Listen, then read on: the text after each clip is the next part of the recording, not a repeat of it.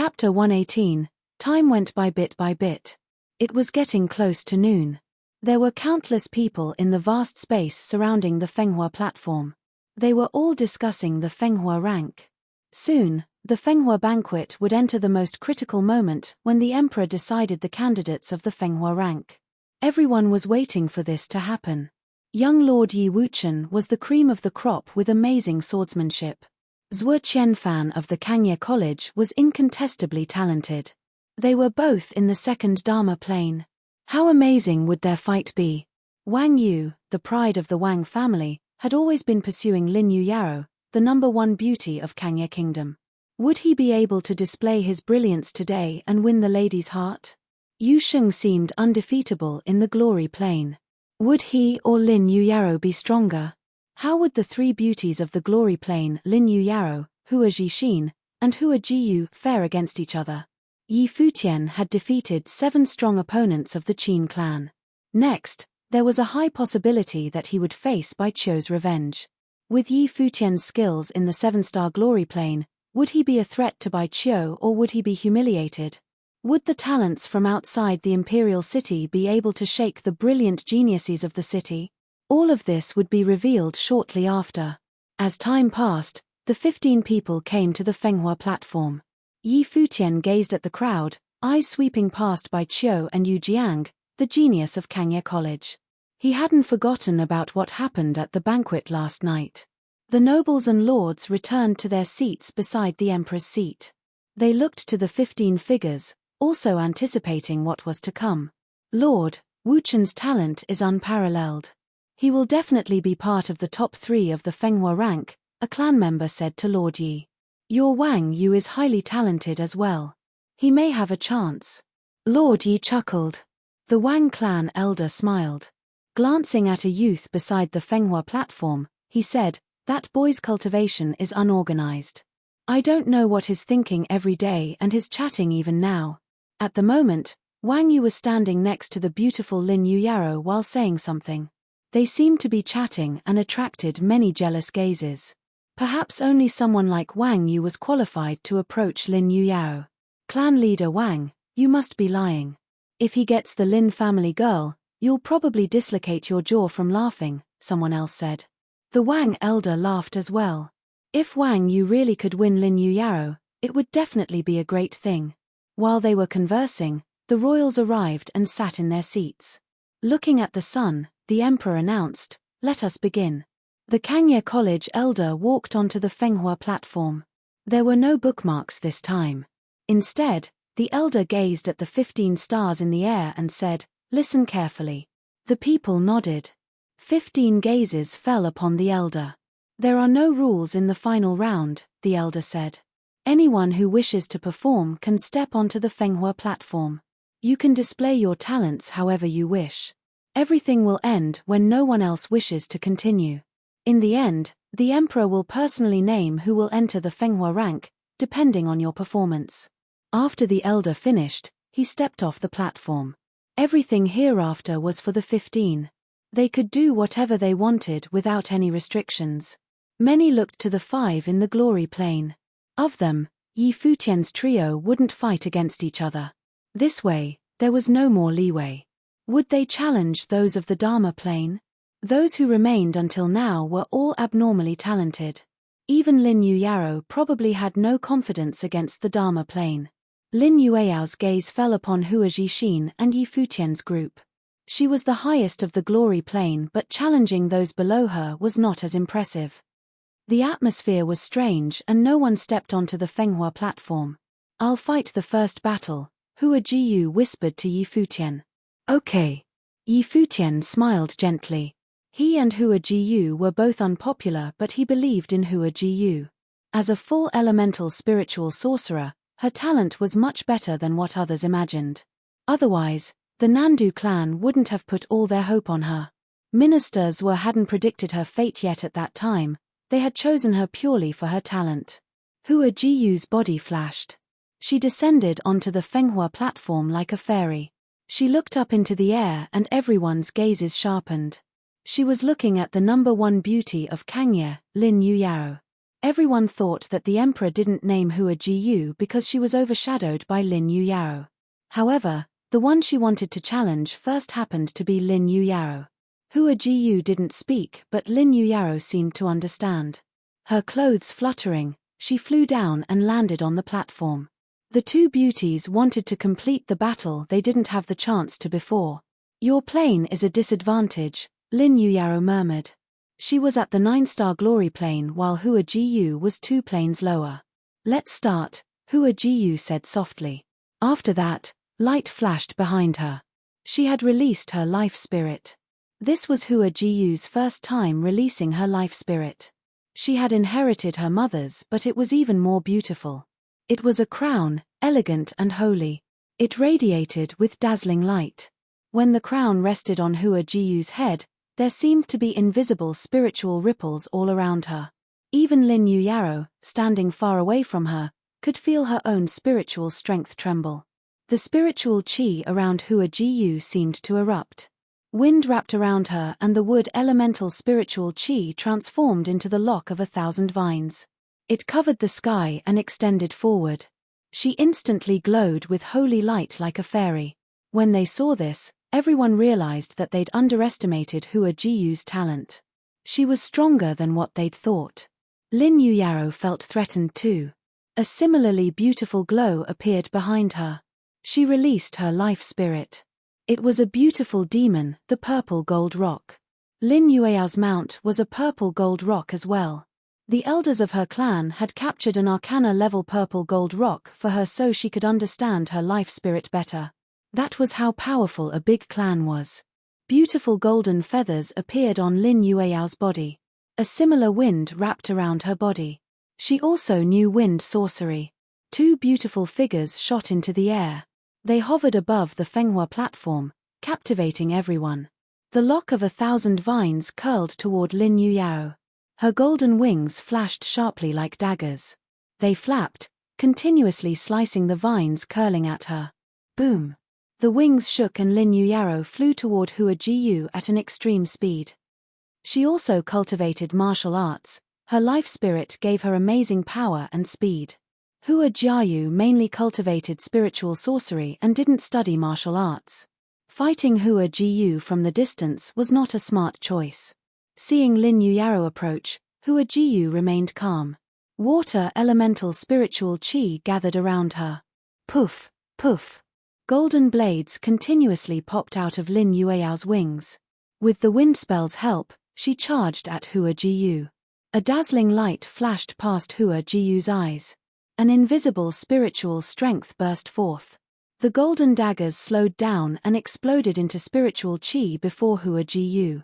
At the same time, Lin Yuyao used the attack's protection to approach Hua Jiyu. Her wings really transformed into blades now.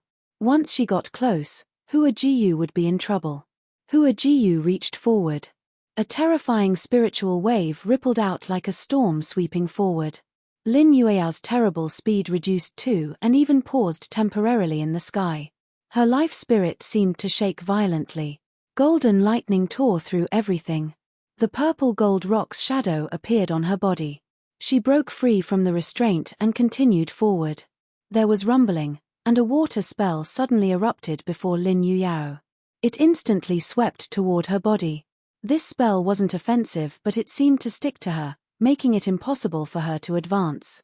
Powerful attacks were useless against water spells. Her wings and lightning beat upon the watery prison and just passed right through. Ice seal.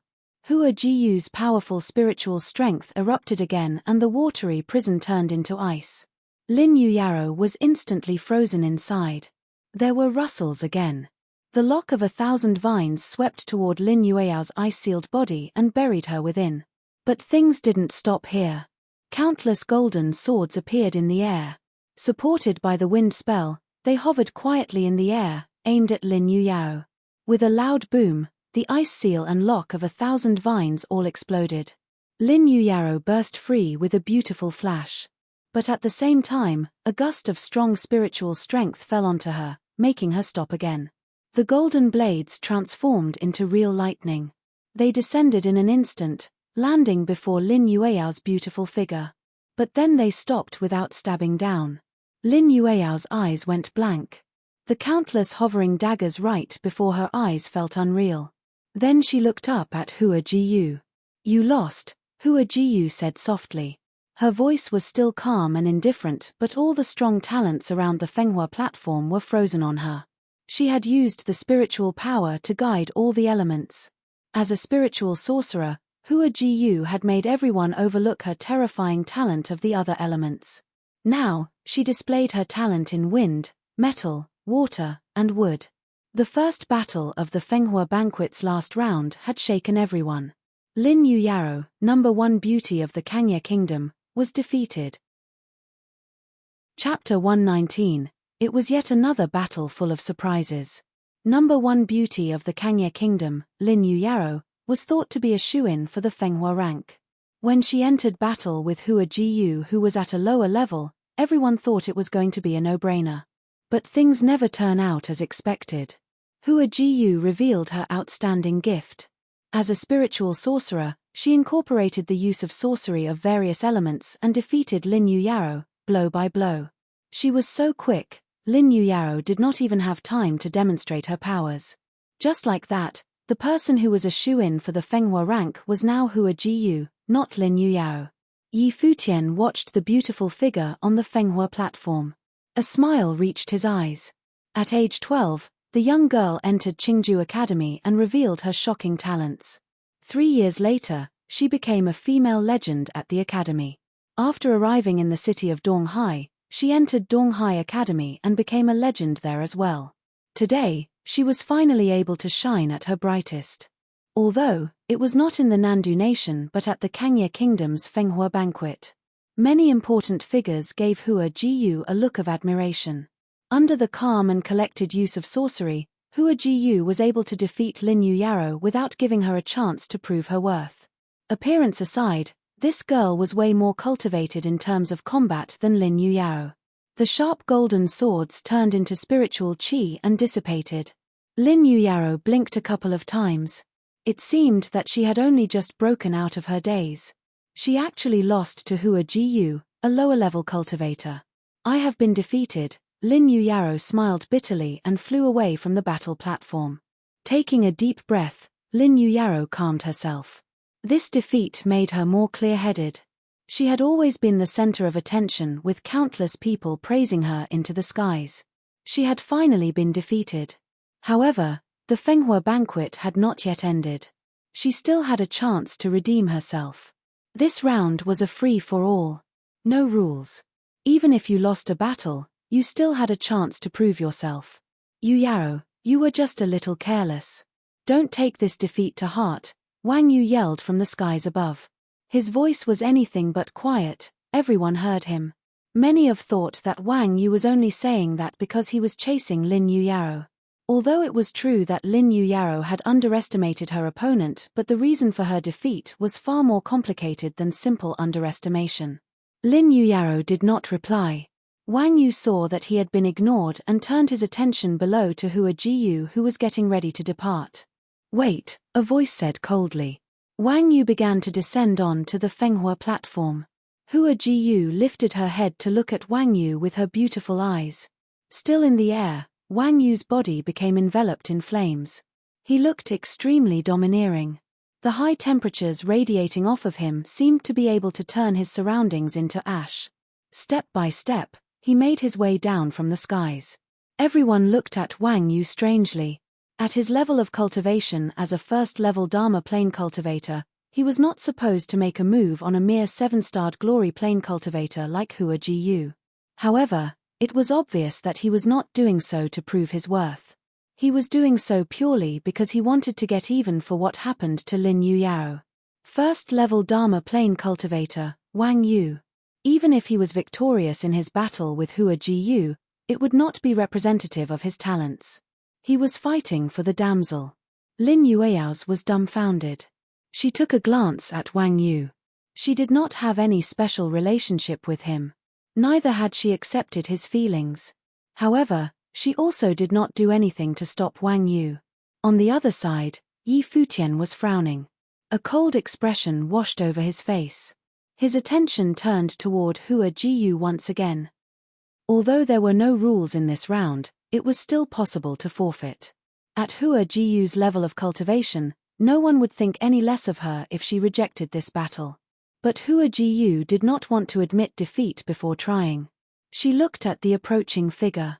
He was like a god of fire. Wang Yu was still slowly making his way down. Before he even landed, Hua Jiyu already felt the burning heat on her body. Her life spirit appeared once again. A wave of spiritual qi erupted around Hua Jiyu. Even though he was in the Dharma plane, she wanted to give it a try. The lock of 1,000 vines shot towards Wang Yu. With one step forward, the flames spread through the air and turned all the attacking vines into ash. Whoosh! A majestic image appeared in the skies. A pair of flame wings appeared on Wang Yu's back. Every flap was accompanied by a gust of hot air. The temperature was extremely high. Hua Jiyu was located right under the flames and felt like she was about to be set ablaze. Realization of Dharma. Everyone was entranced by the large pair of flame wings. It was Wang Yu's realization of Dharma. He continued to descended, getting closer and closer to Hua Jiyu. It was as if he were doing this on purpose. In order to get even for Lin Yuyao, he was going to make things difficult from Hua Jiyu. Fox, forfeit. Yi Futian took a step forward and screamed to Hua Jiyu standing in the Fenghua platform below. Hua Jiyu looked at Yi Futian. She knew that there was no way she could win this battle. It was pointless to continue. Just as Hua Jiyu was about to open her mouth, Wang Yu flapped his enormous wings and he was carried straight towards Hua Jiyu, getting extremely close to her body. I admit defeat, Hua Jiyu said calmly. Whoosh! The frightening flame wings brushed right above her head. The hot air rushed across her face, burning the chiffon veil, dissipating into nothing. Right away, her beautiful face filled everyone's vision. Everyone focused in on her face. Seeing her beauty, their eyes were frozen on Hua Jiyu. No one knew how to describe this face. Her face that was once veiled was perfect, flawless. Even Wang Yu was dumbfounded. This was obviously not what he had expected. Even though everyone already knew that Hua Jiyu was a beauty, no one expected it to be of this caliber. She was breathtakingly beautiful. Many people turned to look at Lin Yuyao and they realized that even the Kangye Kingdom's #1 beauty was lacking in comparison to Hua Jiyu. This meant that Hua Jiyu had defeated Lin Yuyao in terms of talents and looks. Then, could Lin Yuyao still be considered the #1 beauty? Lin Yuyao was also looking at Hua Jiyu. For the first time, she realized that even she could be inferior to another female. Even she had to admit that there was nothing to be said about Hua Jiyu's beauty. Lin Yuyao suddenly remembered what she overheard Yi Futian say to Hua Jiyu as they brushed shoulders outside Kangye College. At the time, she thought it was simply something Yi Futian said to make his girlfriend happy. It was not until now that she realized that he was serious about what he had said. Princess Yi Lingxi and Hua Jixin were feeling troubled. They could not believe that another girl more beautiful than themselves had appeared. On top of that, her talents were outstanding. Sorry about that, Wang Yu said. Withdrawing his proud attitude, he gave Hua Jiyu a quick nod. Hua Jiyu stared at him with a cold demeanor. Her gaze was cold and icy. Fox, come back. A voice called out to her. Hua Jiyu turned to look at Yi Futian. Nodding her head lightly, her body lifted into the skies in a flash. Back on the black wind eagle's back, Hua Jiyu walked up to Yi Futian. Disappointment filled her beautiful eyes. Her head hung low as if she had done something wrong. It's fine. Yi Futian petted her head lightly. Hua Jiyu looked up at Yi Futian with puppy dog eyes. Seeing how close the two were, dozens of jealous gazes were immediately directed at Yi Futian. Even Bai Qiu's cold eyes carried a bit of jealousy. Who was Yi Futian to deserve this? Such a brilliant young woman listened to every word he said and acted like a little girl in front of him. That look that she gave Yi Futian could melt the hearts of everyone present. In the Kangye Kingdom, many talented young men had pursued the #1 beauty, Lin Yuyao, but none of them were successful. Now, someone who outshined Lin Yuyao had appeared, but she was already Yi Futian's girlfriend. On top of that, They were being all lovey-dovey in front of everyone. It was clear how everyone felt about this. Naturally, Futian did not care about how the others were feeling. All he knew was that he wasn't feeling too swell. He was in an extremely bad mood. Hua Jiyu defeated Lin Yuyao, and someone actually tried to make a move on Hua Jiyu to get even for Lin Yuyao. Even her veil was burned. Obviously, Futian was in a horrible mood. After consoling Hua Jiyu, Futian stepped forward with his fists clenched. A loud sound was emitted. His attention turned to Wang Yu, who had returned into the skies. Futian's gaze was cold. "You have a death wish," said Futian. Without using wind sorcery, Futian descended straight down from the sky onto the Fenghua platform in a flash. The platform shook as he landed. Another one in anger for a damsel. Everyone looked at Futian. Trying to mimic Wang Yu? Did Futian had the abilities to do so? They watched as Futian's gaze focused on someone in the sky. His eyes shot daggers at Wang Yu. With a cold demeanor, he ordered, "Get your ass down here. Now." Everyone was shocked. This guy really was crazy. Futian was only in the 7-starred glory plane. Wang Yu was a cultivator in the Dharma plane. No matter how you looked at it, they were people of different levels. Wang Yu frowned, his eyes cold as well. Then, he let out a smirk. Trying to mimic him? Was Futian even worthy of doing so?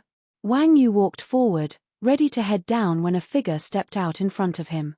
It was the musical sorcerer prodigy of the Qin clan, Bai Qiu.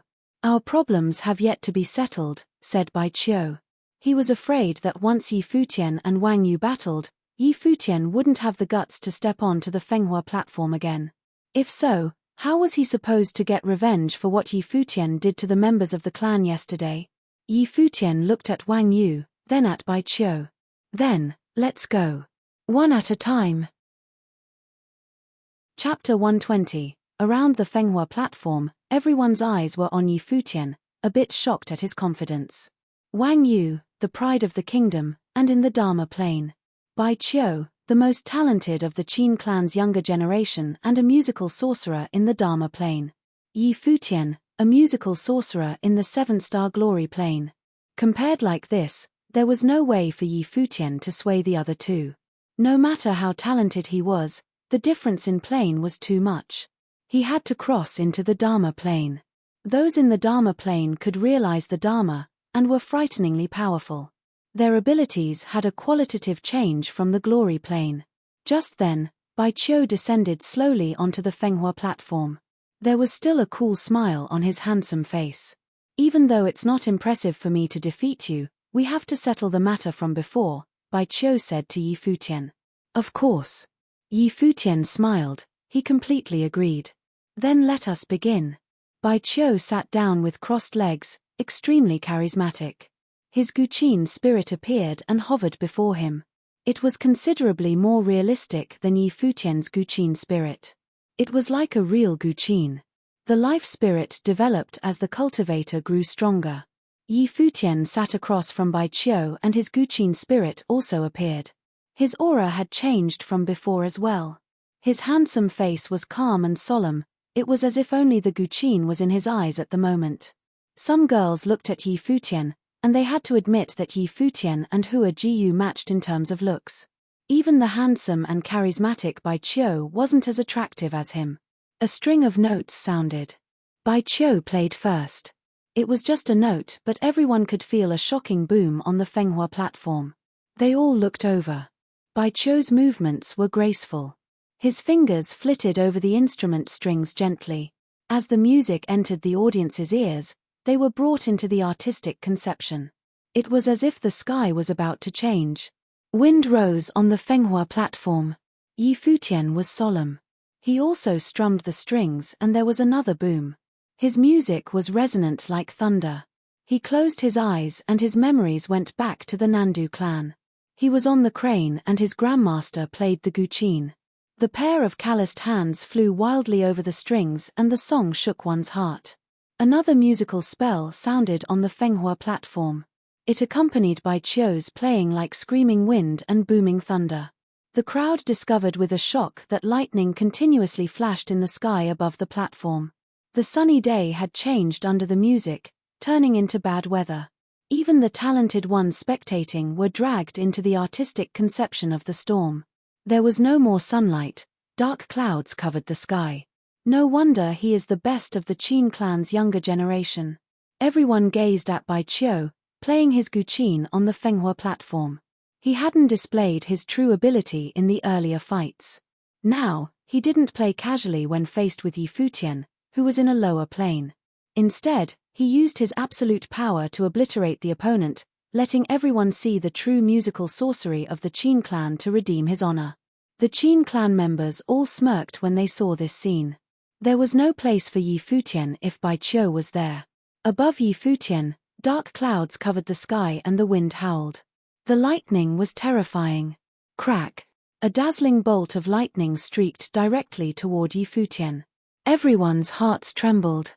Could Yi Futian, playing his guqin with his eyes closed, withstand this attack? His fingers quickly strummed the strings. The music intensified continuously like a sharp sword in the thunderstorm, wanting to slice through all restraints. Then there was a terrifying streak of purple light. The lightning above Yi Futian's head disappeared as if shattered by the invisible power in Yi Futian's melody. Many people now gazed at him, a bit impressed. For Yi Futian, a 7-star glory plane sorcerer, it was good enough to be able to withstand Bai Qiu's violent musical spell like this. However, this didn't seem enough to change the result. The air currents went wild above Yi Futian's head. His spiritual qi erupted and lightning kept flashing as if a terrible storm was brewing. It felt as if Yi Futian was a small boat in the thunderstorm. He could run into danger at any time and be crushed to bits. Yi Futian didn't seem to feel this. His eyes were still closed, unaffected by the opponent's music. His melody continued to rise and a storm rose around him, going against the current. When lightning struck, it would be swallowed by this windstorm. However, Yi Futian knew that there was still a big difference between his spiritual energy and Bai Qiu's. In his life palace, the life spirit eye of the storm released terrifying spiritual energy. This power slowly seeped into Yi Futian's mind, transforming into his own spiritual energy. This allowed his music to carry a terrifying artistic conception. The eye of the storm was the life spirit given by Emperor Yi Qing. The spiritual storm it contained was very frightening, but he couldn't use much of the power. At this moment, a destructive windstorm erupted from the void to shatter Yi Futian. His hands moved even faster. The spiritual energy kept blooming, rising with the intensifying melody. His own spiritual energy seemed to want to empty itself into the music. Thus, a frightening sight appeared above Yi Futian. There was a burst of music that seemed ready to destroy the world, but another gust of power swept through. The two powers clashed and the entire Fenghua platform was enveloped by the destructive windstorm. Many people shuddered inwardly. They stared at the seated Yi Futian in shock. How could he withstand this strength? Another burst of resonant music sounded. It wanted to pierce through the storm, not bowing down to fate. This music, many people trembled when hearing Yi Futian's music.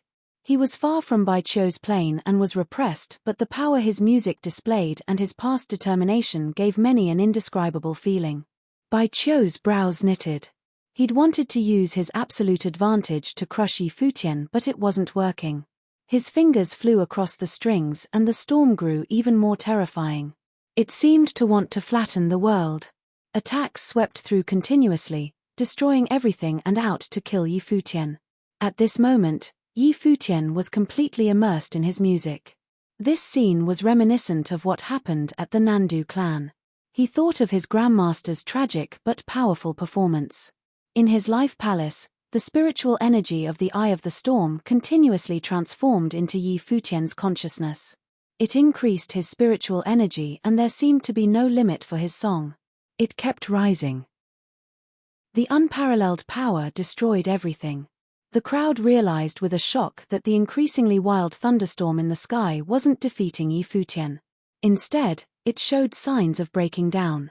Above Yi Futian, a corner of the chaotic music windstorm scattered. As if sunlight shone down, there was light. Is this why he was confident? The spectators were shocked. Earlier, they had thought that there was no way for Yi Futian to be named by the emperor.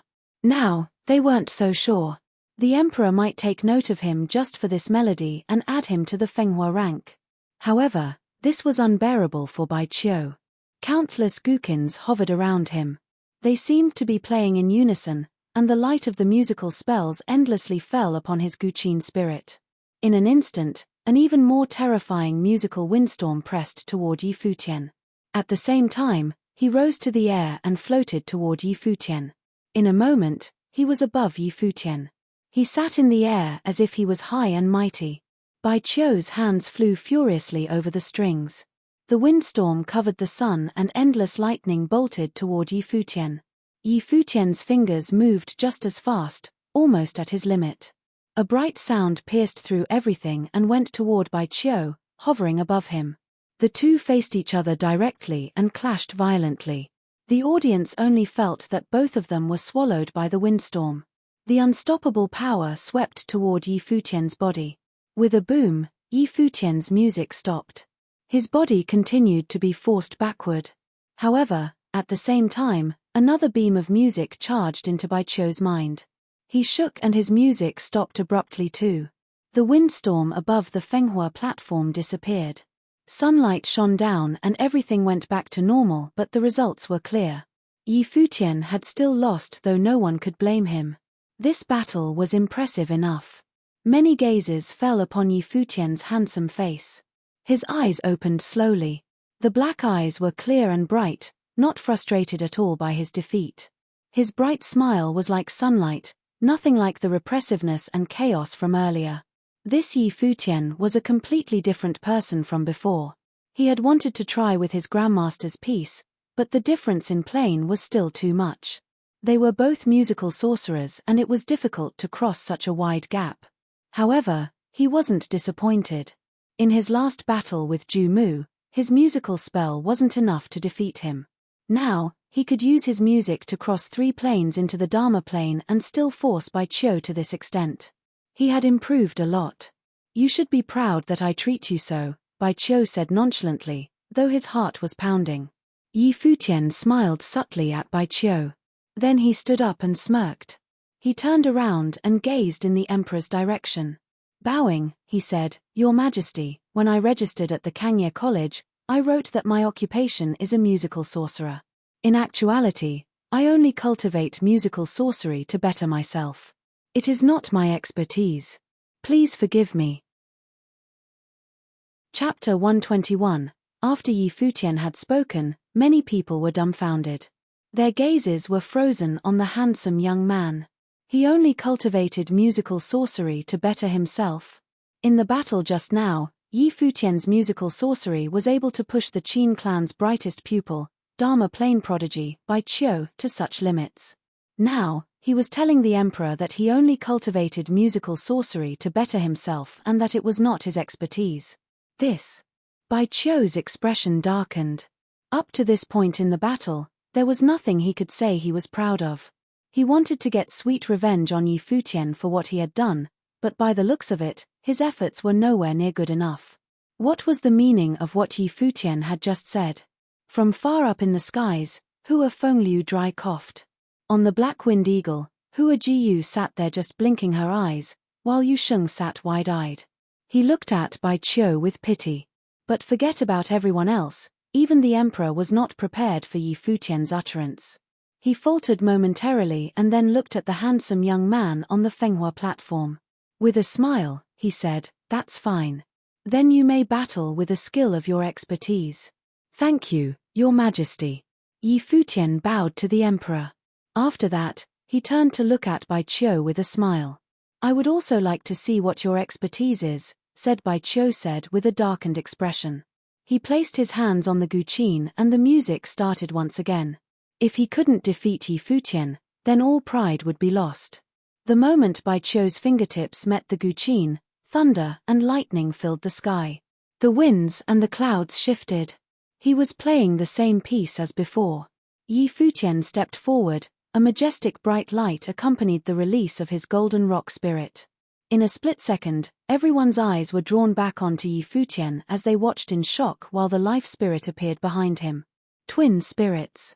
A shiver went down everyone's spine.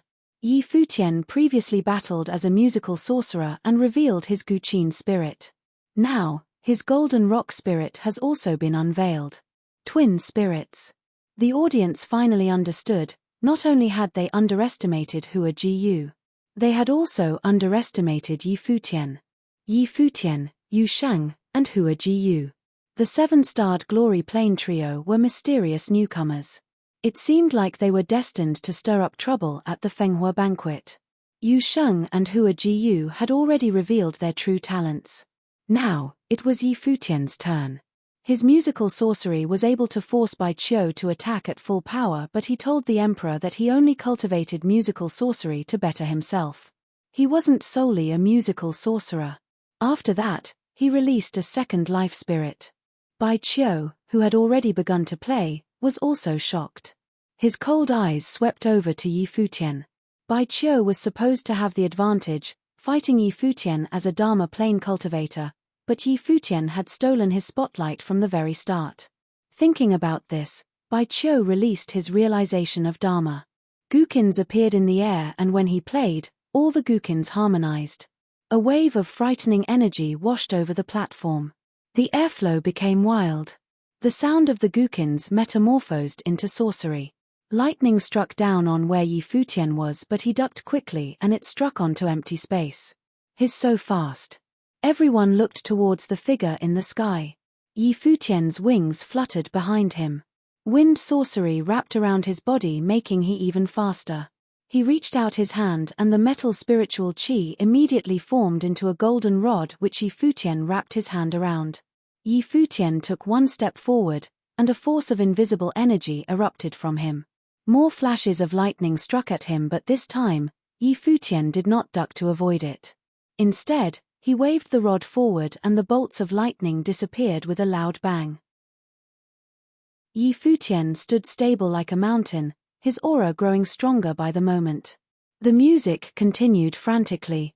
The storm was taking form.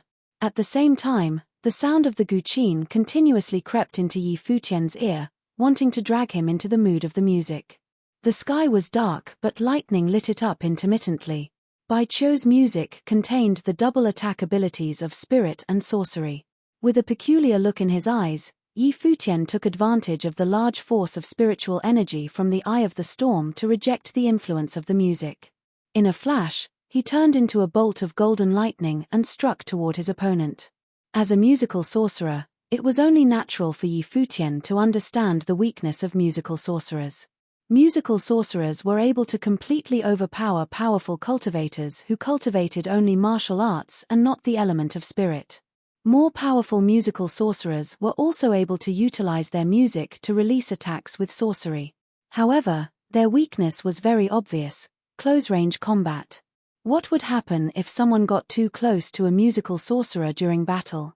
But of course, it was not an easy task to get close to a musical sorcerer. Seeing that Futian was closing in, Bai Qiu continued to play. The music formed a storm and headed for Futian, wanting to destroy everything in its target location. However, Futian moved in a curved line, perfectly dodging the attack. He did not try to meet the storm head-on. Bai Qiu's fingers moved unbelievably fast. They moved across the Guqin wildly. The attack of sorcery formed by the music suddenly changed directions. Attacks of the spirit element were able to cover all directions, but those of sorcery were not. Everyone watched as the attack continuously changed directions. Futian, who was zipping through the air with the help of his large golden rock wings, kept waving the long, golden rod around. There was an odd rhythm to his movements. Around him, a large force of power seemed to be gathering slowly. He is collecting power. The spectators watched Futian's every action. While dodging Bai Qiu's attacks, he was simultaneously collecting power. His shining figure in the skies gave off a mystical feel. The force around him was getting stronger by the minute. Naturally, Bai Qiu had also taken notice. But what of it? Under the continuous spiritual attacks from his music, how much longer was Futian going to last? Just then, Yi Futian's soaring body halted. The storm charging at him was destroyed, stricken by the rod. Yi Futian floated over Bai Qiu arrogantly. The frightening force of power revolve above Yi Futian, causing him to look majestic and imposing despite his not quite large physique. Clouds filled the skies while thunder and lightning harmonized. Crazy winds turned into sharp blades that cut through the air and flew towards Yi Futian. The rod in his hand danced. The incredible force of power destroyed the incoming storms without rest. His wings fluttered, and with a step forward, the rod swung down hard, splitting the storm in two. The power in his attacks, this scene sent shivers down everyone's back. The storm had been destroyed by single swing of the rod. It was as if all the power in the world belonged to Yi Futian. His golden body shined bright. Instead of moving forward, Yi Futian traveled downward towards Bai Qiu, following the way created by the rod. This time, there was no more dodging, no more changing directions. Yi Futian was going to face Bai Qiu's attacks head-on. He had gathered enough power for genesis of the 9 heavenly attacks. Anyone who got in his way would die. Wild winds roared in the skies as the thunder dragon spirit growled. Its power was shocking and powerful that it would be enough to collapse the sky. The long rod danced and the force got stronger. Everything on earth was at the mercy of Yi Futian. Using the force of power, the second attack of the 9 heavenly attacks was administered. The skies were undisturbed as Yi Futian wiped out the storm. Once again, he descended, getting closer to Bai Qiu. The look in Yi Futian's eyes was extremely odd. The spiritual energy in his mind kept getting disturbed. However, with the help of the strong spiritual energy and will, he was able to control the force. When he attacked with the 9 heavenly attacks, there was an explosion of spiritual energy. His spiritual will had also leveled up. Bai Qiu's expression changed. His music revealed a hint of distress. How was it that such powerful musical sorcery still could not stop Yi Futian's advance? Bai Qiu watched the figure approaching himself slowly. His expression did not look too good. The force of power gathered around Yi Futian grew stronger.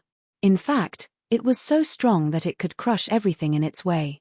Bai Qiu's fingers danced across the guqin and a wave of spiritual qi exploded. But at the same time, Yi Futian moved. With the help of the incredible force, the rod swung down once again, wiping out everything. The air was about to explode. The long rod struck down towards Bai Qiu's attack spell without any obstacles. Wind sorcery enveloped Bai Qiu and carried him away in retreat. His music lost its flow. As Bai Qiu retreated, the golden rod escaped from Yi Futian's hands and bolted towards him in a flash. Seeing this, Bai Qiu withdrew his guqin spirit immediately and sped up his retreat with wind sorcery. At the same time, he had to create a defense spell. The golden flash zipped through the air, and though its power was slightly diminished by Bai Qiu's defense, the rod still landed an attack on him. With a scream, Bai Qiu spat a mouthful of fresh blood. He lost color in his face in an instant.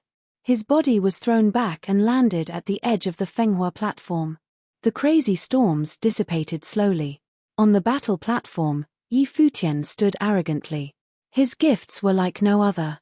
Right now, everything was silent, but deep down, everyone was shaking in disbelief. Yi Futian, a 7-starred glory plane cultivator, had defeated Dharma plane prodigy, Bai Qiu. His ferocious silhouette and domineering aura had been imprinted in everyone's mind. The members of the Qin clan looked pale. Bai Qiu was the representative of the Qin clan's young generation, but he was just defeated by Yi Futian, who was in a plane 3 levels lower than himself. Oh, the humiliation. Prodigy. Number 1 of the younger generation Qin clan members. Candidate for the Fenghua rank. Center Xia from Kangye College watched everything unfold from up in the skies. Her heart was anything but at ease. She thought back to when she had guided Yi Futian to the pre-test site. At the time, she had pointed to Bai Qiu and told Yi Futian that he was a Dharma plane prodigy from the Qin clan and one of the top contenders for the Fenghua rank. When Bai Qiu had asked for Yi Futian to be his musical attendant, her opinion was that Yi Futian was extremely lucky to be thought of so highly by him. She had even purposely revealed her own level of cultivation with hidden pride. It was hilarious to think back at everything in the past now. Center Xia had already been eliminated while the three of them shined the brightest. No one felt at peace. Just then, everyone saw Yi Futian watch Bai Qiu as he climbed up from the side of the Fenghua platform. Yi Futian smiled and asked, "Do you still want me to be your musical attendant?" Hearing his question, many people looked over at Bai Qiu. Had he actually asked for Yi Futian to be his musical attendant? This was just too. Bai Qiu stared at Yi Futian coldly, only to see Yi Futian's carefree smile. To Bai Qiu, he said, "There's no need to look at me like that. Even if you continue to cultivate in the Qin clan for another 1 or 2 years, you won't be able to surpass me." Spectators were reminded of what Bai Qiu had said after Yi Futian's battle yesterday and the arrogance in his eyes when he said it. Looking at him now, all they felt for him was pity. The happenings of this year's Fenghua banquet was probably going to be something Bai Qiu would remember for the rest of his life. Chapter 122. It was indeed unforgettable. Bai Qiu was the most popular contender for the Fenghua rank. He was proud and confident. Seeing that Yi Futian was talented, he wanted the youth to become his musical attendant. In his opinion, Yi Futian should have taken this chance. Later, they continuously clashed and he wanted to solve it all at the Fenghua platform. He stopped Wang Yu from going against Yi Futian because he wanted to personally humiliate him. In the end, Bai Qiu was defeated. The Dharma Plane genius of the Qin clan, the most popular contender for the Fenghua rank, had lost to someone in the 7-star glory plane. Tragic wasn't even enough to describe it. Can Bai Qiu still enter the Fenghua rank? Many of the spectators thought. Then they looked towards Yi Futian. They'd all underestimated him, but he had his eyes on the Fenghua rank. They even felt that it was very possible for Yi Futian to enter the top 3 of the Fenghua rank. This battle had been too shocking.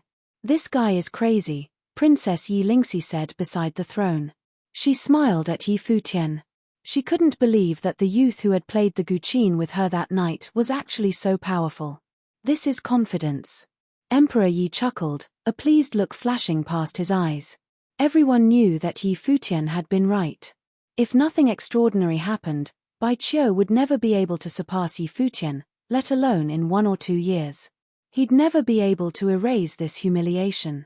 Dragging his injured body, Bai Qiu took a step toward the sky. His entire presence felt decadent. The pride of the kingdom, so arrogant and confident before, had lost all spirit after this fight. Yi Futian looked up at the sky to Wang Yu. His eyes glinted and he said coldly, "Get down here." Wang Yu from the Dharma Plane dared to take revenge on Hua Ji because she defeated Lin Yu Yaro? He was flirting with death. He wants to challenge Wang Yu after defeating Bai Qiu? The spectators shuddered. He really was taking them on one by one. He was at the 7-star glory plane, but he looked down on all these geniuses from the Dharma Plane. Wang Yu's brows furrowed. He had seen Yi Futian and Bai Qiu's fight and he was surprised by how strong Yi Futian was. If Bai Qiu hadn't stopped him, he would have been the one down there. He would have underestimated Yi Futian. Now, he had witnessed Yi Futian's aggression and he became more serious. Blazing wings spread open, filled with the wild aura of fire. Wang Yu sped down and hovered in the air before Yi Futian. Yi Futian opened his arms. The metal elemental spiritual qi gathered once again, transforming into a golden staff. He stepped forward, instantly creating an explosive burst of power. Boom! Fire ignited in Wang Yu's body. He was bathed in the firelight and the Dharma wings flapped. Wild wind blew as he pounced at Yi Futian, not giving him time to gather his power. He'd witnessed the earlier fight, so he knew that Yi Futian's battle technique grew stronger as time went on. He must defeat Yi Futian before he gathered his power. The golden wings of the rock glowed behind Yi Futian. With the help of the wind spell, he rose up and spun in the air. Wind kept beating down as invisible power gathered and strengthened around him. Below him, countless flame dragons snapped at Yi Futian, wanting to seal off the air. They curled toward Yi Futian's flying body, the blazing heat burning him. Yi Futian's spinning body sped up. His power was shocking and everyone watched as the two kept rising upward. Just as the flame dragons were about to catch up to Yi Futian, A beautiful arc streaked past. Rather than rising, he smashed downward with his staff, Genesis. With one hit, the flame dragons were all destroyed. The staff also continued rumbling toward Wang Yu. The man didn't dodge. He released his life spirit, a terrifying flamebird. His body seemed to burn. Countless flamebird apparitions charged at Futian with horribly hot flames. The golden staff swept through everything and crashed into Wang Yu's body. Wang Yu transformed into a frightening flamebird. His hands were like sharp claws, breaking the staff directly. There was a burst of horrifying power. The fire swept up and burned towards Futian. Futian used the powerful reverberations to bounce back and soar in the air. Everyone watched as a shocking strength coursed through him and he dove down again. However, Wang Yu was the pride of the Dharma plane, and he was skilled in close contact fighting. He didn't fear this at all. His giant wings flashed and countless flamebirds circled around him. The rich flames swept through the air. His wings flapped and all the flamebirds seemed to charge at Futian. They collided again. Everyone watched the two figures in the air with terror. Flames filled the void and Futian's body seemed to burn. Wang Yu was skilled at close contact combat and didn't fear Futian's power. The spectators shuddered. Futian might not win this fight. At this moment, Futian grew stronger. He cast down the third strike of the 9 heavenly attacks. The moment the two collided, a terrifying gust of air currents spread in all directions. The two came to a deadlock and then separated. Futian was still higher up. He stabilized himself and the strong power around him was still terrifying. This power is too much, the spectators thought. They stared at the two figures in the air, their hearts trembling. Futian was too powerful to be able to fight in close contact with a Dharma plane mandate sorcerer skilled in combat. Wang Yu stared at Futian. "What other tricks do you have?" he asked coldly. Futian looked down on him. Inside, his blood began rumbling as the Imperial tactics was activated. Rays of dazzling light streamed out of every part of his body. Then the majestic power grew stronger. It even showed signs of an emperor's power. The frightening intent burst out. Then his staff began spinning again. He went through each of the 9 heavenly attacks. Each one required extreme cooperation of his spiritual intent to display the true power of 9 heavenly attacks. Futian used to only be able to perform the first 3. But after the fight in Donghai City, the mysterious emperor's intent passed a special technique to him, changing his body. With the cooperation of the Imperial tactics, the 9 heavenly attacks could shine even brighter. Everyone witnessed as his grandeur intensified. The power of the 3 earlier hits was amplified on his body. A gust of animosity burst forth and Wang Yu's expression changed. Boom! Brilliant fiery wings flapped.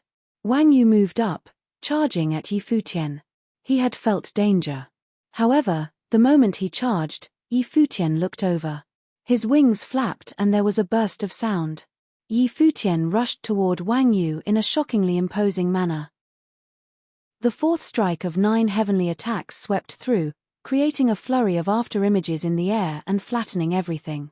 The flamebird charging at Futian was all shattered. Wang Yu's expression turned more uncomfortable but his eyes shone with terrifying sharpness. He continued charging at Futian. The various after-images of the staff transformed into one. It became a staff that struck down. Wang Yu felt the unstoppable strength come down on him and his face paled. Then the spectators heard a pained cry. The golden staff had broken through everything and crashed against Wang Yu, smashing him to the ground. However, it was not over. Futian's wings flapped and he followed. The golden staff continued striking, each one beating Wang Yu's body. He cried out continuously as he was forced down from the sky. After suffering countless hits, Wang Yu crashed onto the Fenghua platform with a loud boom. Blood spurted from his mouth and his face had lost all color. There wasn't an ounce of strength in his body. Everyone was dazed. They looked from Wang Yu's fallen body to Futian, still standing in the air above him. They could sense that Wang Yu would be unable to participate in the later fights. Futian couldn't truly disable him but, at the very least, he was unqualified for the Fenghua rank now. Does it feel good to take revenge for others? Yi Futian asked coldly. Wang Yu had bullied Fox because of Lin Yuyao. Since this was the case, Yi Futian would follow his lead. Everyone was speechless. Wang Yu had used his Dharma plane to bully Hua Jiyu for Lin Yuyao. They couldn't say anything against Yi Futian, who challenged him for his girlfriend Hua Jiyu. Plus, Yi Futian had used his 7-star glory plane abilities to challenge a Dharma plane and make him lose completely. In the air, Lin Yuyao looked down at Yi Futian, feeling unsettled. Yi Futian had already defeated the 2 strong cultivators of the Dharma plane. He was practically unmatched and unbeatable, even overshadowing Yu Sheng's earlier performance. Everyone could practically see his name in the top 3 of the Fenghua rank. They looked toward the emperor and saw that he was smiling. The emperor's eyes were calm and no one knew what he was thinking, but he must appreciate this kind of talent. Take him away. The strong cultivators of the Wang family looked uncomfortable. One waved his hand and people walked onto the Fenghua platform to help Wang Yu down. They'd thought that he would shine brightly today, but unexpectedly, he'd disgraced them. There was nothing wrong with pursuing girls or being furious about love. However, it was embarrassing to lose to the boyfriend of the one he bullied. Many looked to Yi Futian. He didn't seem ready to back down. At this time, he raised his head slowly and looked toward the Kangya College students. His gaze fell upon Yu Jiang. Smiling brightly, Yi Futian said, "Your turn." As soon as he spoke, Yu Jiang's gaze hardened, but it was not only him. All the strong cultivators in the air focused their gazes there. Was he going to challenge all the strong ones in the Dharma plane? Chapter 123. Of course, Yi Futian had no intentions of fighting every single Dharma plane participant, but if he wanted to get into the top 3, he had to demonstrate the best of his talents for the emperor. In all honesty, revealing his twin spirits and defeating 2 Dharma plane cultivators was already enough, but Yi Futian did not want to risk anything. Because of this, it was better to defeat one more person in the Dharma plane as a safety measure. If he must defeat one more person, then Yu Jiang was naturally the best target. Yu Jiang did not look too good. He watched as Yi Futian stood in the air, looking at him with a smile. At last night's dinner, Yu Jiang had stepped in with a couple words of his own when Yi Futian ignored Bai Qiu's suggestion of a collaborative performance from Yi Futian and Hua Jiyu. This must have been Yi Futian's revenge. At the time, Yu Jiang thought that a mere 7-starred glory plane cultivator had no right to be pretentious and arrogant in front of Bai Qiu. But after the 2 battles just now, Yi Futian's power and strength made Yu Jiang realize how right it was for him to be arrogant. If Bai Qiu did not want to perform, what gave him the right to request that Yi Futian played and for Hua Jiyu to dance along? Stepping forward, Yu Jiang's eyes did not display much confidence. Neither Bai Qiu nor Wang Yu was any weaker than Yu Jiang, but they had both been defeated. The difference between the 3 was that Bai Qiu majored in musical sorcery, Wang Yu in martial arts, and Yu Jiang in sorcery. Walking up to Yi Futian, Yu Jiang did not say anything. His life spirit released the realization of Dharma. Both of them were released at the same time, forming a tree. The tree grew taller and taller, seeming to have been formed by spiritual qi.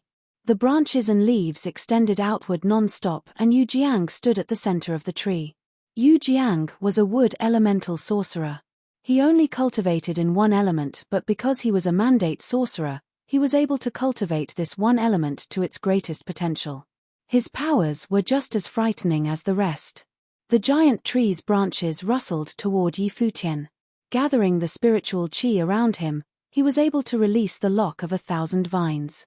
In a split second, the vines blocked the sky and tried to encapsulate Yi Futian. Because of his life spirit and the realization of Dharma, the wood elemental sorcery that Yu Jiang used was much more powerful than that of other wood sorcerers. In a flash, Yi Futian moved backwards. At the same time, a fire dragon appeared. Growling, it raced towards the vines ahead. Fire sorcery was able to affect wood sorcery to a certain extent.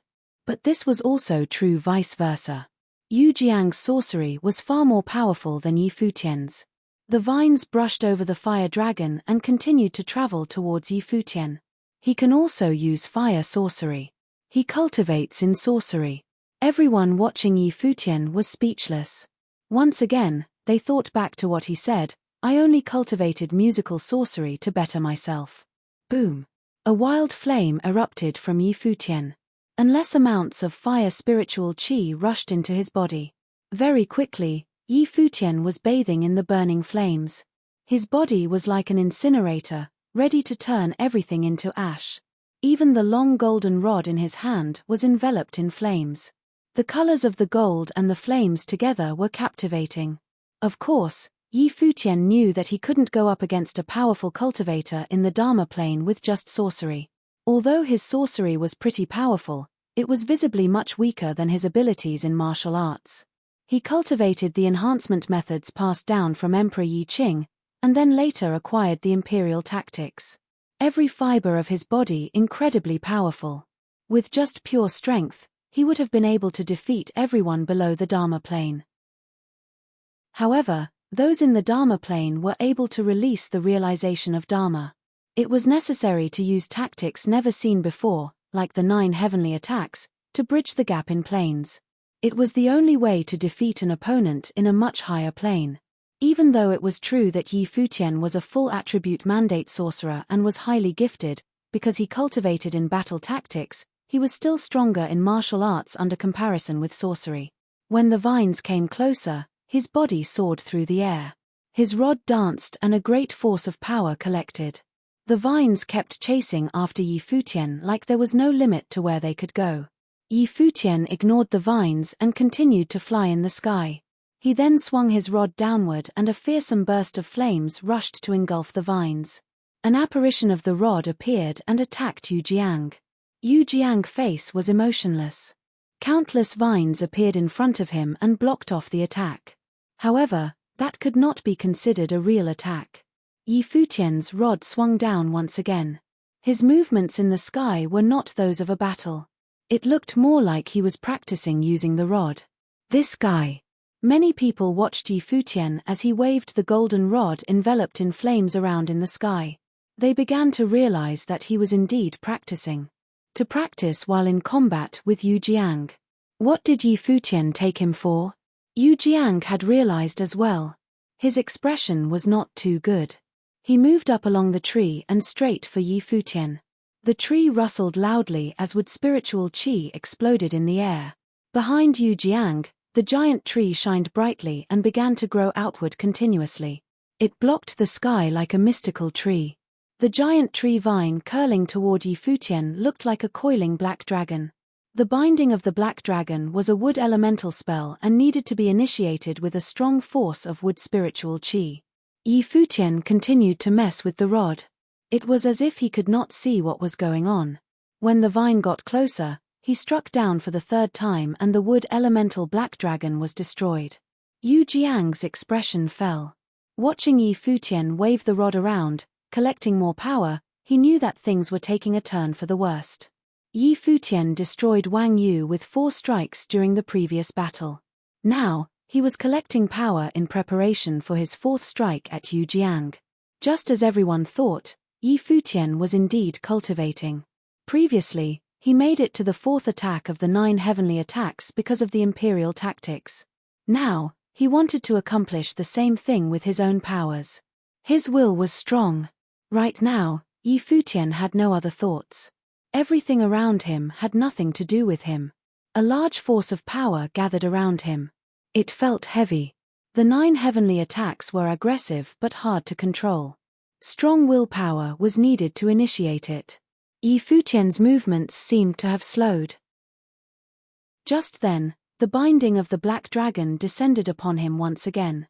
The vines came with frighteningly sharp thorns. They moved toward Yi Futian. Boom! Yi Futian emitted a shocking force of power. Next, the rod swung down and the black dragon exploded into pieces. Flames lit up the sky. Yi Futian followed the motion of the rod and descended like a burning man. Everything he passed turned into ash. This continued until the rod finally met with Yu Jiang's body. The hit smashed Yu Jiang down onto the Fenghua platform. Everywhere around the platform was extremely quiet. Their eyes went to the handsome figure in the sky. Yi Futian had defeated 3 Dharma plane cultivators in a row. He was good at musical sorcery, martial arts, sorcery, and was gifted in multiple elements, such as the element of spirit, metal, wind, and fire. Just as Yi Futian had predicted, with his gifts, he was most definitely going to be in the top 3 on the Fenghua rank. He was only in the 7-starred glory plane but was already one of the best among the group of 15 just in terms of combat skills. Besides the couple people in the 2nd-level Dharma plane, who would be able to touch him? Yi Futian did not spare a second glance at Yu Jiang, who had fallen to the ground. His wild aura disappeared and, in a flash, he was back on the Black Wind Eagle. Many people continued to stare at Yi Futian. He was handsome and had a bright personality. He always had a light smile on his face, giving others a very comfortable feeling. But this handsome young man who didn't look like could hurt a fly, had just brutally defeated 3 extremely talented Dharma plane cultivators. Then, their attention shifted to Hua Jiyu, who was beside him. Presently, there was no one else who thought it was unfitting for the two to be together. They were the perfect couple, a match made in heaven. They were both unbelievably gifted and incredibly good-looking. When they stood together, Kangya Kingdom's #1 beauty, Lin Yuyaro, as well as the pride of all clans, could not hold a candle to them. Furthermore, there was still Yu Sheng, standing behind the couple. He was also so talented, it was unnatural. People thought, what kind of group is this? After the shock had passed, the battles continued. Participants in the Dharma plane made exchanges on the platform. Young Lord Yi Wuchen and Kangya College's Zhuo Qianfan could be described as invincible. There was no one who could lay a hand on them. Without incident, these two would be the 2 most powerful people at the Fenghua banquet. Besides them, there was a prodigy-level person who was not from the Kangya Kingdom. He was also very powerful. After they were defeated by Yi Futian, Bai Qiu and Yu Jiang continued to battle. However, they had lost their air of arrogance. They had been taught a lesson by a 7-starred glory plane cultivator and no longer had the right to be arrogant. But to be honest, they were not weak at all. They were victorious battle after battle against those in the same plane. This helped everyone understand. The 2 of them weren't weak. Yi Futian was simply way too powerful. Even if it had been someone else in the 1st-level Dharma plane who fought against Yi Futian, the results would be the same. If that's how it was, Bai Qiu and Yu Jiang still had a chance to enter the Fenghua rank. Wang Yu was the most pitiful. He was beat until he lost his power to battle. He didn't even get a chance to demonstrate his talents. There was no reason for the emperor to pick him. In the glory plane, Lin Yuyaro and Hua Jixin battled. Both beauties were talented, but with the advantage of being in a higher plane, Lin Yuyaro won. Despite that, Hua Jixin perfectly displayed her combat skills in this battle. In terms of gifts and talents, Hua Jixin wouldn't have lost to Lin Yuyaro. After the 2 of them fought, there was no one else to compete. In the glory plane, there was also Yi Futian, Yu Sheng, and Hua Jiyu, but who would they fight? They might as well challenge those in the Dharma plane. This saddened the 2 young women. Today on the Fenghua platform, the one who shined the brightest would have, without a doubt, been Hua Jiyu. She stole Lin Yueyao's spotlight. Yu Sheng fought another battle with someone in the Dharma plane. However, he did not win. The reason for that was simple. The opponent could fly and Yu Sheng couldn't, so he could take the attacks. This pissed off Yu Sheng big time. In the end, even though Yu Sheng hadn't been beaten to the ground, he still stepped off the Fenghua platform feeling very melancholic. Although he did not win, no one dared to underestimate Yu Sheng's gifts. This guy was also able to fight Dharma plane cultivators. If only he could fly, then he would have had a chance of defeating those in the Dharma plane. As the battles came and went, the Fenghua banquet was getting closer to the end. No one would have ever expected for 3 7-starred glory plane cultivators to come out of nowhere and display such talents at the Fenghua banquet. Chapter 124. It was a little bit quiet since there were fewer people went to battle on the Fenghua platform. Only the strongest were left. They were the young Lord Yi Wuchen, Zhuo Qianfan from Kangya College, and Li Yi. Other than Yi Futian's trio, Li Yi was the other dark horse. No one knew him before and he was not from this kingdom either. Among the talents from the other nations, Li Yi would be the most outstanding if Yi Futian's trio wasn't there. His life spirit was the sunbird, a 3-foot golden bird with the attributes of both wind and fire. He cultivated both sorcery and martial arts at the same time, and his martial arts techniques were peculiar. When fighting, the fire inside him seemed to come not only from the spiritual qi of the world. It was more frightening than it. At this moment, Li Yi came out and looked at Yi Wuchen. Yi Wuchen had shone so brightly on the Fenghua platform, but he still wanted to try. Yi Wuchen landed on the platform quickly. He looked calm as usual, his body standing there like a sword. Such temperament became especially obvious when he was about to fight. It was as if the intent of the sword surrounded him. Li Yi also reached the realization of Dharma through his life spirit. He turned into a huge golden bird. The flames could burn everything, and were far stronger than Wang Yu's. "You still won't release the Dharma?" Li Yi asked. "No need." Yi Wuchen was still calm, his tone full of confidence. The illusions of golden birds pounced toward Yi Wuchen with monstrous flames. For a moment, Yi Wuchen's body was set on fire, but he stood still with sword's light swirling around in a storm. They slashed through the illusions of the golden birds. What strong sword intent! People felt their hearts fluttering. The sword intent around Yi Wuchen seemed to turn into a substantive sword moving around his body. It was amazing. Before the Fenghua banquet started, Yi Wuchen had been cheered the most. Everyone took him as the strongest and Yi Wuchen didn't disappoint them. Li Yi moved quickly toward Yi Wuchen. Yi Wuchen stepped forward only one step and the sword intent swept as if it gathered an endless amount into one sword. He was that one sword. Li Yi halted. Yi Wuchen seemed to be a real sword to him instead of a man. The flames went out. Li Yi turned and flew away. "I was defeated." Hearing Li Yi's voice, the people felt somewhat confused. In the beginning, Li Yi chose to challenge Yi Wuchen even when knowing his mightiness. Why did he concede before the fight? They didn't understand, but for Li Yi, he knew he was defeated as soon as Yi Wuchen stepped forward. He hadn't reached the other's state, not only technically but also spiritually. Yi Wuchen drew back his foot and returned to the air. Many eyes fell upon Zhuo Qianfan, who was the only one left who was considered a threat to Yi Wuchen. However, Zhuo Qianfan was not going to fight. Perhaps he was not confident enough. Of course, as long as he didn't fight, no one would know who was stronger. Yi Wuchen didn't have the desire to challenge him. He was confident enough to believe that there were no rivals on the Fenghua banquet and there was no need to challenge anyone. The Fenghua platform became quiet again. It seemed that no one continued to fight. An elder of Kangye College went on the platform and said, "Anyone else? Otherwise, this is the end." No one responded. The elder looked at the emperor. Emperor Yi nodded slightly. The disciples from the Kangye College bowed and departed. People all looked at those young people in the void.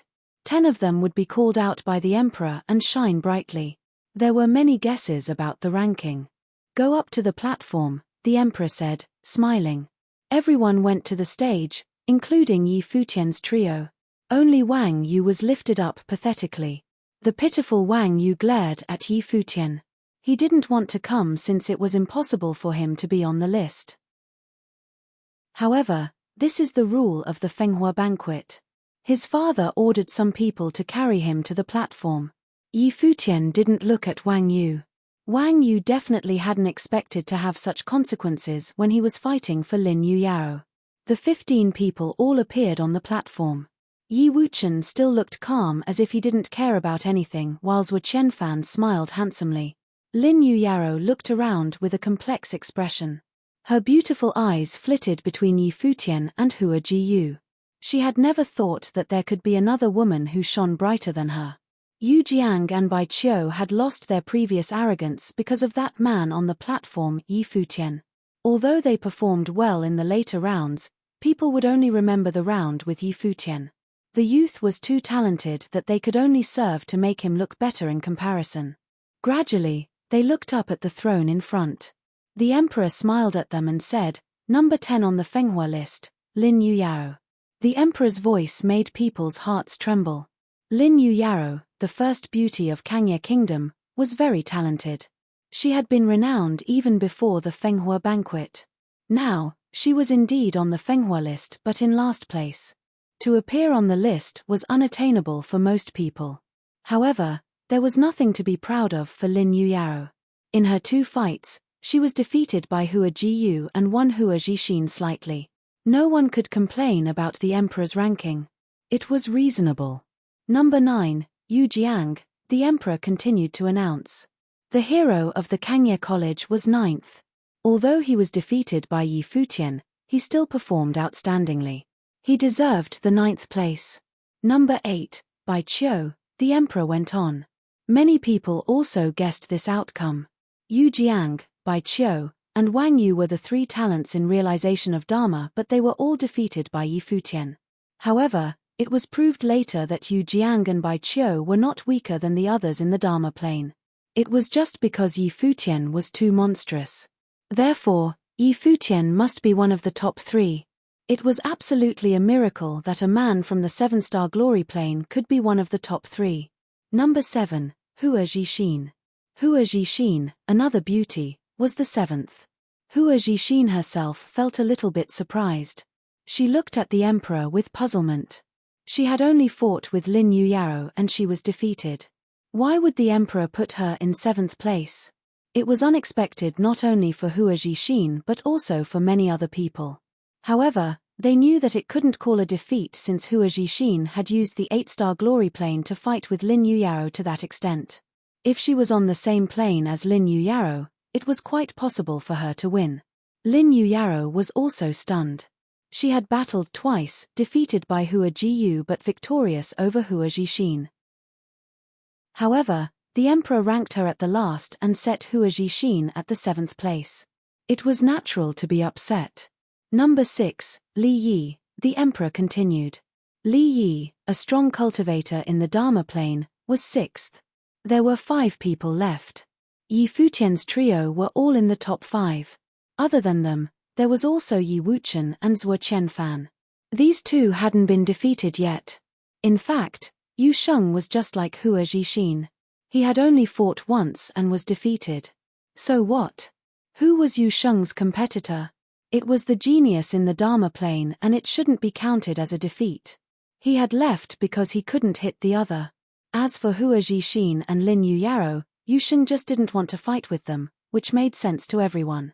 No one was surprised by the result. There was another man who was defeated in his only fight but was also strong. It was Wang Yu, but he was different. His rival was Yi Futian, who was only at the 7-star glory plane. They were on the same plane but different levels. However, he was defeated to a miserable extent as everyone could see. After that, he had no chance to prove himself as Bai Qiu and Yu Jiang did. He could blame no one. It was destined that his name couldn't appear on the list. Next was the top 5. Everyone was looking forward to the result. Emperor Yi looked at those people on the platform. Everyone tensed.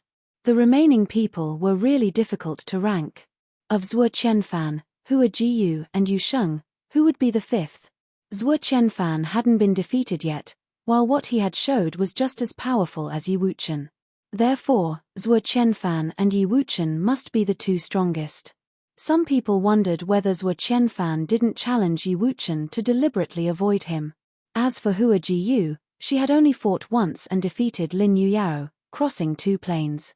Yu Sheng was also strong. There would be dispute no matter who was the 5th. Do you have anything to say? The emperor smiled and asked. Everyone's expressions grew complex. Zhuo Qianfan smiled and said, Your Highness, though I haven't fought with Yi Wuchen, there is a greater possibility for me to be defeated if we battle. From Yi Wuchen's matchless demeanor, he must be the top one. As for me, just take me as I was defeated. Many people looked at Zhuo Qianfan in surprise. He seemed to be uninterested in the ranking. Many people admired his attitude for he took the initiative to admit that he would be defeated and recommended Yi Wuchen to be the top one. But Yu Sheng glanced at Zhuo Qianfan coolly. For him, the first place should be Yi Futian. Zhuo Qianfan didn't have the right to judge and disturb the emperor's decision. Yu Sheng knew that Yi Futian might not be so interested in the rank either. He didn't challenge anyone else after defeating the 3 talents in the Dharma plane. This meant his goal was only the top 3. He attended the Fenghua banquet only for his teacher's injury. Whether it was first or third place was not so important to him. However, Yu Sheng cared about this. Zhuo Qianfan was from the Kangye College while Yi Futian had humiliated Yu Jiang, who was from Kangye College too. Chapter 125. Although Yu Sheng had a bad temper, he was definitely not dumb. On the contrary, he was very smart in certain aspects. Zhuo Qianfan's words made him some generous, but in reality, they carried a hidden meaning. He said it on purpose. Any place in the top 3 was honorable and could make a request to the emperor, but first place and the 2 places afterward were still different. Many times, people only ever remembered those in first place. Plus, if Yi Wuchen was first, that meant the determining factor was ability, then it would be only fair to give Zhuo Qianfan second place. I only had 1 battle and was defeated, I should be in 5th place, said Yu Sheng. He suddenly looked in the emperor's direction and said, Zhuo Qianfan and Yi Wuchen are both second-level Dharma plane cultivators. Yi Wuchen being the stronger of the 2. Although Zhuo Qianfan was not actually defeated in battle, he did not battle with Yi Wuchen and has admitted that he is lacking in comparison. Zhuo Qianfan did not fully prove his worth. He should be 4th place. Zhuo Qianfan and Yu Jiang were dumbfounded by Yu Sheng's words. Especially Zhuo Qianfan. His gaze turned sharp as a knife. Yu Sheng had pointed out in front of everyone that Zhuo Qianfan had not proved his worth. That makes sense, the emperor smiled and nodded. Even though you only fought 1 battle, it was with a Dharma plane cultivator. Had it been anyone in planes lower than the Dharma plane, you would have easily won, he said to Yu Sheng. As for Zhuo Qianfan, you have incredible abilities and is obviously very generous. You are indeed a student of Kangye College. Emperor Yi announced with a smile on his face, 5th place on Fenghua rank goes to Zhuo Qianfan. Hearing Emperor Yi's compliment, Zhuo Qianfan let out a small smile, but that smile froze on his face when he heard the second half of the sentence. However, he recovered quickly. In the air above the Fenghua platform, many people had their attention trained in their direction. The conversation between Yu Sheng, Zhuo Qianfan, and the emperor was full of hidden meanings. In the end, Emperor Yi had placed Zhuo Qianfan in 5th. Kangye College was the most well-known place of cultivation in the imperial city, but although they had 2 students on the Fenghua rank, none of them made it to top 3. Hua Jiyu, 4th. The audience did not think much of it. Emperor Yi continued to announce the results, and in 4th place was Hua Jiyu, not Yu Sheng. Yu Sheng had asked to be placed 5th, but now, the emperor had left him for the top 3. Yu Sheng actually made it into the top 3 despite his loss in the only battle he fought. This seemed senseless but right at the same time. The Fenghua rank did not only look at wins or losses, but combat power and abilities as well. When making a decision, it was only natural that the emperor also took gifts, talents, and potential into consideration. For example, even though it was Hua Jiyu who defeated Lin Yuyao, Yu Sheng would have been able to as well. Hua Jiyu also battled with Wang Yu but was unable to contend against him. Yu Sheng, on the other hand, was able to face his opponent's realization of Dharma. The ranking between the 2 was clear. And that was why Yu Sheng placed before Hua Jiyu. Yu Sheng felt surprised himself and looked strangely at the emperor. It seemed Emperor Yi felt his gaze because he chuckled before saying, Yu Sheng, 3rd. Hearing that Yu Sheng was placed 3rd in the end, many people looked at the emperor in admiration. The rankings from 3rd to 10th place looked simple but was actually very complicated. Yi Wuchen was the most powerful cultivator at the Fenghua banquet and Yi Futian was the most fearsome. He was able to defeat people in planes much higher. The 2 of them were rightfully in the top 2. Next, it was time to see who got 1st place. At this moment, everyone stared closely at Emperor Yi, awaiting his answer. However, what he did was turn his gaze over to the last 2 participants. He smiled and asked them, "What do you guys think about this?" Yi Wuchen's gaze fell on Yi Futian. He said, "I am a 2nd-level Dharma plane cultivator and you, a 7-starred glory plane cultivator. In the battles before, I didn't challenge you to a battle because it would put you at too much of a disadvantage. But since His Majesty has asked, I really want to experience the tactics you used with the rod. I'll only defend, no attacks. How does that sound? The 9 heavenly attacks was truly a majestic sight, but at Yi Wuchen's level of cultivation, it would be too much for him to initiate a challenge with Yi Futian. Yi Futian gave him an odd look but nodded anyway. All right. Having arrived at an agreement, the two stepped onto the center of the Fenghua platform. They stood opposite of each other. Yi Wuchen stood there exuding the intention of sword. He seemed sharp as a sword. In Yi Futian's hand, the long rod appeared. Boom. Yi Futian took a step forward. An invisible force suddenly exploded. Boom. He took another step, this time stronger than the last. Step by step, Yi Futian walked closer to Yi Wuchen. With every step the force of power escalated until a powerful storm began to revolve around Yi Futian's body. Yi Wuchen remained standing quietly. No matter what Yi Futian did, he remained stationary. When the force escalated all the way to the top, Yi Futian's wings appeared and took him up in the air. Like a bolt of lightning, the long golden rod struck down and, in the air, a bright light flashed by. Just then, Yi Wuchen took a small step forward. Only one step. A wave of sword intent charged towards the rod, striking down at him. A loud crash. He was not able to destroy the golden rod.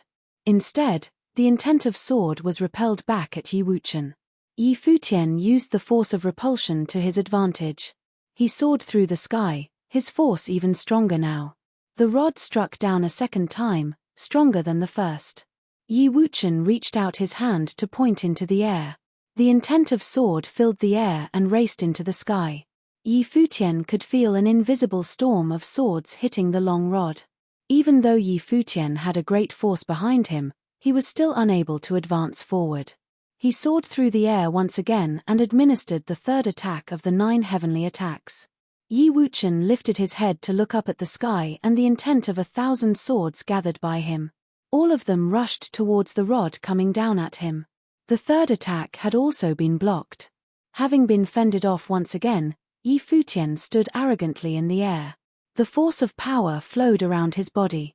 His gaze sharpened and fell on Yi Wuchen below. Unknowingly, an intent to battle brewed in Yi Futian.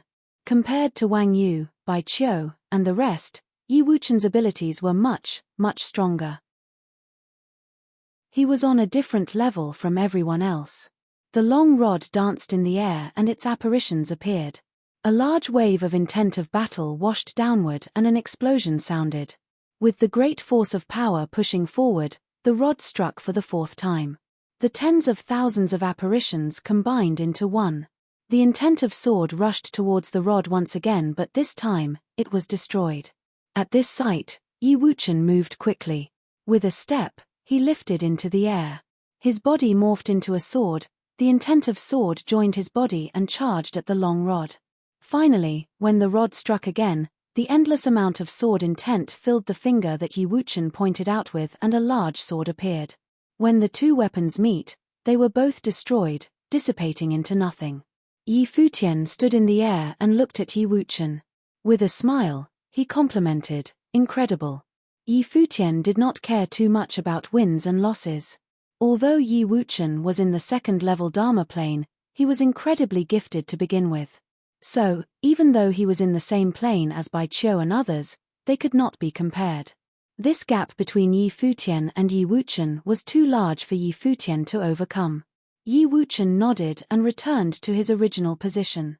Yi Futian also returned to stand beside Yu Sheng and Hua Jiyu. The results of this round were not as surprising to everyone. The gap was too great. Emperor Yi looked at the two of them and then his gaze settled on Yi Wuchen. "Wuchen, how would you feel if I placed you first?" Everyone's heart began to race. Had the emperor already decided who was going to be first place on the Fenghua rank? Yi Wuchen was invincible during this year's Fenghua banquet and was definitely qualified to be first. Yi Wuchen lifted his head to look at Emperor Yi. Under the gaze of all spectators, he opened his mouth slowly and said, "Yi Futian is more qualified than I am." His words dumbfounded everyone. They all looked at him in shock. But Emperor Yi only smiled, seemingly very satisfied at Yi Wuchen's reply. He looked at Yi Wuchen and smiled, then as you wish. Second on the Fenghua rank, Yi Wuchen. At this announcement, everyone was shaken.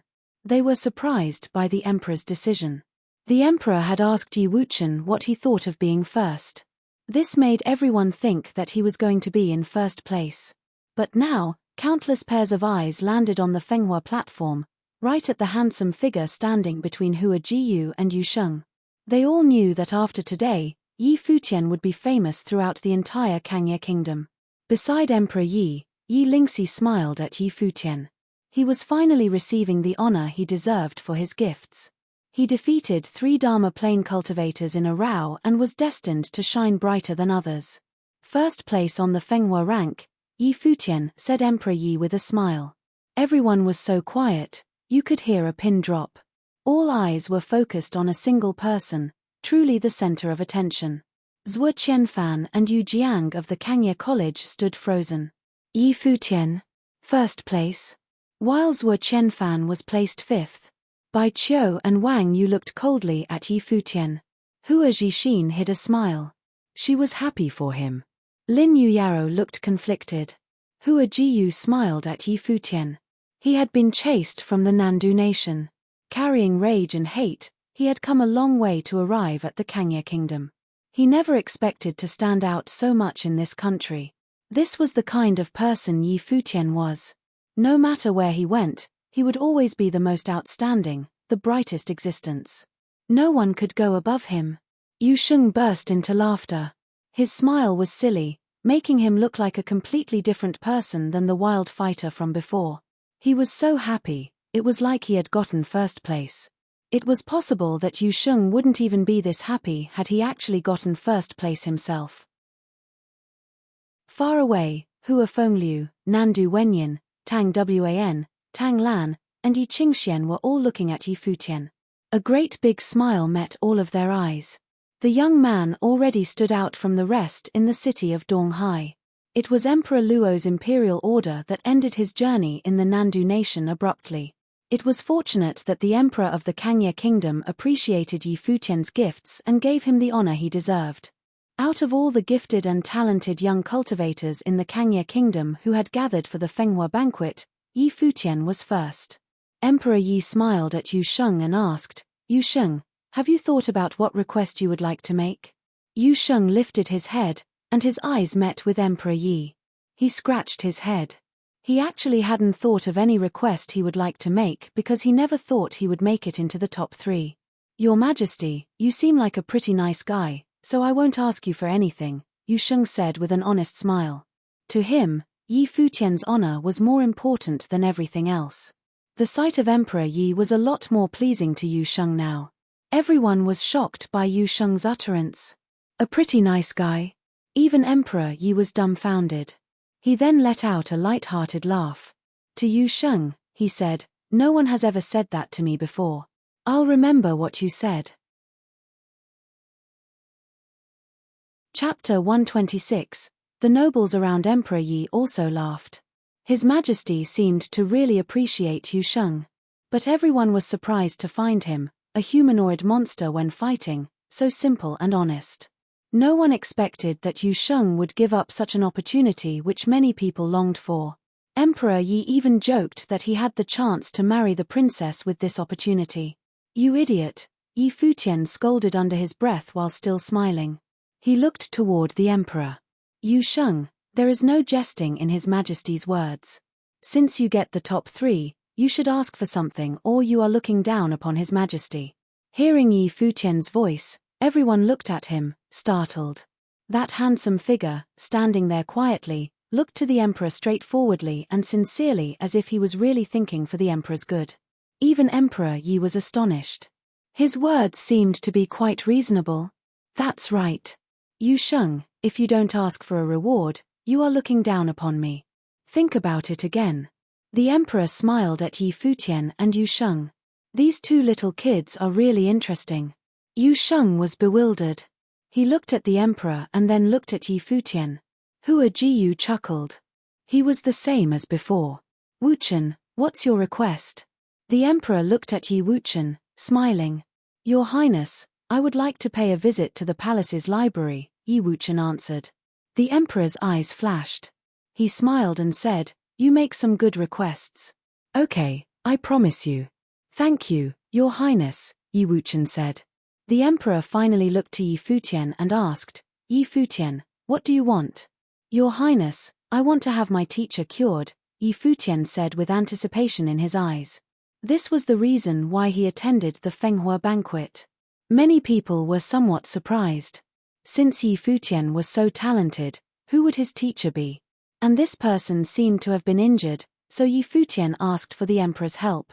Where is your teacher and how was he injured? The emperor asked. Yi Futian looked back to the crowd's direction and shouted, Masteress. Hearing Yi Futian, Nandu Wenyin and Tang Lan walked out from the crowd. They helped Hua Fengliu to the Fenghua platform. Many people were shocked at the trio. Without mentioning their talent, this group was just too good-looking. Yi Futian and Hua Jiyu's good looks went without saying. Now among these three people, Hua Fengliu was handsome with a gentle demeanor while Nandu Wenyin next to him was so elegant, noble, and as beautiful as the queen beside the emperor. Tang Lan was also very attractive. Father, mother. Hua Jiyu went forward. People suddenly understood their relationships. No wonder Hua Jiyu had such charming features. Then people looked at Yi Futian. This guy had snatched his teacher's daughter, amazing. At the same time, they also vaguely guessed the reason why Yi Futian attended Fenghua banquet to show his talent. He attended it for his teacher. My teacher's life spirit has been destroyed. Later he forced his life spirit to fight, which caused great trauma to his spiritual force, Yi Futian explained. I heard that only sorcerers from spiritual elemental can cure my teacher's injury. Please help me, Your Majesty. Can you still release your life spirit? The emperor asked, looking at Hua Fengliu. Hua Fengliu nodded slightly. Then a light shone as if his life spirit appeared, but instead of it, the people saw broken fragments of a guqin. People inferred that Hua Fengliu must be a music sorcerer from Yi Futian's music spell. Emperor Yi also figured out this fact and nodded. No problem. His injury can be cured. Yi Futian expected this but was still very comforted to hear this from the emperor. He bowed and said, Thank you, Your Majesty. Weren't you the one who said that a man would never go against his words? Since I've promised you, I will definitely meet my words, the emperor said, smiling. Yi Futian smiled too. The emperor had seen through him. Thank you, Your Majesty. Hua Jiyu expressed her thanks too. Would her father's injury finally be cured? Nandu Wenyin and Tang Lan looked at Hua Fengliu and smiled. They then looked at Yi Futian, gratified. Hua Fengliu was very calm but felt warm inside too. Although this disciple was sometimes shameless, he was still fond of the youth since Yi Futian was very like him. Yu Sheng, are you ready? The emperor once again asked Yu Sheng. Yu Sheng looked at Yi Futian and said, I want to find my teacher. Yi Futian immediately understood him. Thinking of Yi Xiong, Yi Futian also missed him. That old man must be safe. Let me explain, Yi Futian said. From the emperor's attitude today, Yi Futian thought it would be proper to tell their true identity since the two countries were rivals. Okay. Yu Sheng nodded. Yi Futian looked to the emperor and said, I want to ask Your Majesty's forgiveness first. The emperor looked at him in puzzlement. Another forgiveness? These guys seemed to have some secrets. Say it. I will not punish you, the emperor said. We are not from the Kangye kingdom, Yi Futian said. Hearing this, many cheery people became silent and studied Yi Futian's group. Yi Futian, Yu Sheng, and Hua Jiyu had displayed amazing talent at this banquet. Now they said they were not the people of this kingdom. They took 2 of the top 3 places. This was a slap to the talents of Kangye kingdom. The emperor was slightly stunned but recovered instantly. They were so gifted but not the people of this kingdom. They must have attended the Fenghua banquet for an ulterior motive. Go on, the emperor said. We come from East Sea Prefecture of the Nandu nation. Yi Futian's words raised an uproar in the surrounding crowd. The Nandu nation was the enemy of Kangye kingdom. People from the enemy nation came to their Fenghua banquet and shone so brightly. I cultivated in Donghai Academy, but on the last day of the divine calendar, Yi Futian continued, Emperor Luo suddenly ordered to execute us. Thanks to the elders' fight to the death to protect us, we escaped safely to the Kangye kingdom. Emperor Yi nodded lightly. He looked at Hua Jiyu, smiled and said, no wonder I am familiar with her life spirit. She must have an uncommon identity, right? My masteress comes from the Nandu clan, the past noble family of Nandu nation, but the Nandu family was also ordered to kill us. Yi Futian did not conceal anything since the emperor had guessed it. The East Sea prefecture was in such unrest. If Emperor Yi wanted to investigate, it was very easy to find out. It would be better for him to tell everything straightforwardly. The past royal family, so she was a former princess. Emperor Yi smiled and continued, what does this have to do with Yu Sheng's request? Yu Sheng's teacher was also one of the elders, Yi Xiong, the former headmaster of the School of Finance Star in East Sea Prefecture. Yi Futian answered. In order to help us escape, he left to fight the pursuers. Yu Sheng naturally worries about him. He wants to ask whether your majesty could help find his teacher. Emperor Yi looked at Yu Sheng and the youth nodded. In the distance, Yi Qingshuan's eyes reddened. She had been worried about her father all these days. She hoped Emperor Yi could agree. Countless eyes fell upon Emperor Yi, including Yi Futian and Yu Sheng.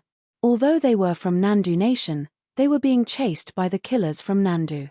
Therefore, Emperor Yi could not blame them. Yi Futian guessed that the emperor might agree, but before the emperor did so, he was still unsure about it. Emperor Yi looked at the people in front of him, geniuses from Nandu and members of the old royal family. Why did Emperor Luo want to kill them? Emperor Yi could guess a few reasons why an emperor would order to kill these young people. They threatened the royal power. A cultivator's nationality should not restrict them. Though you are from the Nandu nation, now that you have come to my kingdom, you are my citizen. Emperor Yi said, it's their loss to expel you. Hearing the emperor's words, Yi Futian and the others felt reassured. Emperor Yi looked to Yi Futian again and smiled. What you and Yu Sheng asked is not a big deal. I promise you. In addition, the three of you are in the top 5. You deserve the reward. You and Yu Sheng made requests, so I will give Hua Jiyu the reward. She is the descendant of the old royal family, a former princess. Now that she has come to the Kangye kingdom, I shall confer her the title of a non-family princess and give her the freedom to enter the palace. What say you? Emperor Yi had figured out Yi Futian's importance in this group. Hua Jiyu was his girlfriend while Yu Sheng was willing to listen to him. Even his master and masteress trusted him very much. This was why Emperor Yi was talking to Yi Futian. The surrounding people were shocked that the emperor wanted to make Hua Jiyu a princess. According to the emperor, Hua Jiyu was rewarded for the 3 of them. The reward of the title of princess was reasonable as a combination of the 1st, 3rd, and 4th place rewards. After a while, many people recovered from the shock. They immediately understood the emperor's intention and their eyes were full of admiration. The group was wanted for death in the Nandu nation, but Kangye Kingdom's emperor rewarded them heavily, even conferring Hua Jiyu the title of princess. Not only did he strengthen ties, this action also represented Emperor Yi's generosity. Yi Futian naturally understood this. He wasn't hung up on Nandu nation's status.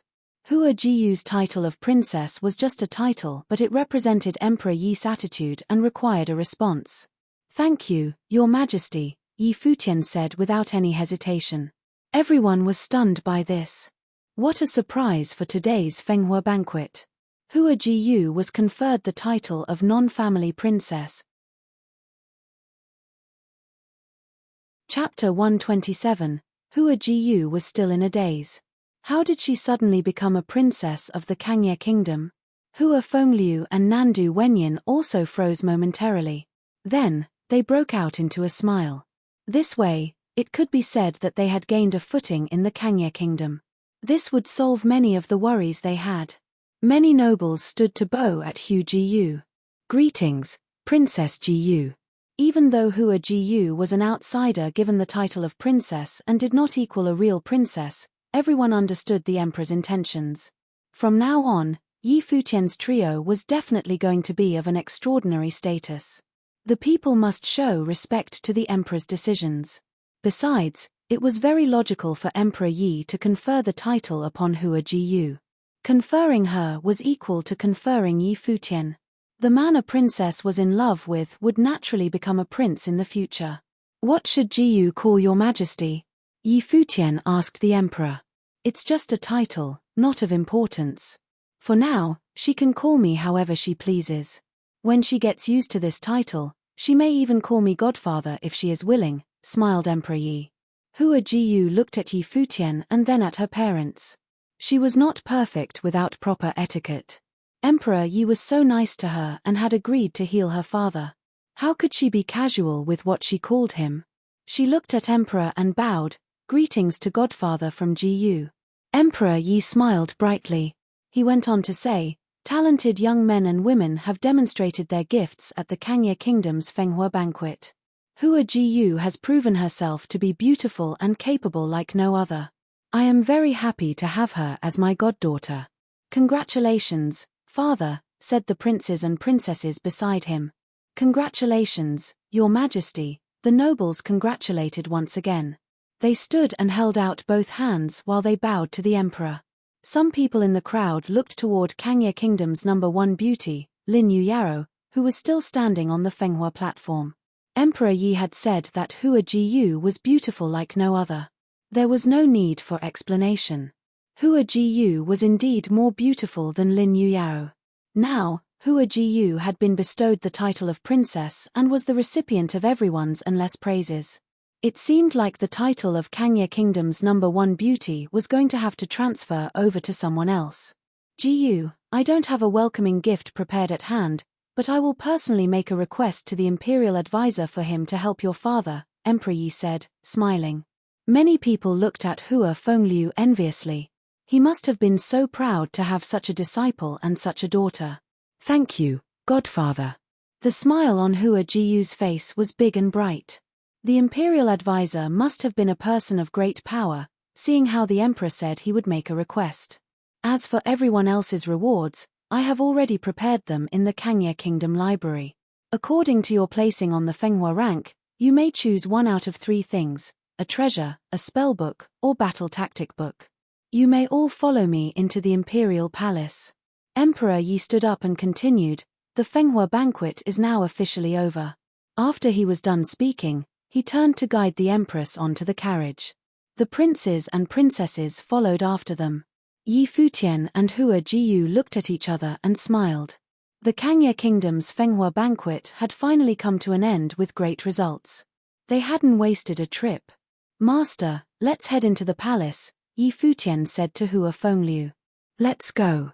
Nandu Wenyin sighed loudly and said, do you think there's a chance they could repair your life spirit as well?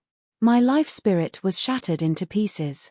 It's not that easy, said Hua Fengliu. He did not have high hopes. As long as they were able to heal his injuries so that he could live like a normal person, he was happy. A large group of people followed the emperor into the imperial palace. However, there were still some people who remained standing around the Fenghua platform, not wanting to leave. The Fenghua banquet was a gathering of cultivators in the Kangye Kingdom, but instead, the spotlight had been stolen by the trio from the Nandu nation. The 3 of them did not seem to be of any special background, but they were all incredibly powerful. At the Fenghua banquet, Yi Futian got first place, Hua Jiyu was given the title of princess, and Yu Sheng received high regards from the emperor. They 3 of them were destined for greatness. Besides that, everyone witnessed just how powerful Yi Wuchen was. He was invincible on the Fenghua platform. However, Lin Yuyaro, who was the center of attention and the most outstanding female in Kangye Kingdom before the Fenghua banquet, was completely outshined by Hua Jiyu. She had received a mere last place on the Fenghua rank.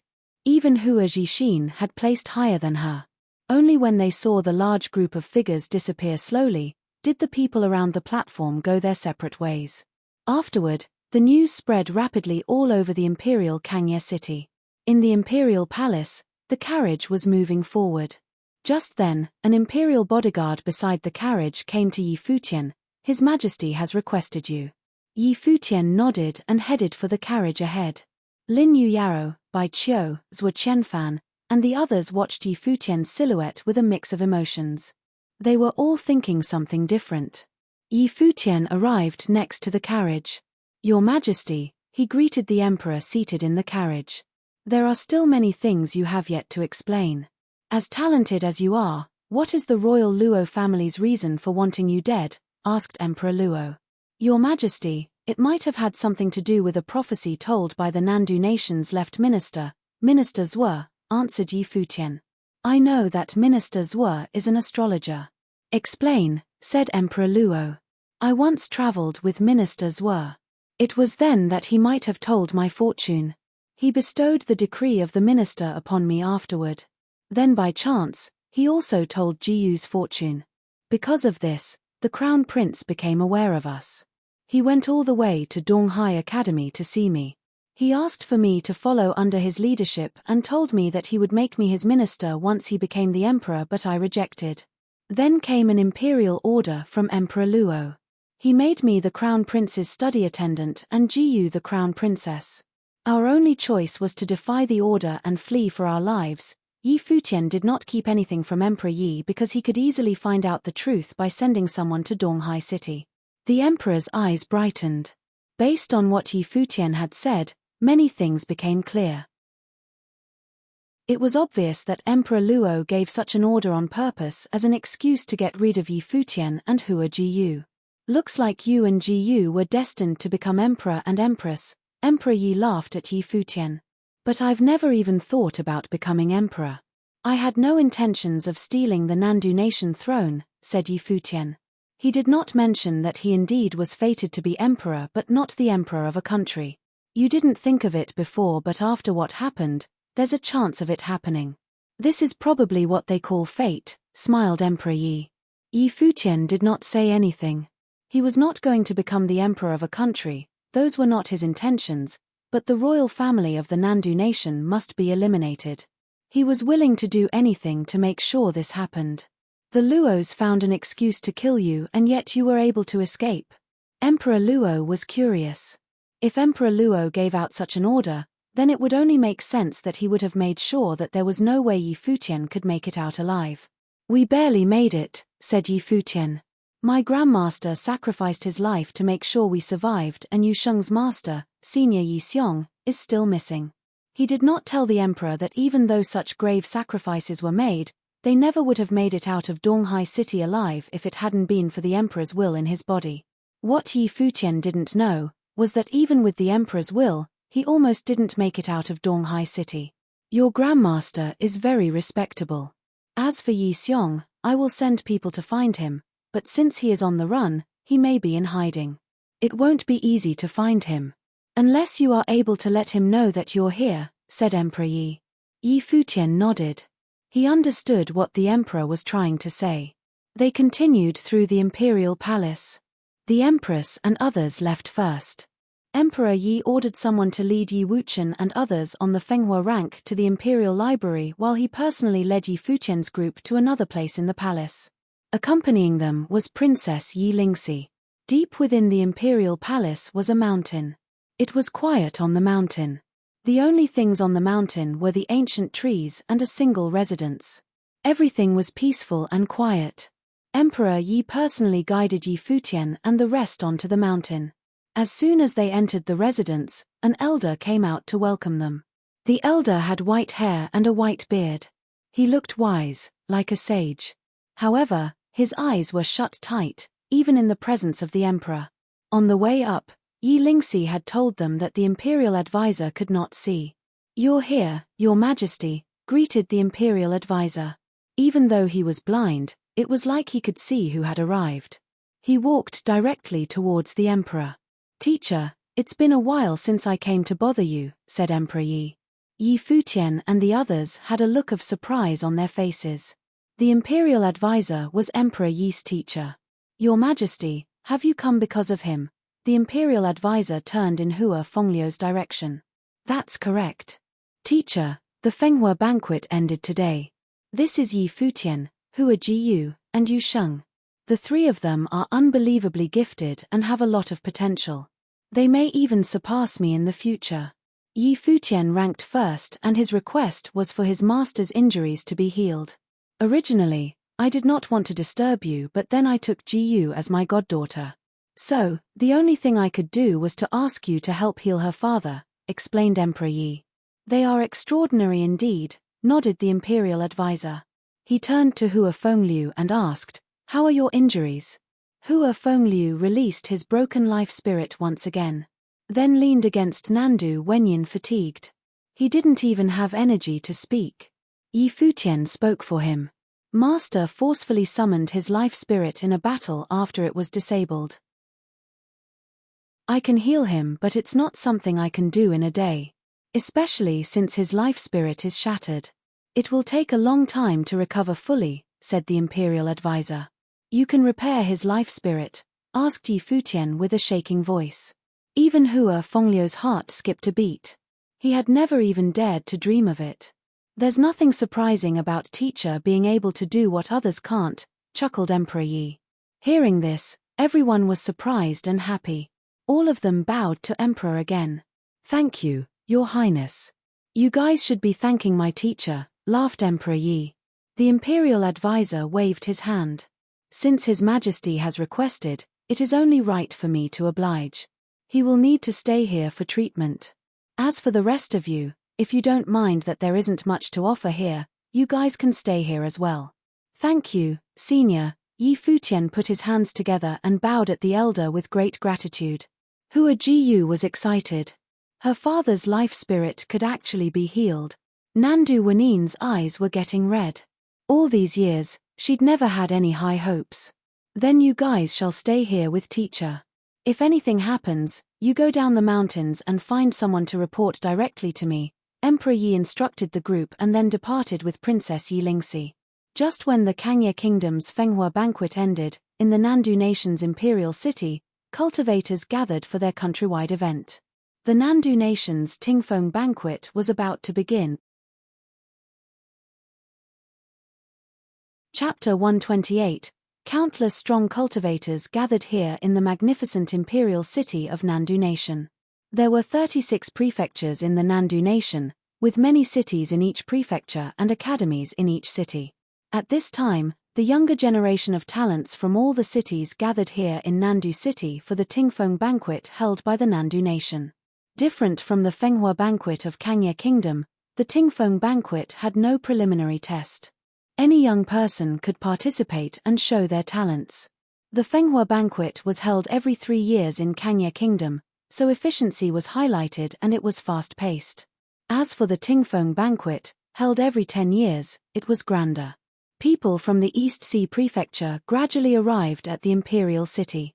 Not only young participants came but also those strong cultivators who wanted to witness the grand banquet. The strong cultivators from Donghai Academy of the East Sea Prefecture definitely would not miss such a grand banquet. Yang Shao, the headmaster of the School of Emperor Star, led his excellent disciples together with the other headmasters. Stepping into the city, a group of demon beasts flew in the sky. The disciples looked over the magnificent ancient city below, feeling slight butterflies. They wondered whether they would stand out in this Tingfeng banquet. Amongst the crowd was Zhuqing, who was thought the most highly by Yang Shao, the headmaster. Standing on a beast, Zhuqing looked over at the capital, full of ambition. Talented as he was, there was a big possibility for him to win a place for himself even though there were countless talents gathered at this banquet. However, Zhuqing was not completely confident. No one knew how many powerful figures were born during the past 10 years. Nobody dared claim that he could stand out. At this time, a figure appeared in Zhuqing's mind. If that talented youth was here, he must be the winner. However, it had been only about 1 month since the Donghai City event. He was probably still on the run. Zhu Mu was also with the group of people, as well as his teacher, the art saint. Lin Xie was also here. She had matured from when she met Yi Futian on the ship in the East Sea. 17-year-old Lin Xie was now more beautiful and her body more curved. At the beginning of this year, she attended the spring quarter examination held by the Donghai Academy and passed. Hearing that the Tingfeng banquet was to be held, she wanted to have a look too. In the distance, another line of figures descended. Someone called out, "Headmaster Yang." Yang Shao turned to look and smiled. "The disciples from the Nandu clan are going to attend this banquet too?" These people arriving were from the Nandu clan. Yes. One of the strong cultivators from the Nandu clan nodded slightly with complex feelings. What happened to the Nandu clan on the last day of the divine calendar changed a lot of things. They had to show more reliance on the royal authority in order to survive. Therefore, they came to the Tingfeng banquet. The two lines moved on silently. Above them were countless other strong cultivators. As they advanced, they could make out the grand palace before them. It was even more solemn and sacred under the sunlight. At this time, Emperor Luo stood in the main hall of the palace, reading a message from his guard. The message was about the Fenghua banquet held in Kangye Kingdom.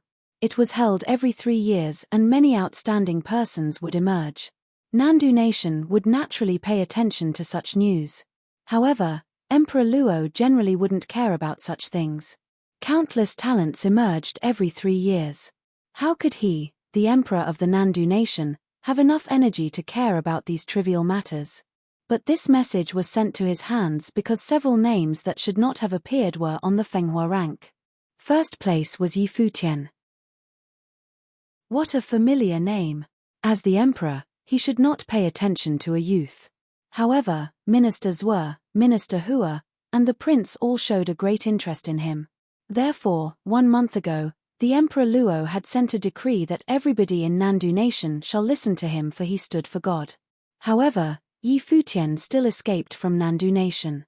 The emperor didn't expect that he would next see Yi Futian's name on the Fenghua rank of the Kangye Kingdom, joining the Fenghua banquet as a full attribute genius with twin spirits. Of course he would win. Emperor Luo laughed. Yi Futian had displayed his horrible talent at the Nandu clan, so the emperor was not surprised that Yi Futian was the winner. Once he attended, he would definitely win the first place. The fourth was Hua Jiyu. This name was also quite familiar to him. She should have been the crown princess of Nandu Nation. Declare my will. Emperor Luo raised his head and delivered an order again. Just like last month, it was still about Yi Futian. He knew this decree was even more impossible to complete, but he still sent it. In the Kangye Kingdom's palace, Yi Futian and Yu Sheng were cultivating in tranquility on a hill while waiting for their teacher to recover. They didn't go out. Yi Futian knew that since he had won the first place on the banquet and revealed the Nandu event in public, he must be more careful. Master. When practicing the music, Yi Futian saw a figure coming. He stopped playing and smiled. It was Hua Fengliu. He walked alone and looked more energetic than before. He would recover completely soon. Nandu Wenyin and Tang Lan had been by his side all these days. Sometimes, Yi Futian knew that Aunt Tang still wanted to be with Hua Fengliu, despite her words. Even the masteress had accepted her dedication to Hua Fengliu. When Hua Fengliu first returned to Donghai City, it was Tang Lan who took care of him. How do you feel? At this time, a wise imperial advisor came near and asked Hua Fengliu. I feel much better. Thank you for these past few days, Hua Fengliu responded. Take a good rest. Don't use your strength over the next few days. You still have to wait for a long time before the life spirit's complete recovery. You'd better not leave the mountain these days, the imperial advisor told him. I know. Hua Fengliu nodded. The imperial advisor looked at Hua Jiyu and asked, I sensed your cultivation yesterday. Can I have a look at your life spirit? Okay. Hua Jiyu nodded slightly and moved forward a step. She released her gorgeous life spirit like a noble queen with a crown. The imperial advisor stood still but his body shivered involuntarily. He turned to Nandu Wenyin and asked, How about yours? Nandu Wenyin felt puzzled but still released her life spirit. Her life spirit was not as gorgeous as Hua Jiyu's, but it was still extraordinary. The imperial advisor trembled. He slowly knelt and prostrated on the ground to pay his respect. Greetings, my princess. The group's expression changed. Yi Futian stood up and looked at this scene with some astonishment. I was the imperial sorcerer of Nandu Nation, Mo He, the old man said with a trembling voice. I never thought there would be a day where I could see His Majesty's descendants. Senior, please rise. Nandu Wenyin was shocked. No one here had expected that the imperial advisor of Kangya Kingdom used to be the imperial sorcerer of the Nandu nation. Of course, he was from the previous Nandu nation, not the present one. Are you the descendant of the Emperor Ju? The old man stood up slowly and asked with a trembling voice. Yes, he is my grandfather. It is said that he escaped to the Nandu clan in the Donghai city after the Luos took the power. Nadu Wenyin nodded. His Highness did the right thing. If he did not leave, he would only die in the end. Luo Tianyin would not let him go. The old man's voice was tinged with hatred. What happened in those years? Why did my grandfather and parents leave Nandu clan and never come back? What does this have to do with Emperor Luo? Nandu Wenyin asked. Luo Tianyin was Emperor Luo's real name. She only knew that 300 years ago, Donghuang the Great and Emperor Yi Qing unified the divine prefectures of the East. Forces in the world were in unrest. The emperor of the Nandu nation ran into an accident and the whole nation was in a chaos. Countless forces fought for the throne. The Nandu clan had lost too many strong cultivators for this. And at that time, Luo Tianyin turned out to win with his noble plane and ascended the throne. Since then, the Luos replaced Nandu royalty. After Emperor Luo took power, panic rose through the nation. In order to show the emperor's bearing, Emperor Luo ordered a nationwide amnesty. He forgave his rivals. Soon, the whole nation bowed down to him and the Nandu nation was stabilized. The Nandu clan returned to Donghai city and survived this crisis. Luo Tianyin, that bastard, used to be His Majesty's personal bodyguard. Because of his great talent, His Majesty treated him as a disciple. During a turbulent time, His Majesty left the nation for the pursuit of stronger power. Luo Tianyin and I followed. However, Luo Tianyin was wildly ambitious. Taking advantage of His Majesty's crisis, he made his move when His Majesty let down his guard. His Majesty's fate was taken and I lost my eyes. Perhaps even Luo Tianyin thinks that I died. The old man shook and said, Luo Tianyin went against the heavens and changed fate to ascend the throne and replace Nandu's royalty. In order not to be despised by the world, he did not hurt the Nandu clan but still had dirty underhand tricks. Princess, you said His Majesty and your father disappeared. I am afraid they were investigating the things of that year and had misfortunes. Why don't you announce his evil deeds to the world? Hearing about the past events, Nandu Wenyin was furious. If I do so, the Nandu clan will perish completely.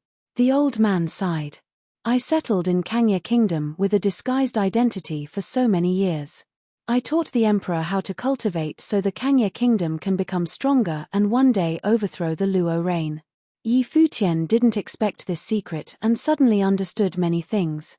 The reason why Emperor Luo declared in Donghai city to confer Hua Jiyu with the title of crown princess was not only because of ministers' was augury.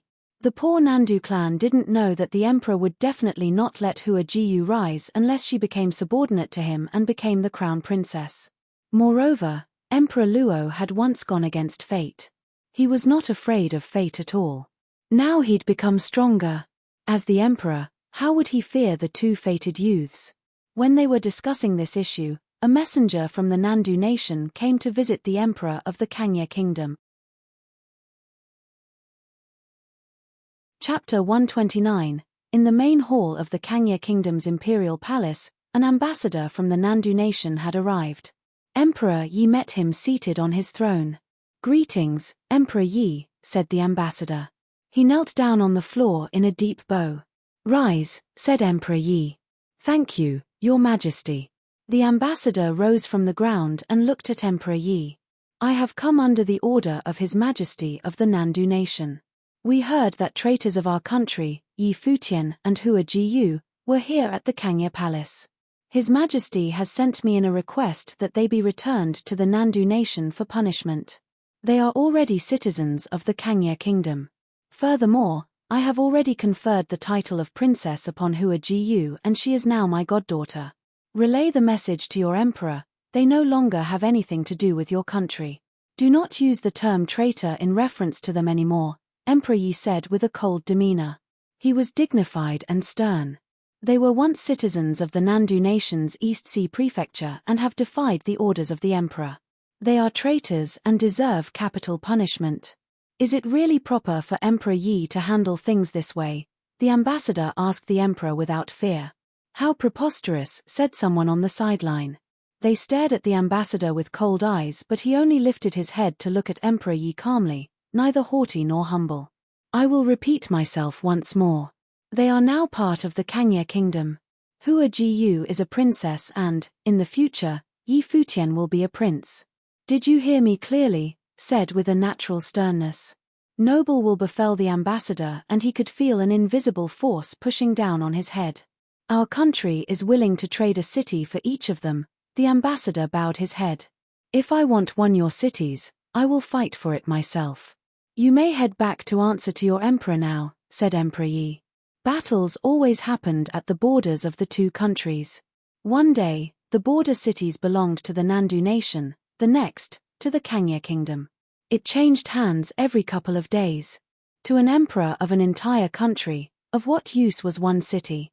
The ambassador reached both hands out, bowed down, and said the Nandu nation's Tingfeng banquet is about to begin. We are inviting emperors of each country to attend. Our emperor has sent me here with an invitation, inviting Emperor Yi to attend. He fished out an invitation and submitted it with both hands. Someone took the invitation and then handed it to Emperor Yi. He read it over and smiled. Very well. Tell your emperor that I will be attending the banquet. The Nandu nation awaits Emperor Yi's presence. I will excuse myself now. The ambassador bowed his head and retreated backward. He continued out of the hall before bowing once again, and only then did he turn his back to leave. After he left, Emperor Yi put down the invitation in his hand and went into deep thought. Emperor Luo is actually inviting emperors of different countries to attend the Tingfeng banquet. Was he that confident in this year's banquet? Standing up, Emperor Yi walked out of the main hall. Yi Futian had no idea of this. Although he knew that the results of the Fenghua banquet might attract attention from the Nandu nation, he never thought they would send someone so quickly. On the mountain, Imperial Advisor Mo He said to Hua Jiyu, Princess Jiyu's life spirit seems to have evolved. Back in the old Nandu nation, I used to follow His Majesty around and have a pretty good understanding of this life spirit. Princess Jiyu, you can continue to cultivate here and I can teach you what I know. Hua Jiyu's eyes sparkled and she quickly nodded. Thank you, Senior. I have hidden my name for so long, not even His Majesty, Emperor Yi, knows my true identity. In public, you can continue to call me Imperial Advisor, said Mo He. Okay, everyone nodded. Yi Futian was moved. Who would have thought that in a foreign land, they would be able to meet the imperial sorcerer of the Nandu nation's previous royal family? Years ago, the royal Nandu family was stripped of their title and moved out of the East Sea Prefecture to avoid danger. They did not dare to even think of revolting because they were afraid that Emperor Luo might try to kill them. Once an imperial bodyguard, Luo Tianyin, had become emperor. One imperial order from him was able to scare the wits out of the entire clan. What a joke. Someone's here, said the imperial advisor. He walked outside and moments later, Prince Yi Danchen and Princess Yi Lingxi arrived. Greetings, imperial advisor. The two of them bowed at the elder in respect. No need for formalities, your highness, said Mo He. Imperial advisor, we are here for Yi Futian and the others, said Yi Danchen. Mo He nodded. Yi Futian walked over and asked, what is it, your highness? Not long ago, an ambassador of the Nandu nation came to see father, asking him to hand you two over, Yi Danchen explained. Yi Futian's eyes faltered. That was quick. Father rejected, of course. However, the ambassador then brought out an invitation, inviting father to the Tingfeng banquet. Father wants to bring all 10 of the cultivators on the Fenghua rank along with him and wants to know if you guys would be willing to do so, Yi Danchen asked Yi Futian. The Tingfeng banquet. Yi Futian was frozen. It was a familiar name. Once upon a time, back in the Nandu nation, Minister Zhuo had wanted him to head to the imperial city in the spring to attend the Tingfeng banquet. Yi Futian had the same idea himself and prepared to make the trip. But in the span of a mere month, which seemed like such a long time, hearing about the banquet, it seemed so foreign. Was the Tingfeng banquet about to begin? We'll go, Yi Futian nodded without hesitation. He wanted to see Emperor Luo for himself, the man who ruined his life with one imperial order. As for his safety, Yi Futian was not worried. Even though the Kangye kingdom and the Nandu nation had been rivals for hundreds of years, there had never been any battles significant enough to ruin either country. Even when there were more serious battles, both countries knew their limits. There was a strange equilibrium in the relationship between both countries. It was something that no one would destroy. The reason was simple. Both emperors were powerful cultivators in the noble plane. Neither person had an advantage over the other. What truly determined the fate of a country was not the strength of its army but the ability of its leader, the ability of the emperor. For example, in the old Nandu nation, the emperor had fallen and led to the entire family being overthrown, becoming history.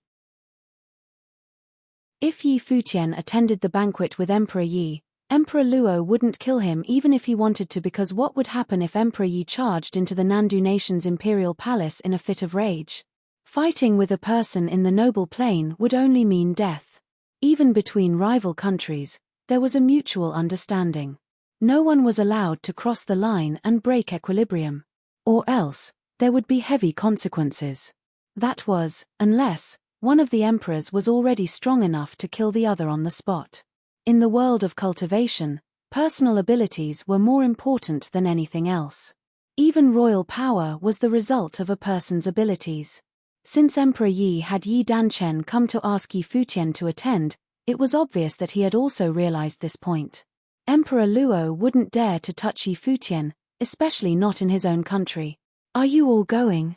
Yi Lingxi asked, looking at Yu Sheng and Hua Jiyu. Jiyu shouldn't go. She should stay to take care of master, said Yi Futian. In reality, Hua Fengliu was fine under the care of Nandu Wenyin and Tang Lan. Besides, his injuries had already gotten a lot better, but Hua Jiyu had to stay and cultivate with the imperial advisor. It had to do with her future in cultivation. All right, nodded Yi Danchen. I'll go ask the others now. I'll come find you again when it's time to go. Thank you, Your Highness. Yi Futian nodded in response. Yi Danchen and Yi Lingxi left afterward. Are you really going to the Nandu nation's imperial city? Hua Fengliu asked Yi Futian. Yeah. I had already planned to do so. This is the perfect opportunity. Yi Futian smiled. Be careful, warned Hua Fengliu. Master, don't worry and focus on your treatment. You have to repair your life spirit, or else it'll be really embarrassing for you when I surpass you in a couple of years, laughed Yi Futian. Okay. When I'm fully healed, I can guide your cultivation properly.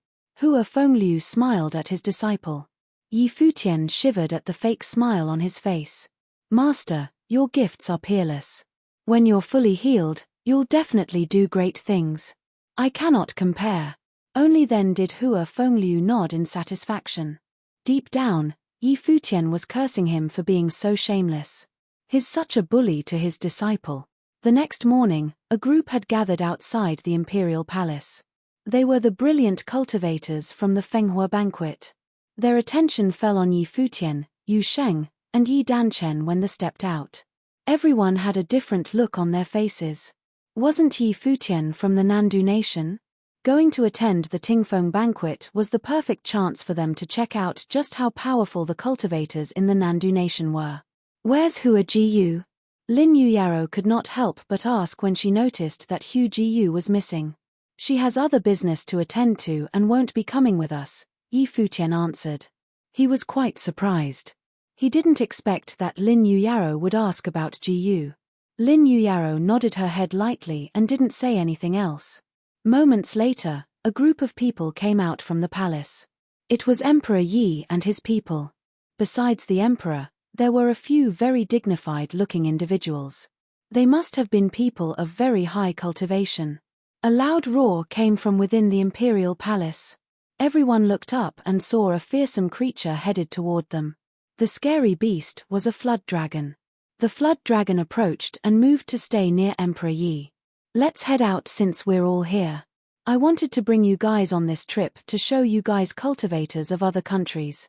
Do not limit yourselves to the Kangya kingdom. There may be a day when you will leave here. Emperor Yi smiled and walked to the flood dragon. Everyone followed the emperor onto the dragon's back. With a loud roar and a huge gust of wind, the flood dragon lifted into the air, rising higher and higher. It broke through the clouds at an alarming speed, headed in the direction of the Nandu nation. The Kangya kingdom was over 100 kilometers away from the Nandu nation. However, because of the flood dragon's high cultivation, it moved with the wind and they arrived in the Nandu nation's imperial city in a single day. Presently, powerful cultivators from all around the country had gathered in the imperial city. Emperor Luo had also invited emperors from other countries to attend the banquet. Countless beasts soared through the skies, filling the air with their cries. But when the flood dragon flew by, everyone stared from far away. They looked at the line of people mounted on the dragon as they tried to guess their identity. The flood dragon was a ferocious beast like no other. It must be a powerful demon beast. What kind of person would be able to control such a beast? Emperor Yi stood on the dragon's back quietly, allowing the wind to blow freely on him. His long hair blew in the wind. Beside him stood Yi Futian, who was looking down on the imperial city. "What are you thinking?" asked Emperor Yi with a smile. Yi Futian must have been experiencing a wave of emotions, coming back here. "I was thinking about when I can finally wipe out the imperial Nandu palace," Yi Futian replied as he looked out far ahead. A light smile crossed his face, his tone calm. Chapter 130. As the dragon came closer to the palace of the Nandu nation, a line of figures flew over. The dragon roared ferociously. "Stop!" Emperor Yi said. Then the dragon halted. Those comers bowed and said, "Your Majesty." "What's the matter?" the emperor asked. "We were ordered by our emperor to welcome you.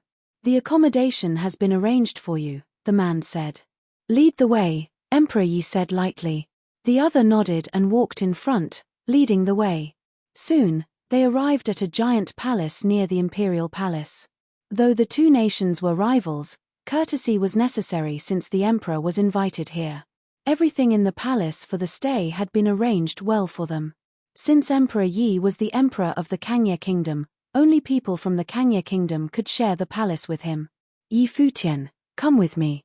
Emperor Luo won't hurt you, but don't leave the palace for safety reasons. If you really have to go out for some reason, let Jingyu go with you," Emperor Yi warned Yi Futian. Jingyu was the emperor's bodyguard.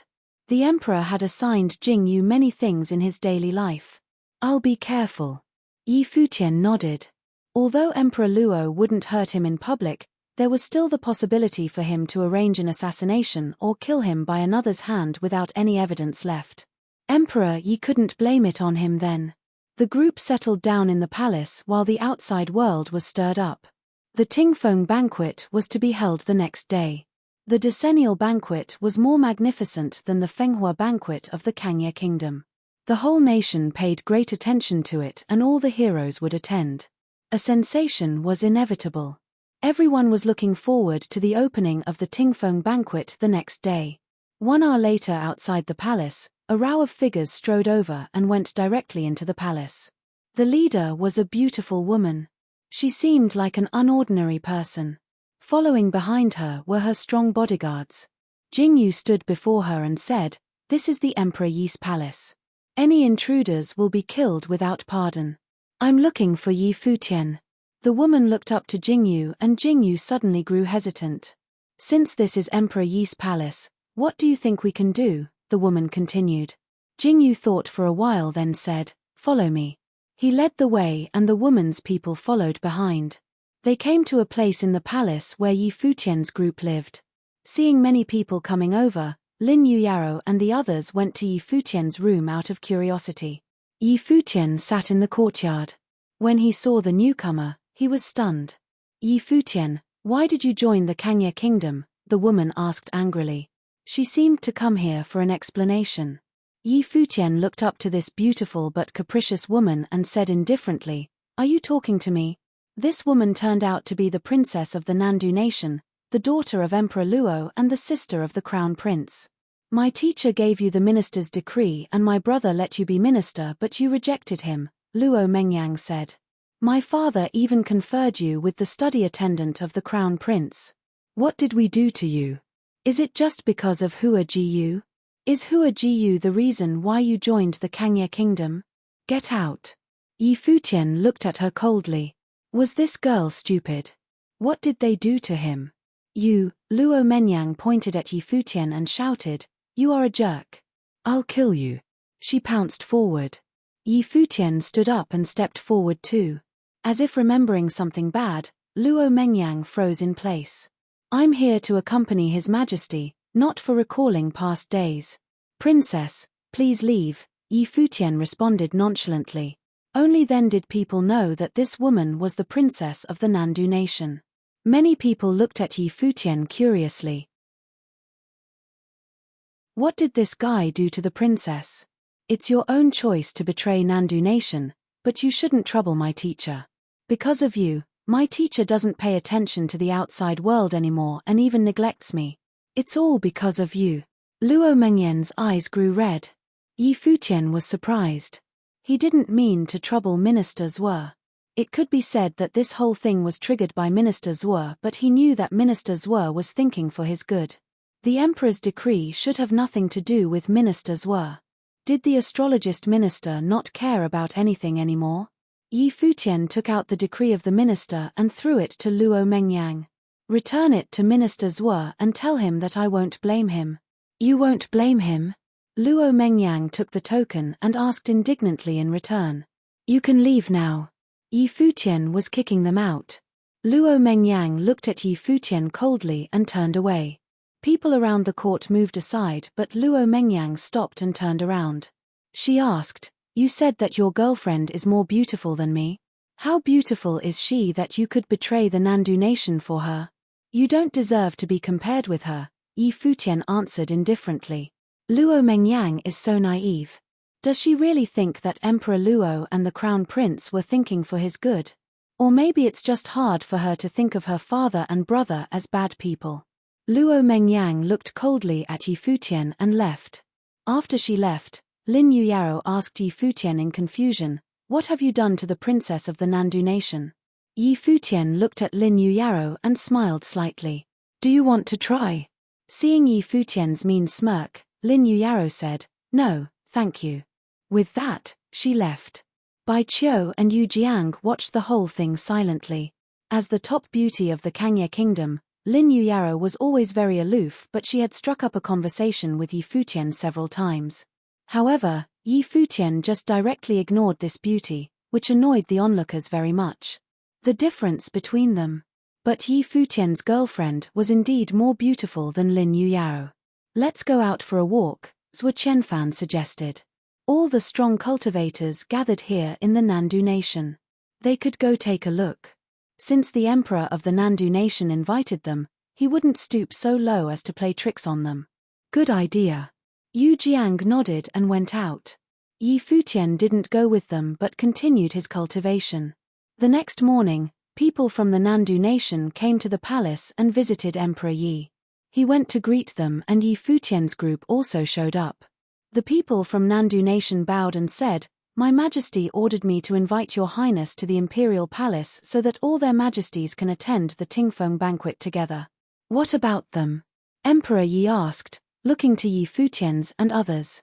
Only the emperors have been invited. The rest shall go separately. They can meet Your Majesty in the Imperial Palace, the man answered and smiled. Emperor Yi didn't respond but turned to Jingyu. You take them there. Yes, Your Majesty. Jingyu nodded. Emperor Yi followed the people and left. Let's go, Jingyu said. Other than him, there were many other strong cultivators of the Kangye kingdom. The group of people went out and walked directly toward the Imperial Palace. Outside the palace, there were people from other kingdoms also moving toward the Imperial Palace. The Tingfeng banquet was held outside the north gate of the Imperial Palace where there was already a sea of people. The number of the attendees of the Tingfeng banquet was bigger than that of the Fenghua banquet. When Yi Futian's people arrived, they were almost submerged by the sea of people. Outside the north gate, there were 9 tall platforms erected in a row which was surrounded by a vast open space. The throne and the stands were set opposite the platforms. Ordinary people would not be allowed to enter that area. People from all over the Nandu nation were gathered here, naturally including the people from the East Sea Prefecture. The Nandu clan stood in the crowd and watched the throne and the stands in front of platforms where the royal families sat today. The Nandu clan could sit there before, but at this time, they could only stand in the crowd. 1 month ago, if that thing did not happen, Jiyu would be the crown princess now, a Nandu youth said. Then we could also sit over there. All of this was destroyed by Yi Futian. Don't think about it anymore and don't mention Hua Jiyu again, an elder reprimanded.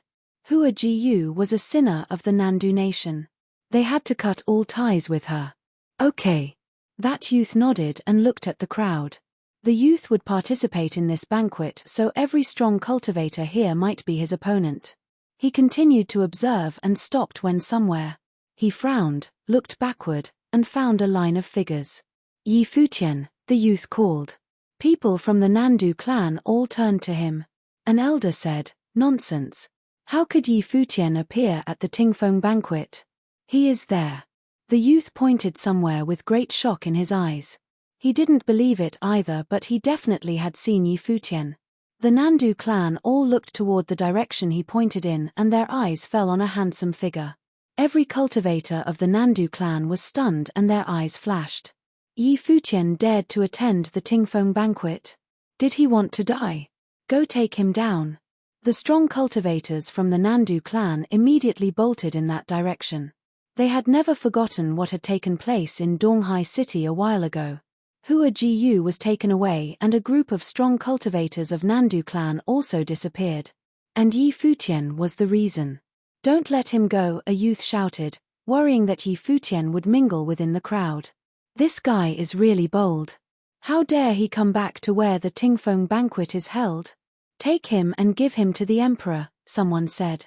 He'd even planned how to execute Yi Futian. Yi Futian went against emperor's order. He was a criminal and must be handed over to Emperor Luo. Chapter 131. Yi Futian's group headed closer to the battle platforms. Just then, a harsh voice shouted, "Yi Futian." The surrounding area was crowded and in disarray. Because of this, Yi Futian did not notice the members of the Nandu clan. It was not until he heard the shout that he turned his attention over and saw them. Nandu Ku was among the group. The look in his eyes was ice cold, ready for blood. Whoosh! The members of the Nandu clan did not waste any words and released all types of spells at Yi Futian. A figure stepped out from beside Yi Futian. With a slight step forward, just one step, the wood sorcery targeted at Yi Futian was destroyed. At the same time, a fearsome force of sword intent filled the air. The temperature dropped and every member of the Nandu clan was encapsulated by the force. They could not help but shiver at the drop in temperature. The small area in which they occupied seemed to have been frozen. The members of the clan stared at the figure that appeared in front of Yi Futian. Shock filled their eyes. They could not believe there was such a powerful individual by Yi Futian's side, protecting him. Did the disappearance of their fellow clan members in Donghai City have something to do with this person?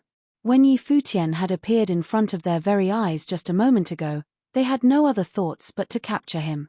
But seeing this powerful individual, the clan members seemed to have broken out of their daze. Why had Yi Futian shown up at the Tingfeng banquet? There's no need for you guys to be in such a rush. I will pay a visit to the Nandu clan in Donghai City sooner or later. Yi Futian quickly glanced at the clan members and continued on his way. He did not want to get pulled into this situation with them right now, and obviously, Jingyu could not start a massacre at the Tingfeng banquet. Jingyu and the others moved forward together, leaving the members of the Nandu clan to stand in place, watching Yi Futian as he walked away. No one chased after him.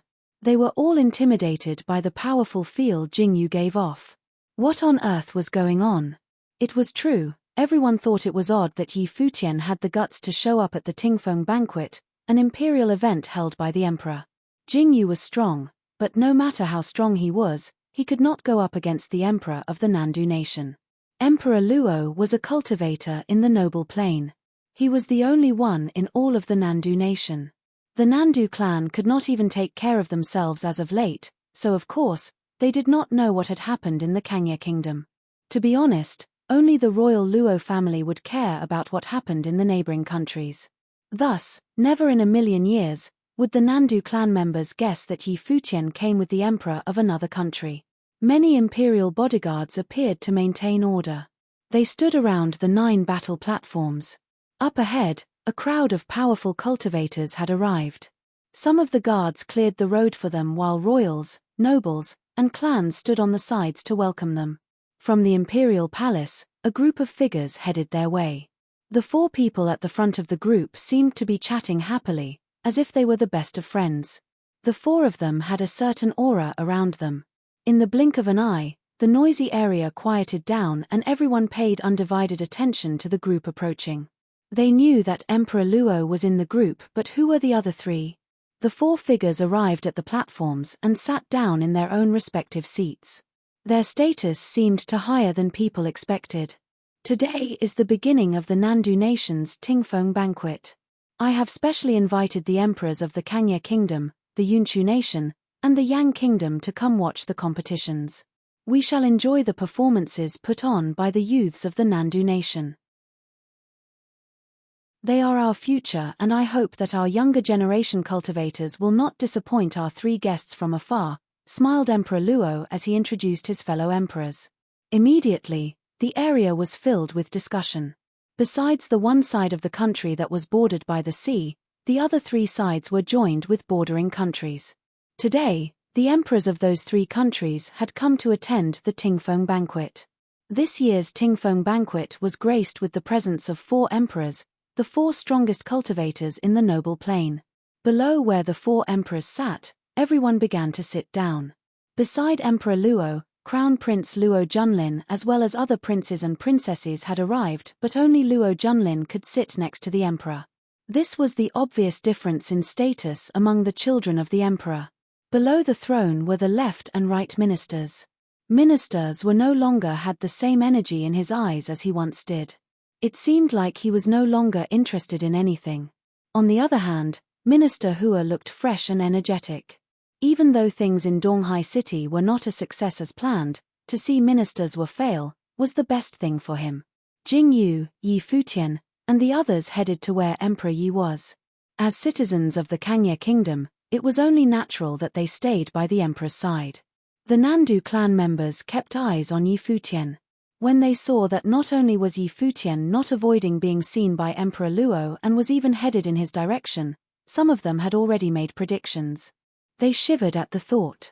Isn't that Yi Futian and Yu Sheng? Among the large audience, there were some people who came from Donghai City. They froze at the sight of Yi Futian. Naturally, the people of Donghai Academy also took notice. Yang Shao frowned. What's going on? His gaze shifted to Emperor Luo and Minister Hua. They did not seem to care at all, as if they already knew Yi Futian would be here. Zhuo Qing and other students of Donghai Academy were all confused at the sight of Yi Futian. Lin Xie had obviously seen him as well. Her beautiful eyes froze on him. She never imagined she would see Yi Futian at the Tingfeng banquet. One step at a time, Yi Futian's group arrived at the very front of the area, right below where Emperor Yi was seated. The members of the Nandu clan felt their hearts skip a beat. It seemed they finally understood. The reason why Yi Futian dared to show up in the Nandu nation was because he had royalty backing him. The emperor of the Kangye kingdom. Those from Donghai Academy looked very interested. Their mouths hung open as they watched Yi Futian take his seat slowly. Yi Futian went to the Kangye kingdom. In a little over a month, Yi Futian had escaped from the Nandu nation to its rival country, the Kangye kingdom. Furthermore, he had been recognized for his talents by Emperor Yi. Now, he had returned on the day the Tingfeng banquet began. However, he was not a participant of the banquet but one of the audience. Zhuo Qing felt disheartened immediately after seeing Yi Futian.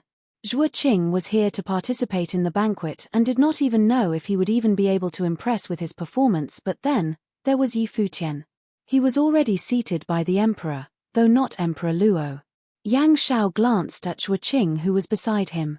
Then, he turned to another person and said, "Tianhao, that's the person you've always wanted to meet. Full attribute genius with twin spirits, Yi Futian. Do you think you can defeat him?" Yun Tianhao stared at Yi Futian. In reality, he had taken notice of Yi Futian very early on. It was because they knew each other, but that was when they were younger. They battled once at Qingju Academy. As a top student of Heian Academy, Yun Tianhao lost to Yi Futian. After that, Yun Tianhao left Qingju City in pursuit of experience and better education. So, at the beginning of this year, he was admitted into Donghai Academy. His arrival shook up the whole school. Then, he heard of another person who left a deep impression on the students of Donghai Academy. Yi Futian, a name that he kept engraved in his brain. "I will defeat him," said Yun Tianhao. Full attribute and twin spirits. So, this was his true gift. Seated below Emperor Luo, ministers were first stared at Yi Futian and then at Emperor Yi. He felt disappointed. After their trip to Qingju City together, ministers showed great interest in Yi Futian. It was not only for himself but for the royal Luo family as well. However, it was impossible to know what the emperor was thinking. The royal family actually got the idea that ministers wanted to revolt against them. They believed that Yi Futian was fated to become emperor of the country and was a threat to their family. Thus, an imperial order was sent to Donghai City. None of these events could be undone. As for ministers himself, the emperor lost trust in him because he insisted on rushing to help Yi Futian in Donghai City. If ministers was Emperor Luo, he would do anything to kill Yi Futian right now. Even if Emperor Yi would get mad and kill a lot of people, it would still be better than the downfall of the royal family. But Emperor Luo would never do that. Although Emperor Luo believed in fate and ministers prophesies, he would not trust them fully. Emperor Luo was very headstrong and believed that as an emperor and a powerful cultivator in the noble plane, he could easily change fate. Obviously, ministers was not going to attempt to persuade Emperor Luo. He wouldn't do it even if he could. He was not going to come up with any more plans for Emperor Luo. Despite this, ministers knew he would never be able to leave. Even if the emperor was not going to give him anything to do anymore, he would also never let him go. The reason the emperor has not yet killed ministers was because he did not have a crime to accuse him of. The minister had recruited and bred many talented officers for Emperor Luo. If he killed ministers without reason, it would be poorly received by the emperor's subordinates. I heard that the Kangye Kingdom's Fenghua banquet ended not too long ago. These should be the ones from the Fenghua rank, correct? Emperor Chu of the Yunchu nation asked with a smile as he looked at Yi Futian and the group. "They are the top 10. My goddaughter had other business and could not join us," answered Emperor Yi. He returned a smile. "In my Yang Kingdom, all those with outstanding gifts and high cultivation have the chance of being recognized by me. Some are even made lords or ministers. It has been like that for generations now. This is a policy that everyone agrees on. My people have the utmost trust in our royal family. To this day, as long as there is a brilliant person, they would make themselves known to me.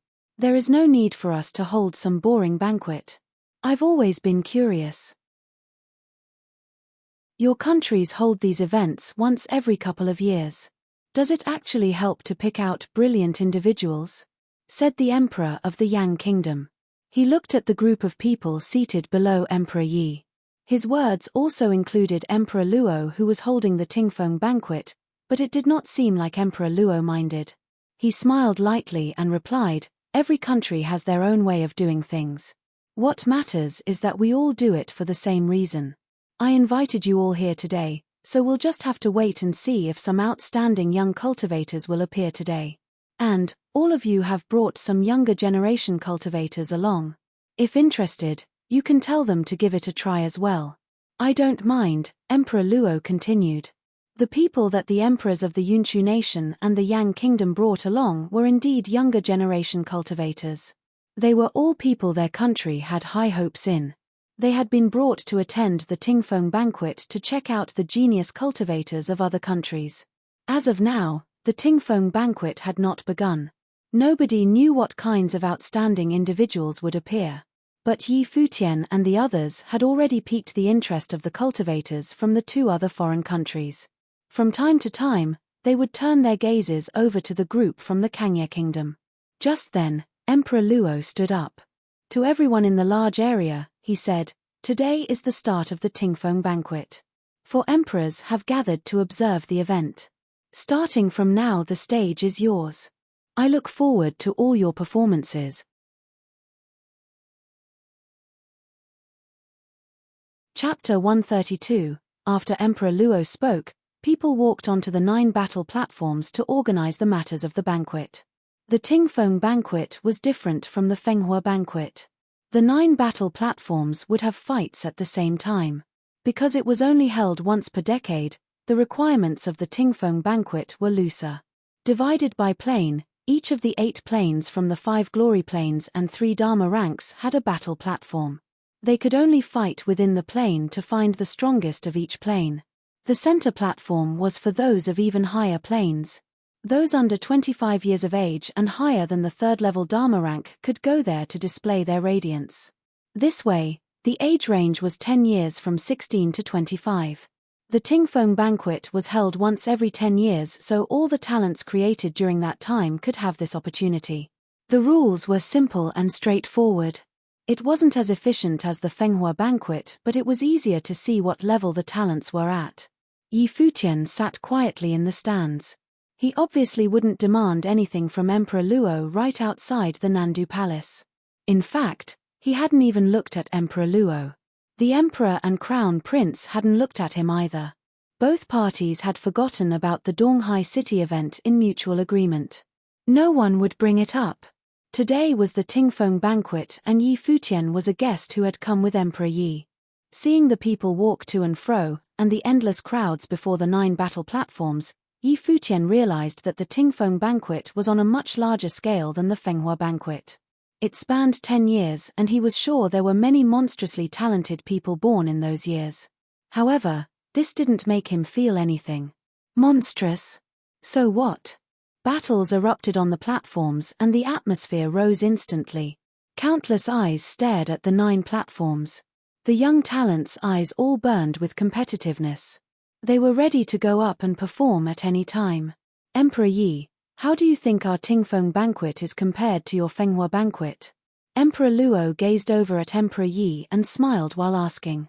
"It's much larger and there are more participants, however, the efficiency is too low. The final winner, the pride of the kingdom, might not be comparable to my Fenghua banquet," Emperor Yi said, smiling. "You are confident." Emperor Luo laughed. "Nandu Nation's Tingfeng banquet is held once per decade. You think that the talents from a decade can't be compared to the 3 years of your kingdom? You must understand that the top talents can't be discussed with time as the basis. Regardless of Nandu or Kangye, how many years must pass before there is a noble plain cultivator?" Emperor Yi said calmly. The emperors of the 4 nations all nodded at that. Someone of the noble plane could become an emperor and was difficult to come by. Those who had a noble talent were too rare. In addition, it wasn't enough to only have the talent. Too many talents died before they matured. They also needed to have a noble fate. This type of person had definitely appeared in the 4 nations' hundreds of years of history. It wasn't just one person either. However, the emperors might not be able to discover and use them. "Emperor Luo, your fate isn't enough." Emperor Yi smiled while Emperor Luo's eyes flashed. There was a hidden meaning behind these words. Since Emperor Yi had adopted Hua Jiyu, this meant he would protect Yi Futian. Naturally, he knew many things. There was someone with a noble talent had appeared in Nandu, more than one, in fact. Minister Zhuo had personally tested his fate. Since he was fated to be emperor, he would definitely have the talent of a noble. It was undeniable that one must be a noble to become emperor. Unfortunately, this person with the aura of an emperor had fallen for Hua Jiyu, the descendant of the former Nandu royalty. Their fates were possibly emperor and empress. This way, even if they had the noble talent, Emperor Luo couldn't use them for himself or keep them. If Hua Jiyu had agreed to become crown princess, her fate could be used for Luo Junlin, but it was just a pity now. Oh! Emperor Luo smiled thinly. The noble talent is rare, but it appears occasionally. Most die during the process of strengthening though. How many can truly become a noble? There was murderous intent in those words. Emperor Luo is right, Emperor Yi said. I heard that your crown prince, Luo Junlin, is also believed to have the noble talent, right? I wonder if he'll have to chance to grow into someone of the noble plane. He smiled. Their conversation was tit for tat. Emperor Luo had said that someone with the noble talent could also die, hinting that he wanted to kill Yi Futian. Emperor Yi had counterattacked. Luo Junlin also had the noble talent. Would he die as well? In actuality, he was warning Emperor Luo, try and harm my people. Emperor Luo's lips curled into a sneer sharper than a blade. Yi Futian naturally overheard their conversation. There were hidden meanings behind their words. He understood that Emperor Yi would protect him. Otherwise, he wouldn't have been brought here. Are you two speaking in riddles? The emperor of the Yunchu nation said. They seemed to be fighting with their words, but he didn't understand. The nations all paid attention to the important events of their neighbors, such as the Tingfeng banquet and Fenghua banquet. They would also know who the most brilliant figures of the Fenghua banquet were. However, Donghai City was just a small city of Nandu nation. They wouldn't pay much attention to it. Especially for emperors, they didn't have the time to care about that. It was already a feat if they glanced at the names of the talents at the Fenghua banquet. In the world of the cultivators, the most important thing for an emperor was just cultivating and becoming stronger. Therefore, the emperor of the Yunchu nation only slightly understood their conversation. He guessed that it had something to do with the Fenghua banquet participant who called himself the talent of the Nandu nation. The Yunchu nation also brought some younger talents this time. There were some very talented people earlier from Kangya Kingdom's Fenghua banquet. If there's a chance, you all can mingle, Emperor Luo said with a smile. The Yunchu nation emperor also smiled. He glanced at the talents of his nation and asked, "Did you hear that?" They smiled and looked over at Yi Futian and Yi Wuchen's group. One of them, dressed in glamorous clothing, asked, "I heard some news from the Fenghua banquet. Apparently, the winner is from the 7-star glory plane. It's quite interesting. A 7-star glory plane genius who defeated the Dharma rank might really have a superpower," someone joked. Then what kind of Dharma cultivator can be defeated? Apparently he entered the Fenghua rank too. As the Yunchu nation talents chatted, Yu Jiang and Bai Chou's faces darkened. They obviously understood the jabs in those words. Naturally, it's a Dharma cultivator who can defeat you, a voice said indifferently. Unlike the Yunchu youths who had hidden meanings, he responded straightforwardly. The speaker was Yi Wuchen. He acted just as he fought. He didn't often make actions, but they always hit their mark. Really? I hope I'll have to chance to experience it, the Yunchu youth said with a smile. He wasn't angered. As the pride of their kingdoms, they were rivals. Some remarks couldn't affect his mood. I'll take you all around the imperial city after today's event. Now, let us watch quietly, Crown Prince Luo Junlin said. Many looked over at him. He was popular. He was known as the future emperor of the Nandu nation at such a young age, and no one could move him. One must enter the noble plane to become the emperor. Therefore, Luo Junlin was a future noble cultivator. I'm sure today's Tingfeng banquet will be boring, a youth from the Yang kingdom said. He wasn't very excited. The Tingfeng banquet had such a large scale and all the talents would come to battle. Many were just here for fun and to test their skills. They were easily defeated. Occasionally, someone would be eye-catching, but it wasn't enough. Unless the genius talents were chosen today, the current battles were uninteresting to them. Really? What do you think about that one? Luo Junlin smiled and pointed at a battle platform. It was where the 7-star glory plane cultivators were. At the moment, there was a battle. A very young talent stood there, having won many rounds continuously. He was skilled in matrices. He could create one per step and use these arrays to fight without using up any time. He'd been fighting and continuously defeated strong cultivators from everywhere. No one was his match. In fact, they were defeated instantly. The matrices he carved could collect spiritual chi from every element and transform into an impossibly strong spell. The power was horrible. "I'm afraid no one in the glory plane can defeat him," Minister Hua said. This must be Yun Tianhao, the talent that Yang Shao had told him to keep note of. Yang Shao had said that his life spirit was the matrix. He could use full elemental spiritual chi to carve matrices and had limitless potential. If he had a good teacher, he could wow the world. Yi Futian also gazed at the battle platform. He was shocked when he saw the youth because he knew him. It was the one Yi Futian had fought with when the Heian Academy came to challenge the Qingju Academy. He'd used tactics of the inscriber to defeat others. Compared to then, Yun Tianhao was much more mature now. He won many more rounds before stopping. His gaze moved to the emperor's stand. Yi Futian realized that Yun Tianhao was looking at him. It seemed that Yun Tianhao still hadn't moved on from that fight. Yi Futian smiled and watched Yun Tianhao walk toward somewhere in the crowd. Following his direction, Yi Futian saw Yang Shao and the strong cultivators of Donghai Academy. He even saw Lin Xie, looking at him with her pretty eyes. The Donghai Academy. Yi Futian's eyes scanned Yang Shao and they flashed coldly. The place he had once cultivated at was very memorable.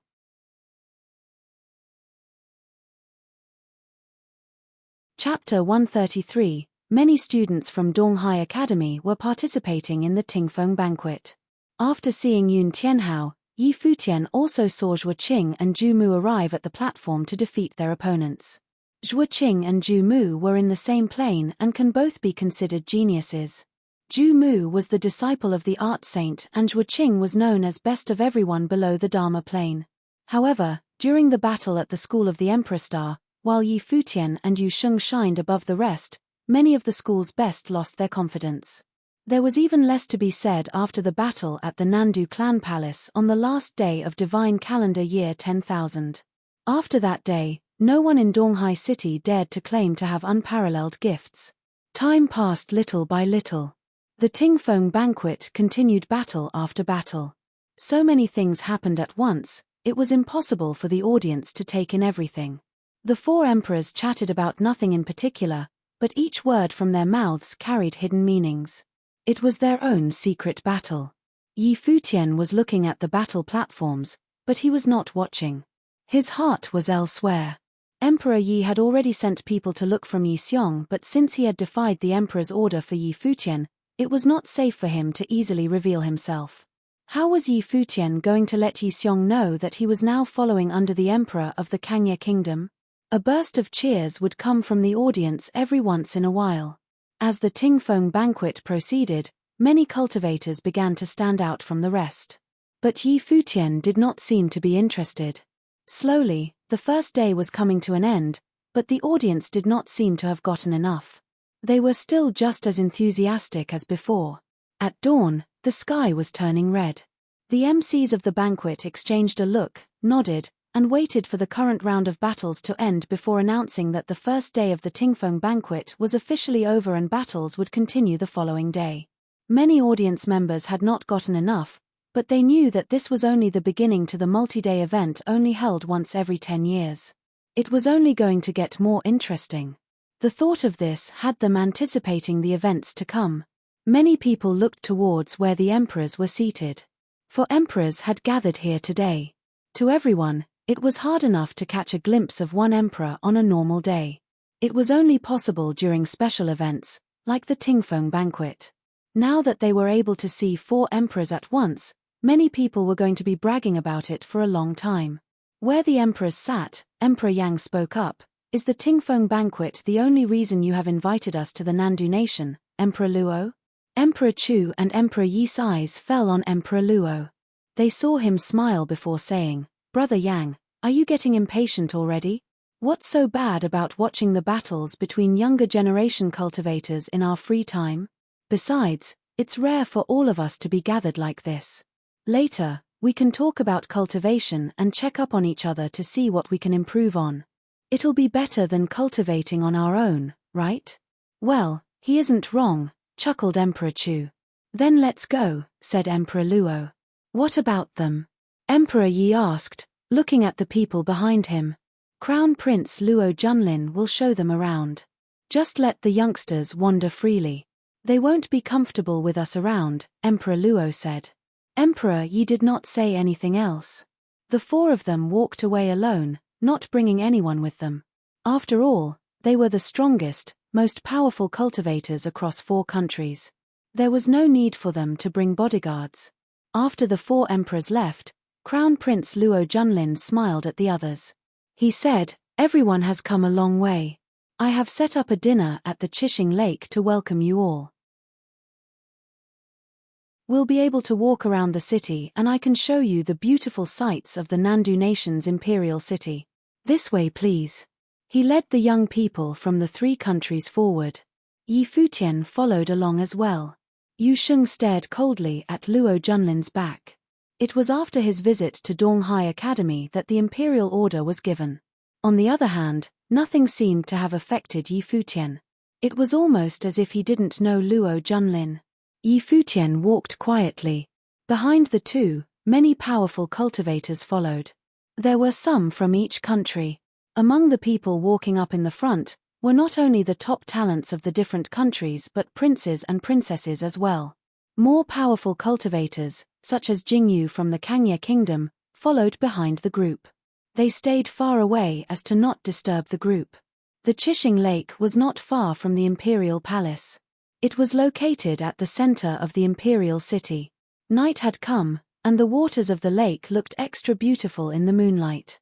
The moonlight reflecting off the surface of the lake made it look like there were many lights floating on the water, providing an indescribable mood. Presently, there were quite a few people visiting the lake. In the Qixing Lake were 7 ayats. These islands weren't big and there wasn't much to see. The 7 ayats lined up like the Big Dipper.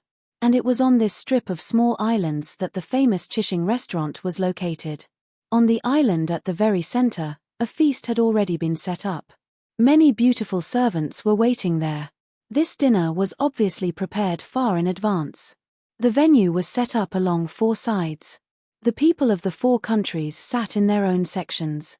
The Nandu nation's crown prince, Luo Junlin, walked over to the main section and said, "Please sit everyone."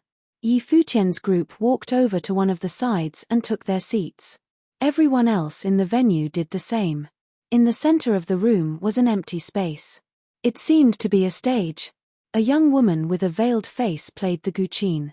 The beautiful, moving sound of the music started and provided an incredible atmosphere under the moonlight. Then, a line of dancers entered, dancing around the young lady playing her instrument. In Qixing Lake, people traveling past the restaurant by boat looked in on this scene. Knowing who these people were, many boats came this way, but no one dared to get too close. They all just watched from afar. It was the first night of the Tingfeng banquet.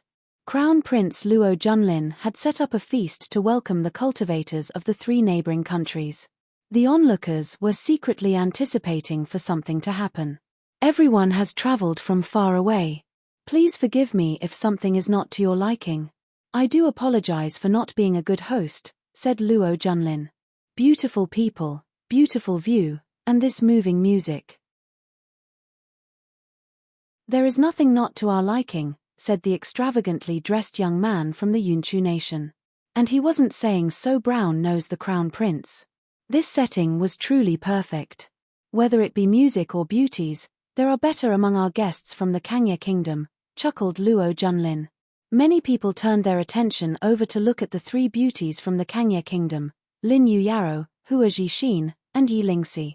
They were all beautiful, especially Lin Yu Yaro. Her looks were too outstanding. Many people had taken notice of her very early on. There were also females amongst the cultivators from the Yunchu nation and the Yang kingdom, but their appearance could not hold a candle to the 3 Kangye beauties.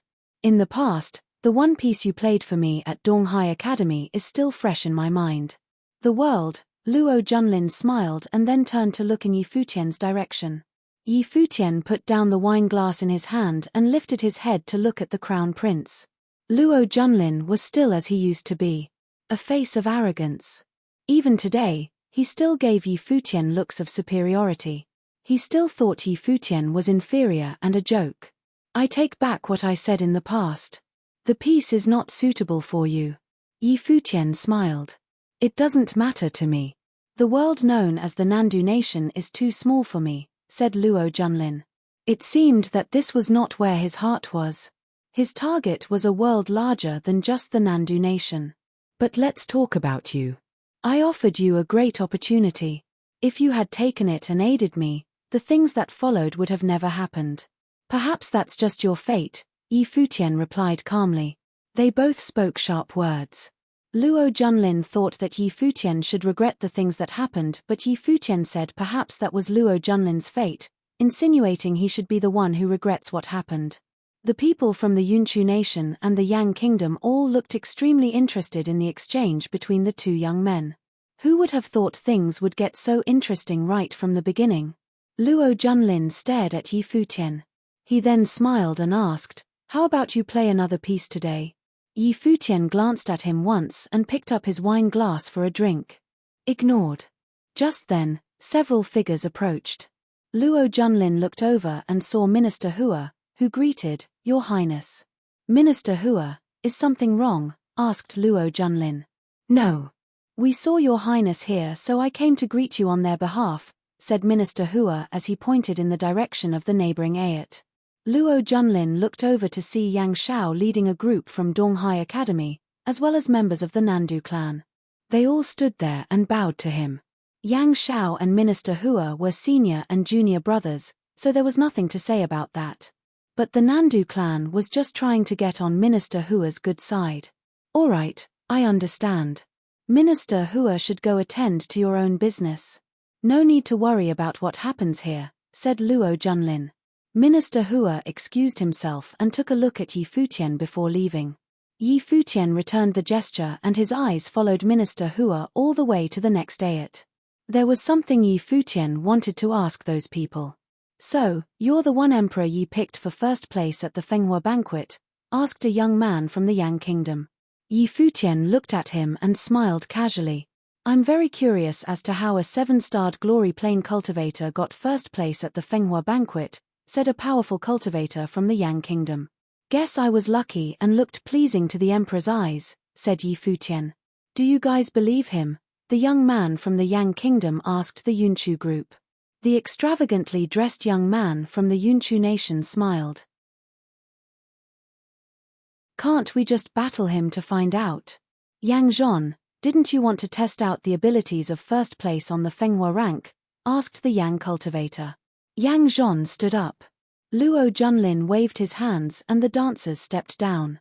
"I am also a 7-starred glory plane cultivator," said Yang Zhon.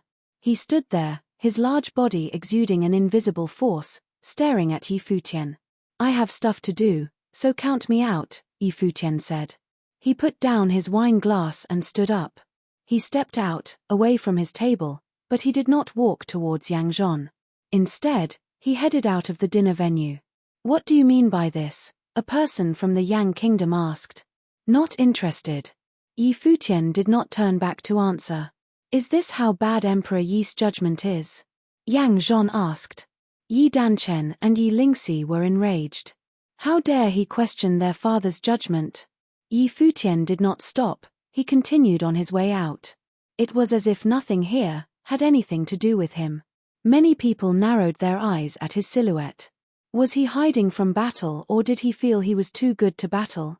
He was first place on the Fenghua ranks, so there should be no need for him to hide from battle. But to say he felt that he was too good to battle, wouldn't that make him really conceited? "Yu Sheng," from far away, Yi Futian called out. "Do what you see fit." "Okay," Yu Sheng replied.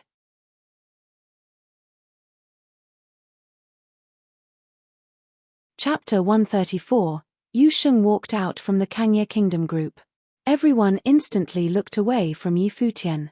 Yang Zhon from the Yang Kingdom was very burly and filled with explosive strength, but when Yu Sheng walked out, Yang Zhon seemed to shrink instantly. His presence was overshadowed. Many people were shocked. Were these two blokes going to fight? Emperor Yi is a nice person with a nice eye to match, Yu Sheng said, looking at Yang Zhon. Yang Zhon looked at this guy and smirked. There was a crack. He'd made a sound when clenching his fist, so it was obvious how strong he was. There was a low roar. A terrifying demon ox appeared on Yang Zhon. It was enormous, and his life spirit appeared behind him. It was a huge black ox. Yang Zhon was confident, but he wouldn't underestimate his opponent. "Where's your life spirit?" he asked. "For you." Yu Sheng scanned Yang Zhon. He hadn't released his life spirit for anyone yet, let alone Yang Zhon, who was on the same plane. Feeling the disdain in the word "you," Yang Zhon stepped forward. The entire Ayat seemed to tremble. Everyone felt something like a herd of demon oxen stampeding. Pound, pound, pound. The earth shook. Everyone's wine glasses trembled violently. The powerful aura shocked everyone. This level of strength made one think that even if there was a mountain before him, he could still smash through it. Yu Sheng stood there without moving. Then a gust of wild aura erupted from his body. He saw Yang Zhon advance and punch. It felt like a herd of demon oxen crashing into his body. Yu Sheng stepped forward. There was a loud boom, and then he punched forward too. There was nothing frivolous. Their strengths collided directly because they could feel that they were the same type of person. Boom. With the crash, there was no more suspense. Yu Sheng's fist smashed into Yang Zhon and crushed in his chest. The next instant, everyone saw Yang Zhon's burly body fly back, crashing into the crowd of people from the Yang Kingdom. Yu Sheng took a step. He crossed the space and grabbed Yang Zhon back. Hooking onto his chest, he raised Yang Zhon up with one hand. Everyone who saw this was shocked. His power was on another level. Don't overestimate yourself. You're all nothing. Yu Sheng scanned the Yang Kingdom's group and then hurled Yang Zhon into them. Yang Zhon flew and crashed into the banquet table. Some powerful cultivators tried to catch him and they all toppled over together. They were a bit dumbfounded. They were familiar with Yang Zhon's power, but he'd been defeated so badly now. It was humiliating. They could sense the 7-star glory plane aura from Yu Sheng. This was a battle of the same plane. Too weak, Yu Sheng said, a bit disappointed. Then he returned to his spot. The strong cultivators of the Yang Kingdom had dark expressions. It was the first time someone mocked Yang Zhon for being weak, but they couldn't say anything back. The people of the Kangye Kingdom didn't find anything strange. They'd witnessed Yu Sheng's strength at the Fenghua banquet. Even people of the Dharma rank had to avoid him, let alone someone in the same plane. He could shake the Dharma but couldn't fly, and this was all done without releasing his life spirit. They didn't believe that someone as crazy as Yu Sheng wouldn't have a life spirit. He was just hiding his true abilities. As for Yi Futian, he didn't look back once he left. No matter if it was the Yang Kingdom or the Yunchu Nation, no one on the same plane could beat Yu Sheng. It was impossible. On another ayat, Yi Futian walked toward the table in the front. The people there were chatting happily. The atmosphere was much merrier than the strong cultivators of the 4 nations. After all, this group was different. Everyone was here to appeal to Minister Hua. However, once Yi Futian approached, the atmosphere froze and silence came. Their gazes fell on Yi Futian. They all knew who he was. They were Minister Hua, some people from Donghai Academy School of the Emperor Star, and the Nandu clan. Not only did they know Yi Futian, but they were enemies. If possible, they would definitely want to wipe Yi Futian out of existence. However, he'd come with the Emperor of the Kangye Kingdom. If he could be killed, Emperor Luo would have done so long ago. It wasn't up to them. Furthermore, the strong cultivators of the Kangye Kingdom were watching them. "We haven't seen each other in 1 month. Seniors, you all look great," Yi Futian suddenly said, seeing everyone looking at him. The people all froze. He really had a high tolerance. "No, because you're not dead," Minister Hua said straightforwardly without holding back. When Yi Futian escaped, he'd been terrified to report to the emperor. He was given a hard time, despite being the minister of the nation. "Oh, I'm sorry," Yi Futian said, smiling. Then he looked toward the Nandu clan and Yang Shao's group. "Where is Gu?" a Nandu clan member suddenly asked. "Didn't Minister Hua tell you all?" Yi Futian asked curiously. Other people might not know, but Minister Hua should know. He was always by the emperor's side and interacted with the crown prince often. He was an insider. The Nandu clan looked to Minister Hua, who looked back coldly. "What, you still care about that genius descendant of yours?" "Minister Hua, of course not.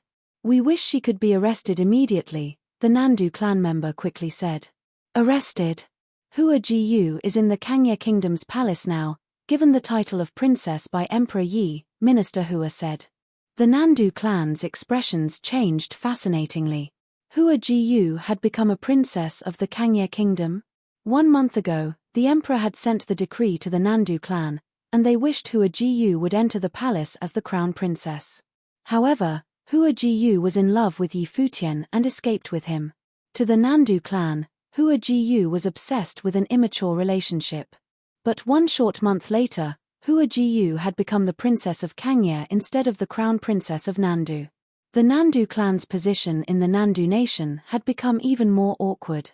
They were still jittery and timid to this day. How they felt went without saying. "You're not here to chat, right?" Minister Hua asked coldly. Yi Futian obviously wasn't here to chat. He studied Minister Hua and asked, "Where is my grandmaster buried?" Minister Hua looked at Yi Futian in shock. He didn't expect Yi Futian to come to ask him about a dead man. "I guess my senior didn't waste his life in exchange for yours," Minister Hua said indifferently. He glanced at Yang Shao. This task had been given to him.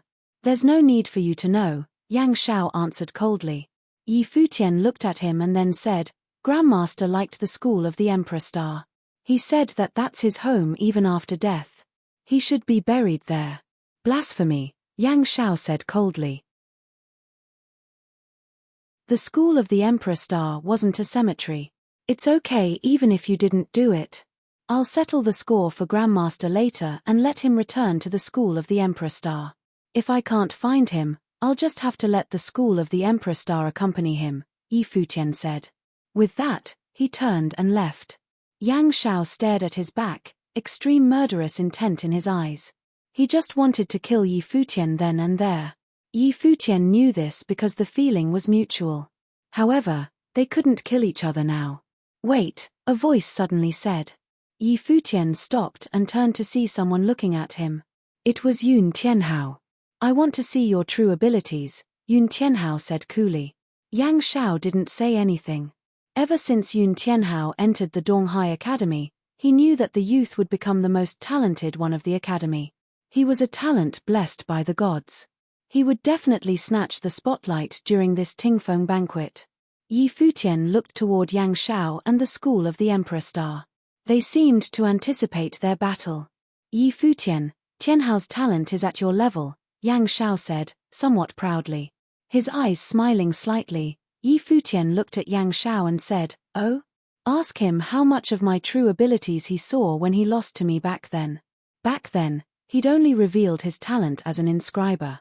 He didn't even reveal his mandate sorcerer talent. Yang Shao gazed blankly at Yun Tianhao. He didn't know about this because the youth hadn't told him. That was before. The present is different.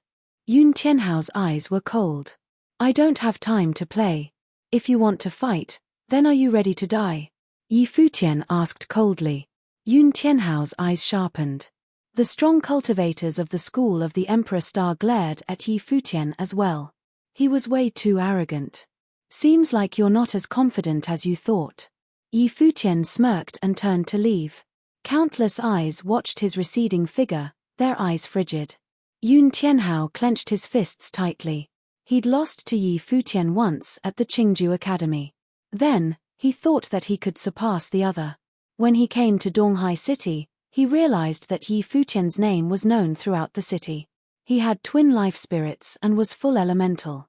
Though Yun Tianhao was proud, he wasn't completely confident. "Don't mind him.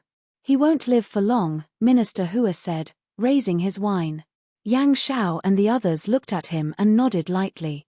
However, they knew that if an emperor wanted to protect Yi Futian, it would be difficult to kill him. Even if he was outside like today, there were many powerful figures protecting him. A sneak attack was difficult.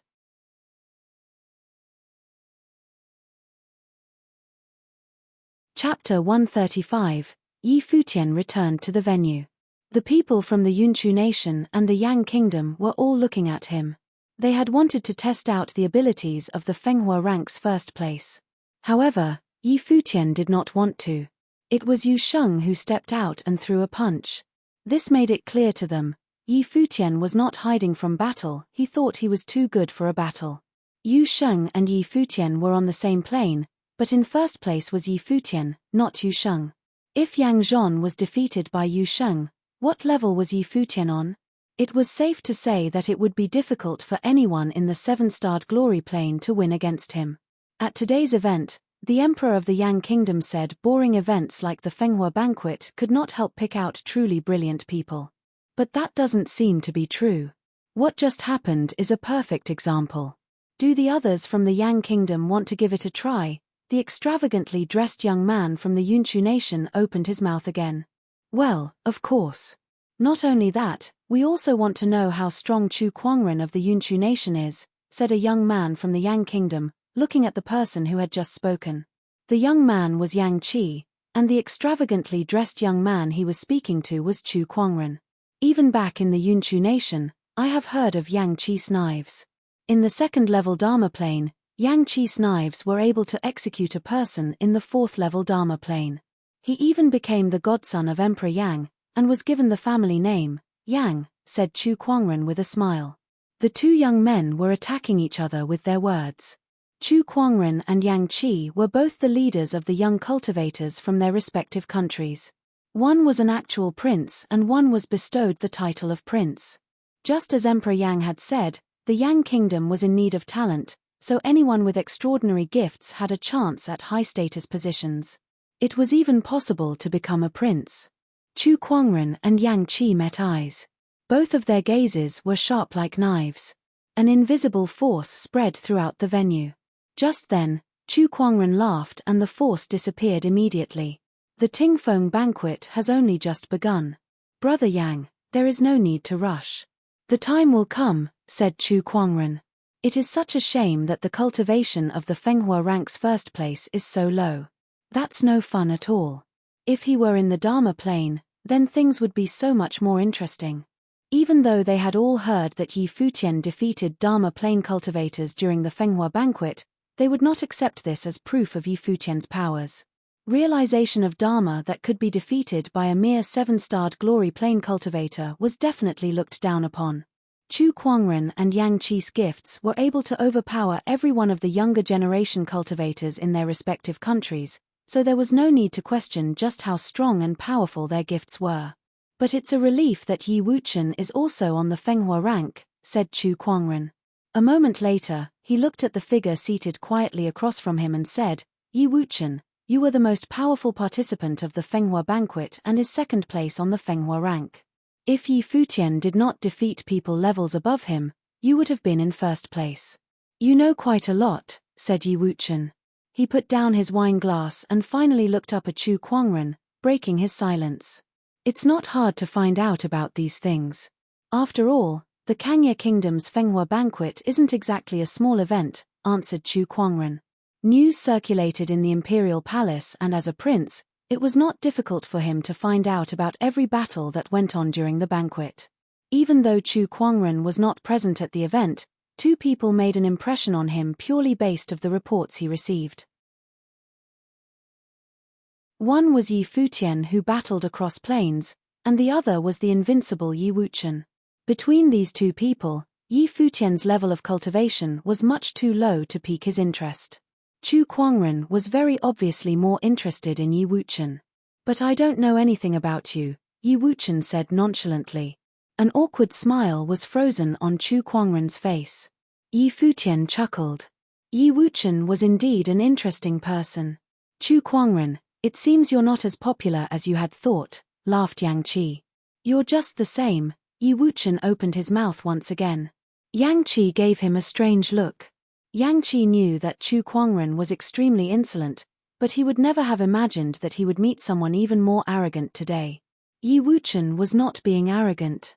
In his opinion, cultivation was not an easy task. Swordsmanship required a lot of time for exploration and refinement.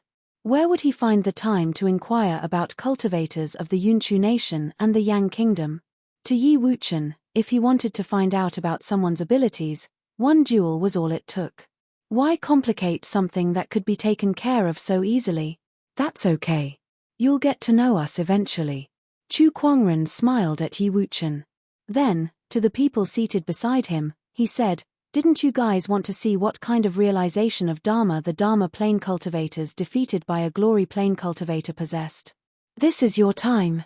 As soon as he finished speaking, a person from the Yunchu nation walked out, looking toward the group from the Kangya kingdom. He said, "Would you guys mind enlightening me with your skills through a battle?" Bai Qiu and Yu Jiang's expression darkened. They knew when they lost to Yi Futian that the news would spread all over the Kangya kingdom and become history that could never be erased, but they never thought the news would travel so far that even neighboring countries would know about their defeat. Now, they were even being taunted about it. Bai Qiu walked out. Although he was defeated by Yi Futian, he was still the #1 student of the Qin clan. His abilities were definitely not weak, or else he would not have made it on the Fenghua rank at all. After his defeat by Yi Futian, Bai Qiu defeated many other opponents and was picked by the emperor to enter the rank. The two cultivators walked to the side. The area in the center of the venue was obviously not spacious enough. Very quickly, a guqin sounded. As a musical sorcerer prodigy of the Qin clan, Bai Qiu's musical sorcery was very powerful. The Qin clan was the guqin orthodoxy of the Kangya kingdom. They were definitely deserving of this reputation. However, in the end, Bai Qiu was defeated. Everyone present from the Yunchu nation was also the best of the younger generation cultivators. The Yang kingdom was humiliated a while ago when they were immediately defeated in battle with Yusheng. There was no way the Yunchu nation would make the same mistake. So, the person who fought Bai Qiu was actually extremely powerful. Amongst the younger generation cultivators from their country, he was one of the most gifted.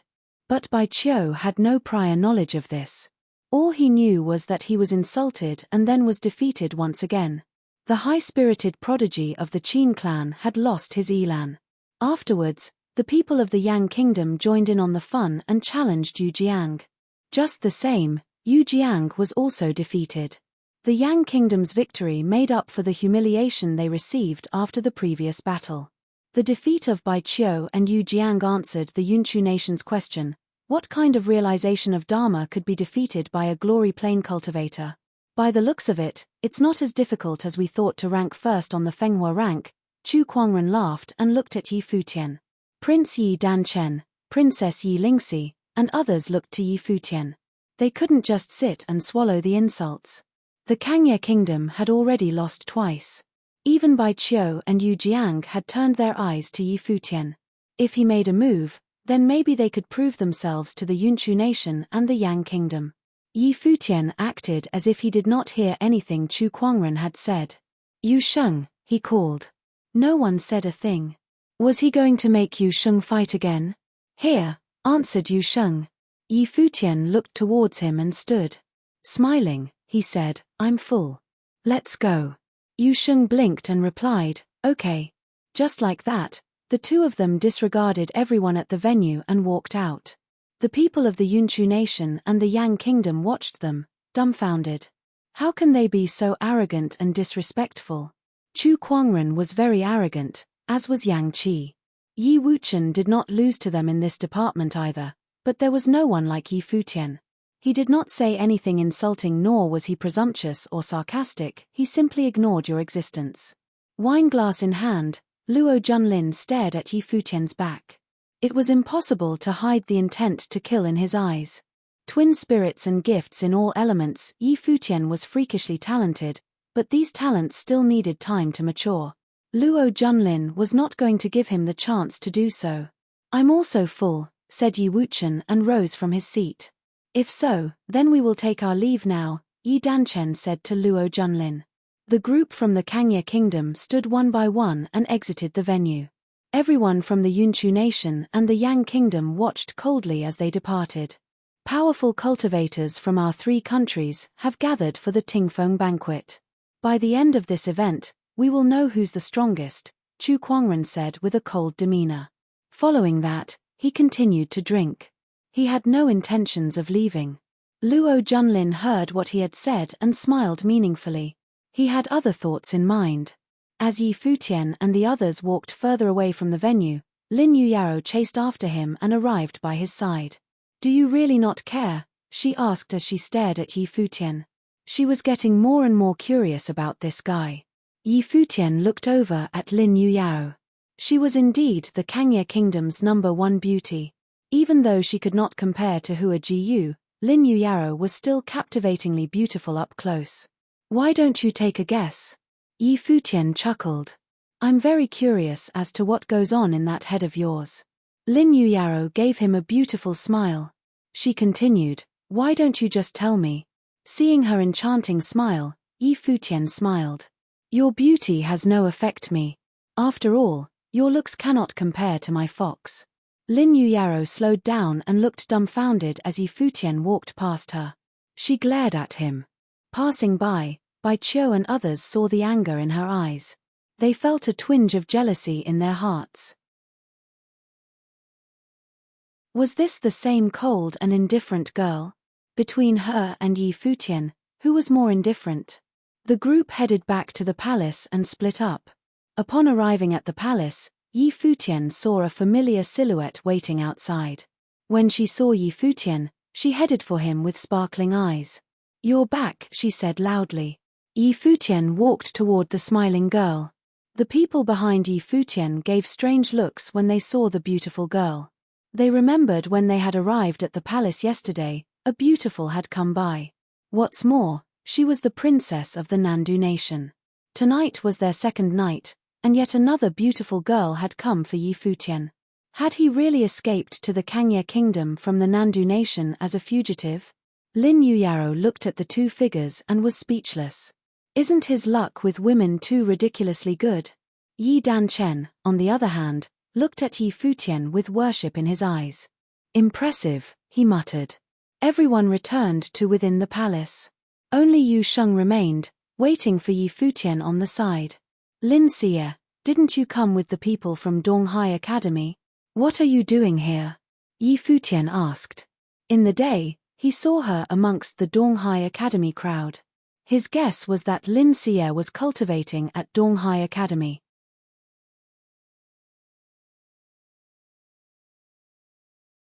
Chapter 136, Lin Xie's pretty eyes focused on Yi Futian.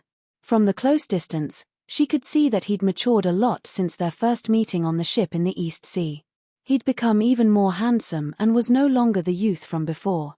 "Yes, I'm cultivating at Donghai Academy. You aren't mad, are you?" Lin Xie asked with a smile. "Why would I be mad?" Yi Futian shook his head. He wasn't that close-minded. He would remember the people from the school of the Emperor Star, but the conflict had nothing to do with Donghai Academy, let alone a regular disciple from that academy. "You still didn't tell me why you're here. Is there something wrong?" Yi Futian asked. "Can't I come to see a friend?" Lin Xie smiled gently. Seeing her like that, Yi Futian smiled and nodded. "Of course. There's nothing much," Lin Xie said. "I just saw you at the Tingfeng banquet and wanted to come see you. I was worried for you after what happened at Donghai City. I can't believe you found your place in the Kangya kingdom so quickly and are even appreciated by the emperor." "I worried for nothing." She was natural and poised. "Thanks," Yi Futian said, chuckling. "Did you hear about Yi Xiong, headmaster of the School of the Finance Star, in Donghai City?" Lin Xie smiled. "Don't worry, Senior, Yi should be fine. I asked my father about him. He was hurt after helping you delay the strong cultivators that day but retreated safely. He wasn't Minister Hua's main target and there wasn't any news afterward, so I'm sure he's fine." Yi Futian was reassured. He knew the old fox wouldn't run into trouble so easily. "All right, I said hi to you and now I'm leaving." Lin Xie gave a small smile. Yi Futian nodded. Go back safely. Okay. Lin Xie nodded lightly and turned to leave. Yi Futian watched her receding backside and then walked toward the pavilion. Yu Sheng walked beside him and muttered, "How many girls are you gonna ruin? It's not my fault I'm attractive." Yi Futian laughed and glanced at his friend with a smug expression as if saying, "Do you see the difference between us?" Yu Sheng rolled his eyes and strode off. He didn't want to give Yi Futian the chance to be cocky. Yi Futian blinked and stared at Yu Sheng's back. This wasn't right. Shouldn't he be the one to walk away proudly? "You've turned bad," Yi Futian muttered. When he returned to the courtyard, he practiced the guqin to raise his spiritual power rather than rest. Ever since he began cultivating, his experiences and changes in his mind made him desire more and more to advance in planes. Back in Qingju City, his godfather's expectations for him to become emperor had seemed like a fantasy. Now, he was truly working toward it. Time passed bit by bit. Late at night, Yi Futian was still playing. Many emotions seemed to be hidden in the song. Returning to the Nandu nation, his home country, this time, his identity had changed. He had come with Emperor Yi to attend the banquet. Everything was like a dream.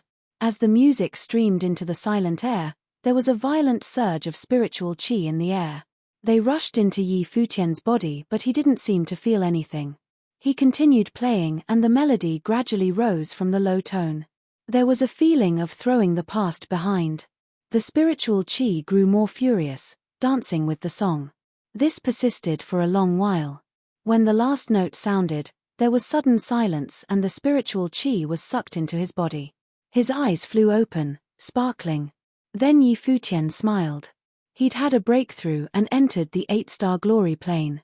After the breakthrough, he still didn't rest and continued to cultivate his martial arts. The strengthening of his spiritual energy could raise his tenacity and was also helpful in cultivating martial arts. Wind came from his punches. Yi Futian activated the imperial tactics and the blood inside him seemed to rumble.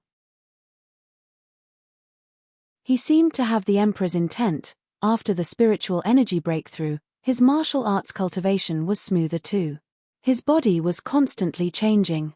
When the first sliver of light appeared at the horizon, shining onto Yi Futian, he raised his head and roared. He punched forward and there was an explosion. The air seemed to tremble. An incomparable power burst from his body. Shadows of dragons and rocks were released from his fist. A terrifying apparition of the ape seemed to appear on him. He was covered entirely with the will of the martial arts. His strength was to the extreme. Martial arts breakthrough. Yi Futian smiled. He had broken through in both sorcery and martial arts in one night. Yi Futian gathered his aura and stopped cultivating. Afterward, he went to wash up and the sky lightened gradually. Today would be the second day of the Tingfeng banquet. Countless people gathered toward the south gate of the palace in the imperial city. Yi Futian traveled with Emperor Yi's group today.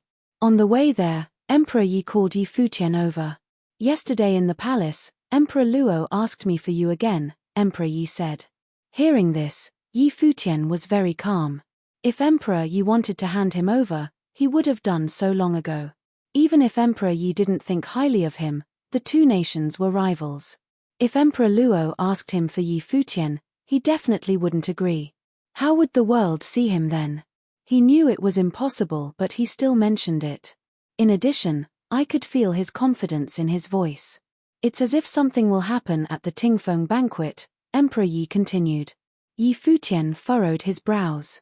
Even without him, it was a bit odd that Emperor Luo would invite the emperors of the three nations to watch. Are there possibilities that Emperor Luo forged alliances with Yunchu nation and the Yang kingdom? Yi Futian asked softly. Impossible. Emperor Yi shook his head. The four nations have a profound relationship. There's no reason for them to ally with him. Though they had constant conflicts, the countries still had their bottom lines. The emperors wouldn't take action against each other for no reason unless something truly big caused a war. A war between the emperors was not a trivial matter. Once it went full out, no one could withstand it. Guessing is probably useless. Let's wait and see just how emboldened Emperor Luo is. Emperor Yi smiled and shook his head. The group gradually arrived at the location of the Tingfeng banquet. At the moment, it had already been drowned by the endless crowd. However, when they saw Emperor Yi's group, the people in the sky all opened up a path. Many studied Emperor Yi from the close distance. They didn't know how strong the ruler of the Kangye kingdom was. If the 4 emperors fought, it would definitely be spectacular, but they knew this was quite impossible. Those girls are so pretty. Someone saw Lin Yuyaro and the others behind the emperor. They looked like fairies and many people gasped involuntarily. That's Yi Futian. He's from the East Prefecture of our country, but he betrayed us and went to the Kangye kingdom. I heard he's extremely talented, someone whispered, pointing at Yi Futian. Yesterday, the 3 emperors had come to watch and many people asked about the people they brought. They'd also heard some news. The people from the Yunchu nation and Yang kingdom had already arrived. When Emperor Yi's group came, Chu Kuangren, Yang Qi, and many others gazed at Yi Futian. Yesterday, the number 1 talent of Kangye's Fenghua rank had stayed away from battle but was still memorable. Emperor Luo had come too. The 4 emperors were all present and the Tingfeng banquet began again. Yesterday, Junlin invited everyone. Did the prides of all the nations interact with each other? Emperor Luo asked with a smile. The other emperors looked a bit curious. They didn't specifically ask about what happened yesterday. We battled with some from the Fenghua rank, Chu Kuangren said. Just as we'd predicted, those in the Dharma rank who can be defeated by the glory plane really aren't much. After all, the Kangye kingdom's Fenghua banquet is once every 3 years. It's already impressive like this. Anyone could tell the arrogance in his calm voice. Bai Qiu and Yu Jiang's faces darkened again. They cursed him mentally for bringing this up. The Yang kingdom seemed to have lost too, Bai Qiu said coldly. All I can say is that the top 3 of the Fenghua rank have some skills, Yang Qi said coolly. Yang Zhon had lost to Yu Sheng, who was number 3 of the Fenghua rank. Yi Wuchen is the strongest of the Kangye kingdom's Fenghua rank, but we don't have to rush the duel with him. Let's watch and see what kind of talent can be born from this year's Tingfeng banquet, Chu Kuangren said. What about the first place of the Fenghua rank? Emperor Luo asked with a smile. He seemed to not know Yi Futian. Of course, he really didn't know Yi Futian. Their first meeting was at this Tingfeng banquet. The first place of the Fenghua rank? Chu Kuangren chuckled dryly. I don't know if he's really arrogant or is just using it as an excuse to avoid fighting and hide something. Chu Kuangren hinted that Yi Futian was pretending to be arrogant in order to avoid fighting. If he didn't fight, no one would know what his abilities really were like. He had proved himself at the Fenghua banquet, but only the Kangye kingdom had witnessed that. There were top talents from every nation here. Who would think that they weren't as good as the others? Many gazes fell upon Yi Futian, including Lin Yuyaro and Bai Qiu. Chu Kuangren seemed to have been provoking him since last night. Would he still be unmoving? Yi Futian continued to sit there, gazing at the battles on the 9 battle platforms. He ignored Chu Kuangren's provocation. Everyone was speechless. This guy. Don't you have anything to say? Chu Kuangren asked, looking at Yi Futian. Seeing how insistent he was, Yi Futian finally spared him a glance, just one glance. Then he continued watching the battles, unbothered. Everyone blanched. Were the battles really that interesting? Many followed his gaze and saw that Ju Mu from Donghai Academy was fighting on the 7-star glory plane platform. His name is Ju Mu. He used to be really arrogant, Yi Futian suddenly said as he watched him. Hearing this, everyone looked back. Yi Futian smiled and continued, he became much better behaved after getting wiped out by a staff.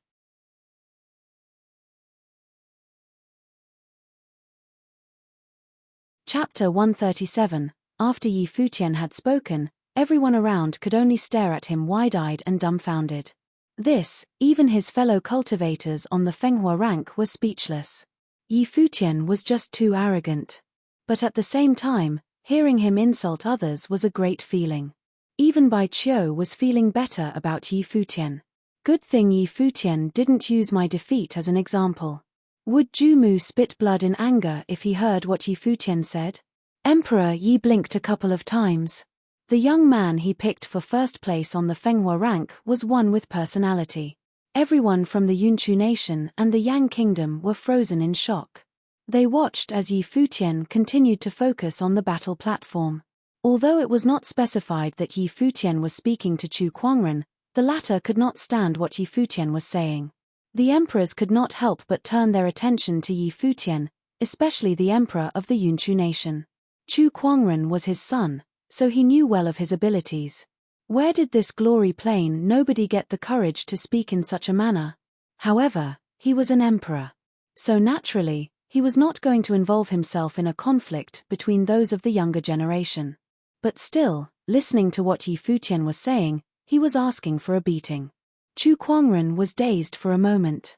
Then, he sneered and said, "All geniuses are arrogant. There is no need for surprise. But to hear a mere glory plane cultivator like yourself speaking out so wildly is a first. It's a bit absurd. If you were in the Dharma plane, I wouldn't have minded personally teaching you how to conduct yourself properly." Yi Futian turned to Chu Kuangren with a slight smile on his face. "All right, if I get the chance, I'll definitely ask for your advice. Let's wait until you enter the Dharma plane." Chu Kuangren turned his head away from Yi Futian, no longer looking at him. Chu Kuangren was not his real name, but this name was much more well known than his original name. After a while, people had forgotten his real name. This went to show just how wild Chu Kuangren was. But now, Chu Kuangren had met his match. "We'll just wait to test him out after the results of the Tingfeng banquet are announced," said Yang Qi. After listening to Yi Futian's words, even he wanted to beat him up. How could Yi Futian compare Chu Kuangren to an opponent he once defeated, and go as far as to say he'd be much better behaved later? The young man on the battle platform, Ju Mu, was indeed talented, but how could he be compared to Chu Kuangren? Chu Kuangren was the most powerful cultivator of the younger generation in all of Yunchu nation. Yi Futian shook his head lightly. He was not very interested in what they were talking about. The only thing he would gain from defeating the prodigies of the Yunchu nation and the Yang kingdom was praise. It would also make him more enemies. There was no need for Yi Futian to prove himself to the others. Even last night, when Chu Kuangren tried to provoke him, Yi Futian just left, not wanting to deal with him. "How fitting of a person who once defied my order," thought Emperor Luo. He then called out, "Yi Futian." Yi Futian's eyes brightened and he turned his body around, his eyes falling on Emperor Luo. Emperor Luo had eyes filled with arrogance and pressing air of royalty surrounding him. One would not have been able to guess that he had usurped the throne to become emperor. In these 300+ years, he had already gotten used to this identity. He was the emperor of the Nandu nation, the one and only. It was because of this that he was so domineering and had no respect for others. This was also why he was able to make those two unreasonable orders. "Had you followed my order and come to the imperial city, perhaps I would have given you another chance. Why did you have to try so hard to escape? Now, your ending will remain the same. Do you ever regret your decision?" Emperor Luo suddenly asked bluntly. There was no beating around the bush. Yi Futian looked at Emperor Luo.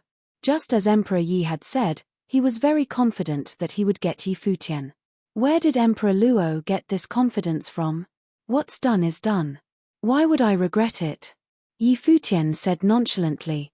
"You're right," chuckled Emperor Luo. "People usually don't have regrets until they reach a dead end. Nandu Nation is my world. My order is the order of the heavens. If you defy my order, then you are going against the mandate of heaven. Even if what ministers were foretold is true, that you really are fated to become emperor, it wouldn't change a thing." The other emperors looked strangely at Emperor Luo, then at Yi Futian. This young man who was first place on the Fenghua rank had the fate of an emperor? Hearing these words, Yi Futian remained calm. He was simply curious as to why Emperor Luo would say these things here and now. His every word dripped with arrogance. Only Yi Futian knew, if ministers were truly had told his fortune, he was not just fated to become emperor. Yi Futian looked to Minister Zhuo, who was seated right below Emperor Luo. He sat there quietly, as if he truly no longer cared for such things.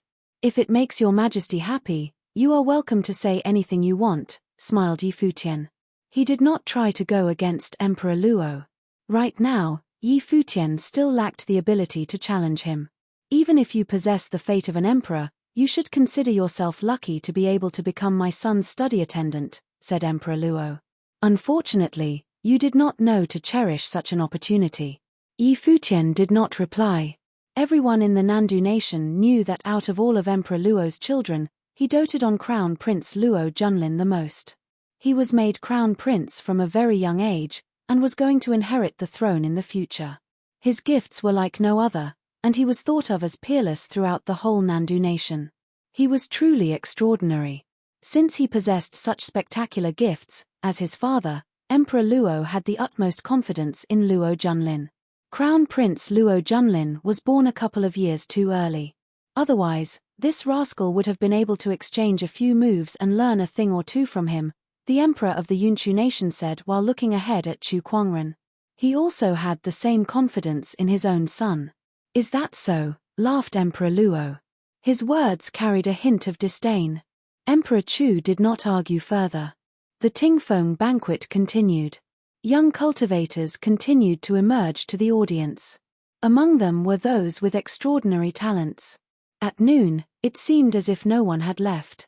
The atmosphere in the Tingfeng banquet was still roaring despite the hot, beaming sun.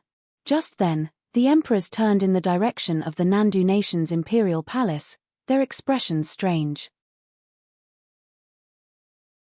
There was actually someone who dared to fly in the air above the imperial palace. Especially during the Tingfeng banquet. They truly had no respect for the emperor of the Nandu nation. Emperor Yi and the two other emperors looked toward Emperor Luo. They saw a glimmer in his eyes as he stared toward the imperial palace. It was as if he were anticipating something. Rays of light, strong like the sun's rays, shined in their direction. The light moved closer until it was directly above them. A roar erupted through the air and the audience of the Tingfeng banquet looked up to the sky in shock. Who dares to be so disrespectful in the audience of the four emperors? The Tingfeng banquet will stop for the time being. Everyone, step down from the battle platform, Emperor Luo stood and announced. His voice reached the 9 platforms, sending chills down the backs of all participants. Even those in the midst of a heated duel did not dare to go against the emperor's order and halted immediately. Everyone scampered off the platforms. In mid-air, 3 figures stood loftily. They were basked in the sun's rays and reflected an even brighter light. The 3 of them floated above the 4 emperors as if that was how it was meant to be. The haughty expressions on their faces said that they thought nothing of the emperors or the Tingfeng banquet. Noble Plain. Emperor Luo, Emperor Chu, and Emperor Yang's eyes sparkled. 3 noble plain cultivators had arrived in the Nandu nation. No wonder they had no regard for anything and even flew over the imperial palace. This was a truly frightening situation. The aura of the 3 guests combined was stronger than that of the 3 emperors. While they were shocked, they were also confused. In the 100 lands of the Eastern Barren Territory, which country could have sent out this terrifying lineup? The large crowd present at the banquet were even more curious. To them, the noble plain meant the emperors. A once-in-a-lifetime occurrence, these 3 people seemed to have powers above the emperors. Who were these people who dared to disregard the emperors? Where is Luo Junlin? The leader of the group asked. Emperor Luo's eyes widened. Has the time finally come? It was quicker than he anticipated. Luo Junlin stood, fists clenched. There was a hint of excitement in his eyes. With steady steps, he headed toward the trio. Looking up at them, he said, "My most humble greetings, seniors." "Let us take a look," said the leader. Luo Junlin nodded and released a frightening force of energy in front of everyone's eyes. A golden light washed over the skies. Luo Junlin was enveloped in an air of royalty, projecting the aura of a young noble. He was insufferably arrogant. Noble will. Emperor Yi and the 2 other visiting emperors were shocked. They stood from their seats, looking up at the sky. They seemed to have a few things figured out. In this moment, Emperor Yi finally understood why Emperor Luo was so confident he actually sent Luo Junlin into that place. And Luo Junlin succeeded. This meant that he possessed a scary gift. During your trial in the ancient barren world, you acquired the noble fate. We come from the Eastern Barren Territory's Royal Shen Temple. Are you willing to join us? Asked the leader. Luo Junlin bowed in respected and replied, I am. All right. Are you going to leave with us now or will you come alone a little later? The leader asked. I still have some business to take care of and will head over at a later time, answered Luo Junlin. Very good then, nodded the leader. He handed a badge to Luo Junlin and said, This is the Royal Shen emblem. Infuse your spiritual energy into the emblem and we will know whether you are alive or dead. From now on, you are a student of the Royal Shen Temple. Come within 3 months. Yes, senior, bowed Luo Junlin. Goodbye, nodded the leader. Then, the 3 of them flew away, turning in rays of light. From beginning to end, they did not look at the 4 emperors even once. It was as if in their eyes, the emperors, who were above all, were not worthy of even a single glance. Take care, senior, said Luo Junlin, still bowing. Emperor Yi and the other 2 emperors stared at Luo Junlin. Their inner thoughts were all stirred up. The Royal Shen Temple was an extremely powerful force from far away in the center of the Eastern Barren Territory.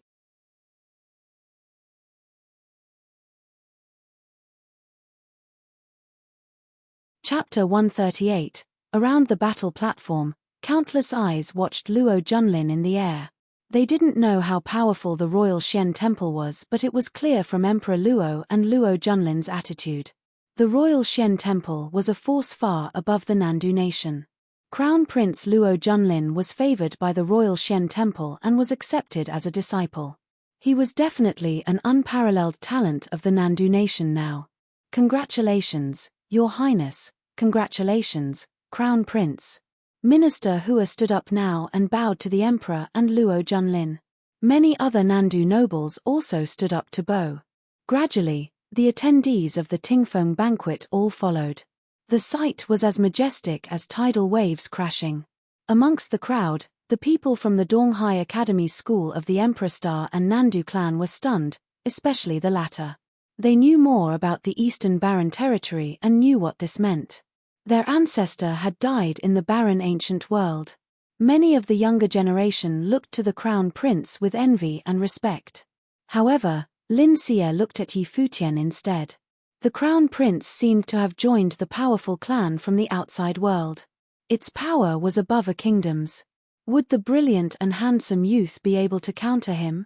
The emperors of the 3 nations and the other talents watched this scene quietly.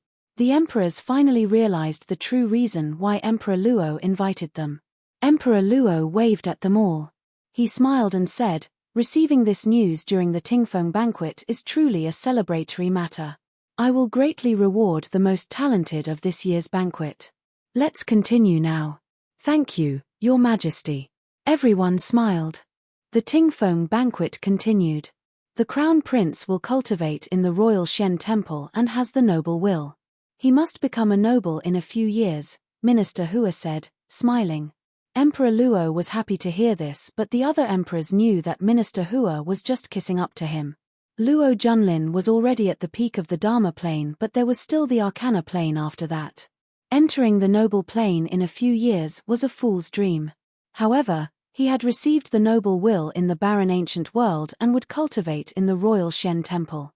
Becoming a noble figure was just a matter of time. Congratulations, Brother Luo, the emperors of Yunchu and Yang commended. They were jealous, but they still had to say something. Once Luo Junlin became a noble, there would be 2 figures of the noble plane in the Nandu nation. In addition, Luo Junlin could reach a higher plane in the Royal Shen Temple. They couldn't become rivals with the Nandu nation's royal family. Thank you. Emperor Luo chuckled and looked over at Emperor Yi.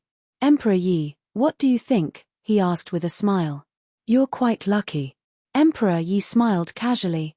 He was thinking that if Yi Futian was also at the pinnacle of the Dharma plane, he would sacrifice his own chance to send Yi Futian into the barren ancient world. He might be able to win an opportunity for the youth. However, Yi Futian's cultivation was too weak. It would be hard to establish himself in the barren ancient world, no matter how talented he was. Lucky.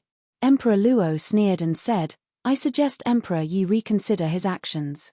Perhaps I can overlook the rejection from before." As he spoke, he glanced at Yi Futian. He obviously wanted to force Emperor Yi to hand him over. "If you believe in Luo Junlin so much, why must you always ask me for the boy?" Emperor Yi asked, looking at Luo Junlin. "Or are you unconfident in him, thinking that he's not comparable to Yi Futian?" "Nonsense." Emperor Luo scoffed. "If you insist, then just wait and see." Luo Junlin glanced at Emperor Yi. Then his gaze fell upon Yi Futian, disdain filling his eyes. Yi Futian didn't care about Luo Junlin's gaze. He wasn't familiar with the royal Xian temple. Whether Luo Junlin joined them or not, he wasn't a threat to Yi Futian yet, so why did it matter? It would just be harder to kill him in the future. Right now, Yi Futian was thinking of something else. It had been so familiar when Luo Junlin released his noble will earlier. That day at the brink between life and death in the Donghai city, the emperor's will had appeared in him, giving him the imperial tactics. When he used to imperial tactics afterward, the emperor will would appear. Was this similar to the noble will that Luo Junlin had? Unbelievable, Zhuo Qianfan said from beside Yi Futian. The Nandu nation will most likely have 2 nobles. There's still a while, Hua Jixin said softly. Better to be safe than sorry. If that day really comes, Kangye will be in trouble. Zhuo Qianfan glanced at Yi Futian and asked, "Don't you all have any thoughts?" No one replied, but many looked at Yi Futian. All they received was Yu Sheng's indifferent reply. "It's just in the future. At that time, wouldn't we have improved as well? You think someone like you can be a genius?" "Presumptuous," Zhuo Qianfan replied coldly. "Don't you know what the noble will signifies? It's just a plane in cultivation. Is it very powerful?" Yu Sheng stared at him.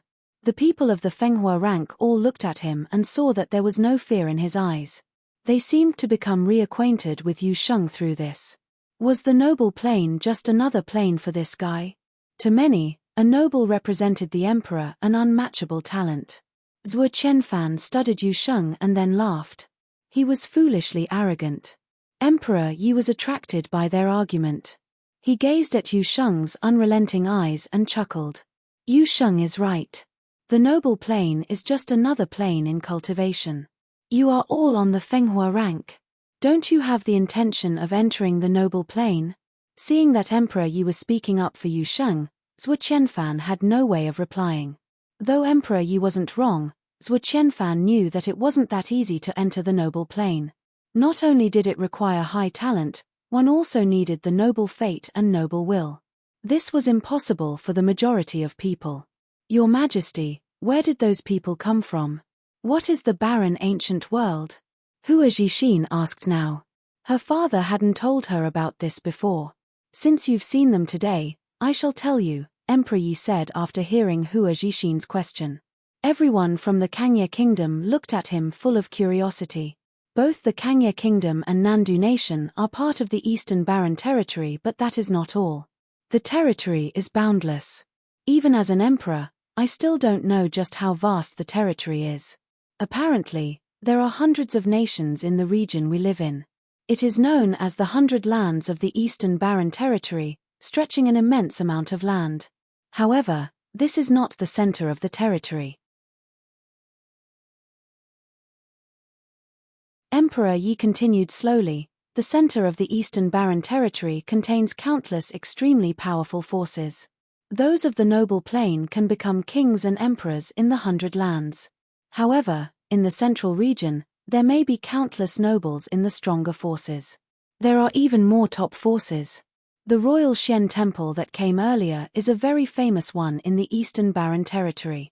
Everyone was stunned. The outside world was far larger than they'd imagined. The 100 lands was just a small part of the Eastern Barren territory. They finally understood the hidden meaning behind Luo Junlin's words yesterday. Is the barren ancient world a secret place for trials? Lin Yuyao asked. No. Emperor Yi shook his head. It's the so-called trial for the people of the 100 lands. In actuality, the barren ancient world is the true Arupavakara. It is the place of fate and the birthplace of nobles. Since the beginning of history, the people of the 100 Lands must enter the barren ancient world to take the noble fate in order to enter the noble plane. This allows the noble will to be born in one's body for the breakthrough. The fate that goes against destiny has created countless rare objects, even rare demons. Many of the top forces in the Eastern Barren Territory establish clans in the barren ancient world. After countless years, it has become just like the outside world. There are clans and kingdoms with the cityscape. Why have we never heard of this type of place? Lin Yuyaro asked softly. The people of the 100 Lands can't enter the barren ancient world freely. Only nobles have the chance. Furthermore, the barren ancient world has an upper and lower realm. The upper realm is known as the noble path for people of the 100 Lands. The lower realm can only be entered by people under the Arcana plane. To us, entering the barren ancient world is very difficult, but Emperor Luo gave his chance to Luo Junlin. He brought his son into the lower realm and Luo Junlin returned with the fate. Everyone listened earnestly. They had a general idea about the barren ancient world and was a bit shocked. Yi Futian listened quietly too. He suddenly remembered something. In the Kangye Kingdom's palace, the imperial advisor had said that he went out for the trial with the Nandu Emperor. The current Emperor Luo had attacked the Emperor of the Nandu nation and stole his fate. Had they gone to the barren ancient world? He had a feeling it was very possible. Emperor Luo had changed his fate in the barren ancient world. Thus, he tried to send his son there to do the same. Now, Luo Junlin had succeeded. He entered the barren ancient world and received the noble fate. He was valued highly by the strong cultivators of the Royal Shen Temple and was accepted as a disciple. Other than that, there is another path in the barren ancient world, Emperor Yi said. It leads to all directions in the Eastern Barren Territory. The big clans guard these critical entrances. Cultivate well, and when you all reach the peak of the Dharma plane, I may consider sending you to the barren ancient world. All the top talents and various forces are there. Though I've never been there, I'm sure it's an incredible little world. Emperor Yi chuckled. The Tingfeng banquet continued. The Nandu nation's citizens were excited. As more and more geniuses appeared, cheers sounded frequently. However, the prides of the Kangye kingdom seemed distracted. They'd always thought that they were the prides living in the center of the kingdom. Now, they suddenly discovered that there was an even more incredible world out there. They were shaken and really wanted to witness the small world filled with the talents of the Eastern Barren Territory.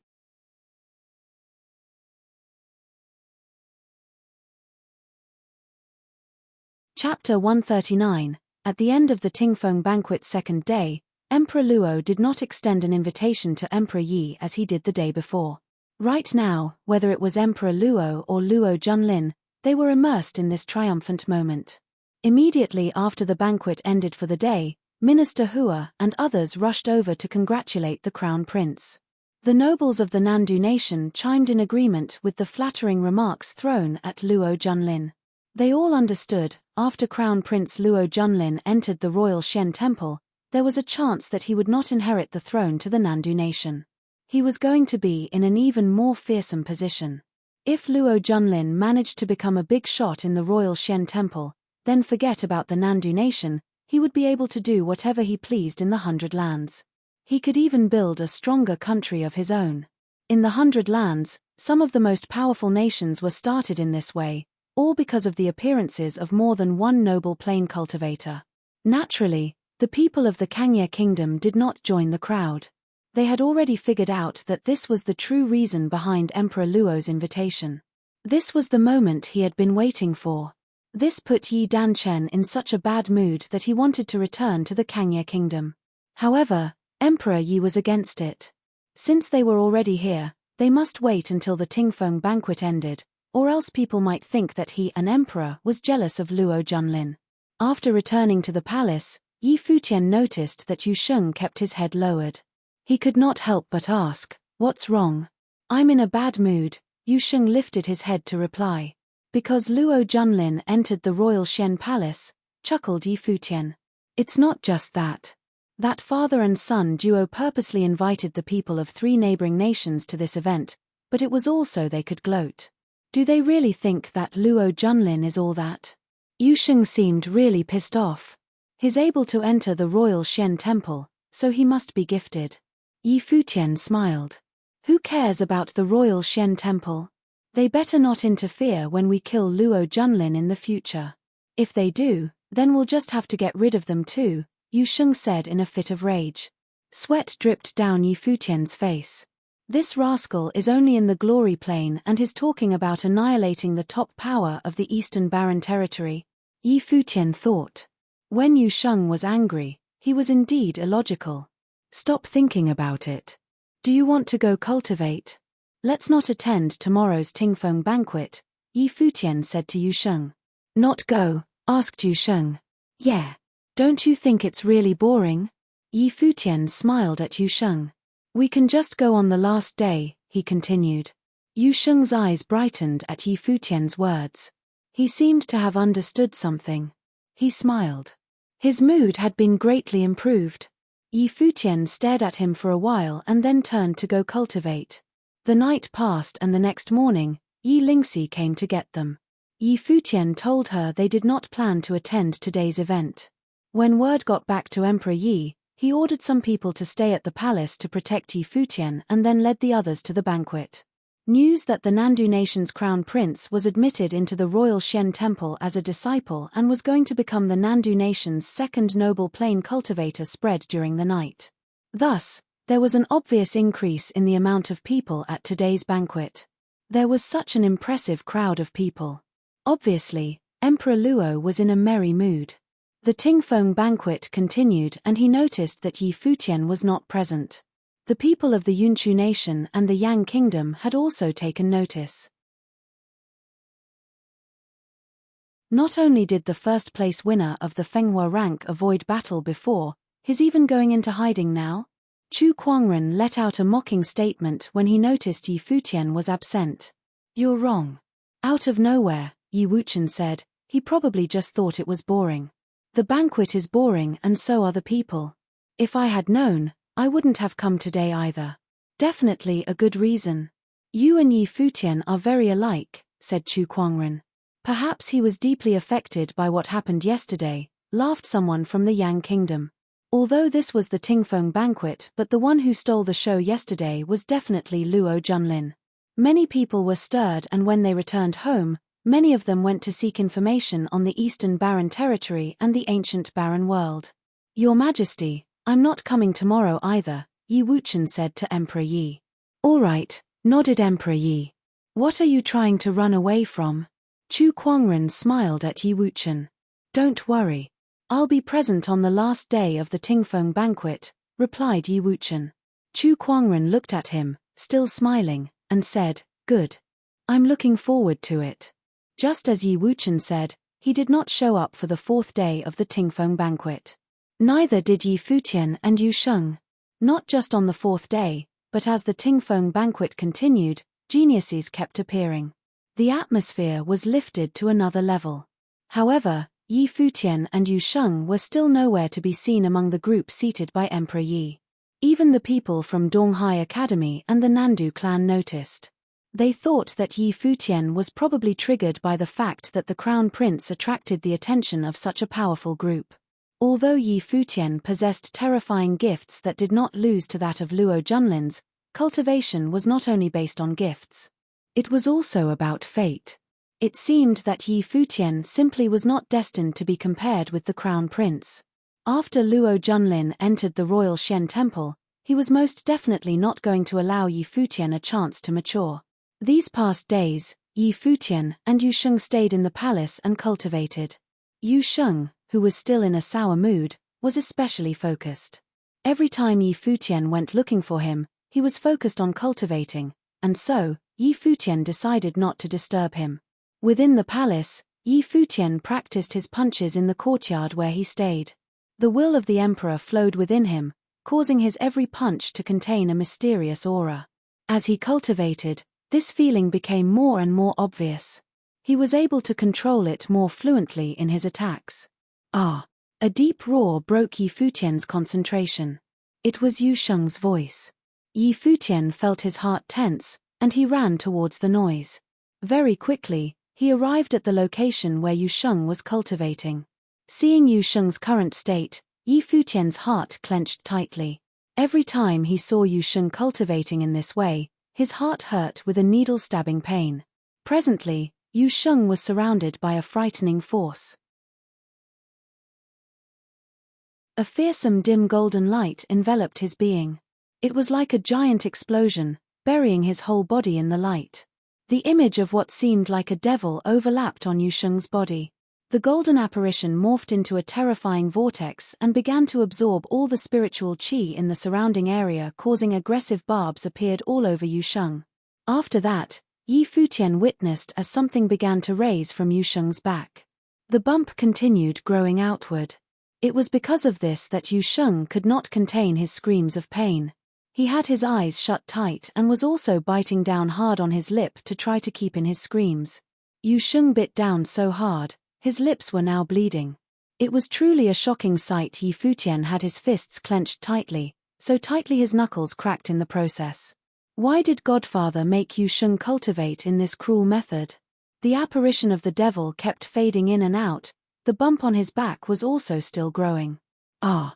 There was another pitiful scream. He seemed to be in the most extreme pain. Boom!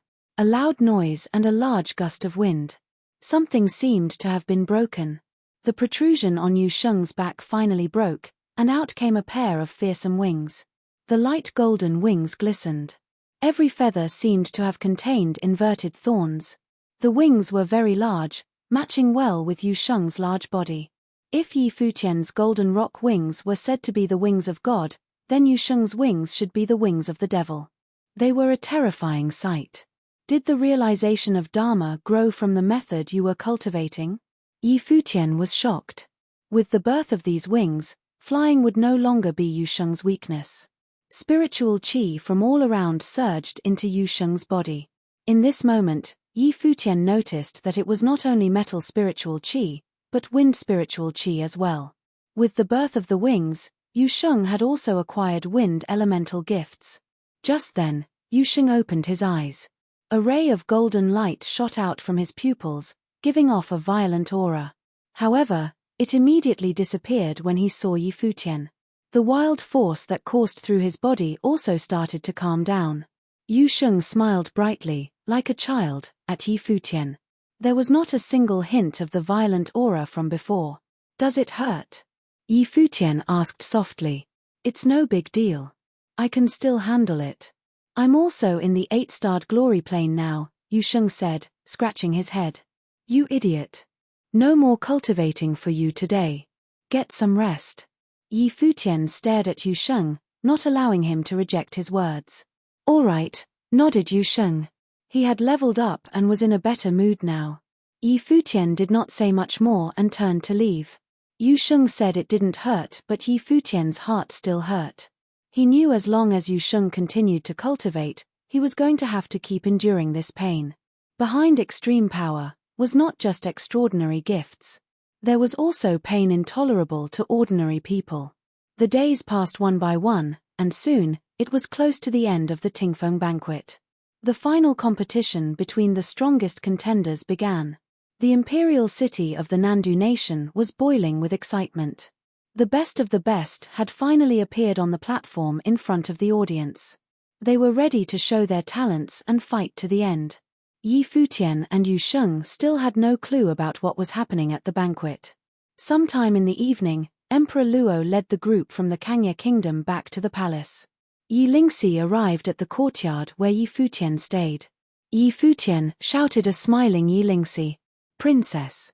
Yi Futian looked in her direction. Don't call me princess, Lingxi is fine, she chuckled. I came to let you know that tomorrow is the last day of the Tingfeng banquet. It's finally ending, laughed Yi Futian. It had been a while since the Tingfeng banquet began. Father said we might head straight back to the Kangya kingdom tomorrow. Since there's nothing to do tonight, do you want to go for a stroll? The night view of the Nandu nation's imperial city is quite nice. We won't get a chance to enjoy it after tonight, said Yi Lingxi. Okay, nodded Yi Futian. He had been cultivating in the palace for the past few days. He was bored to death. It would be perfect to take a stroll in the imperial city. The same went for Yu Sheng. Tomorrow was going to be the final battle of the Tingfeng banquet. The Nandu nation's imperial city must be very lively right now.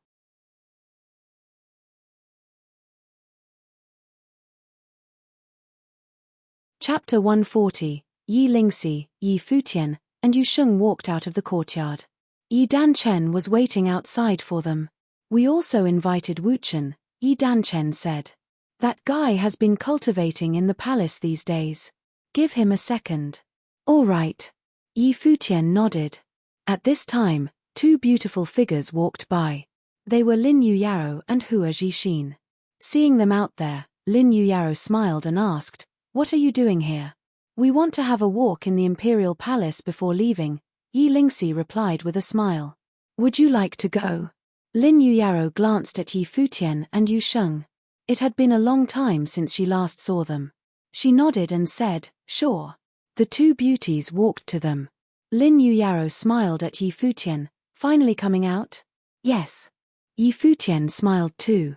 The Tingfeng banquet will end tomorrow. The people from Yunchu Nation and Yang Kingdom have said many ugly things these days. "Are you going tomorrow?" Lin Yuyaro asked out of curiosity. "Is that so?" Yi Futian shrugged and smiled.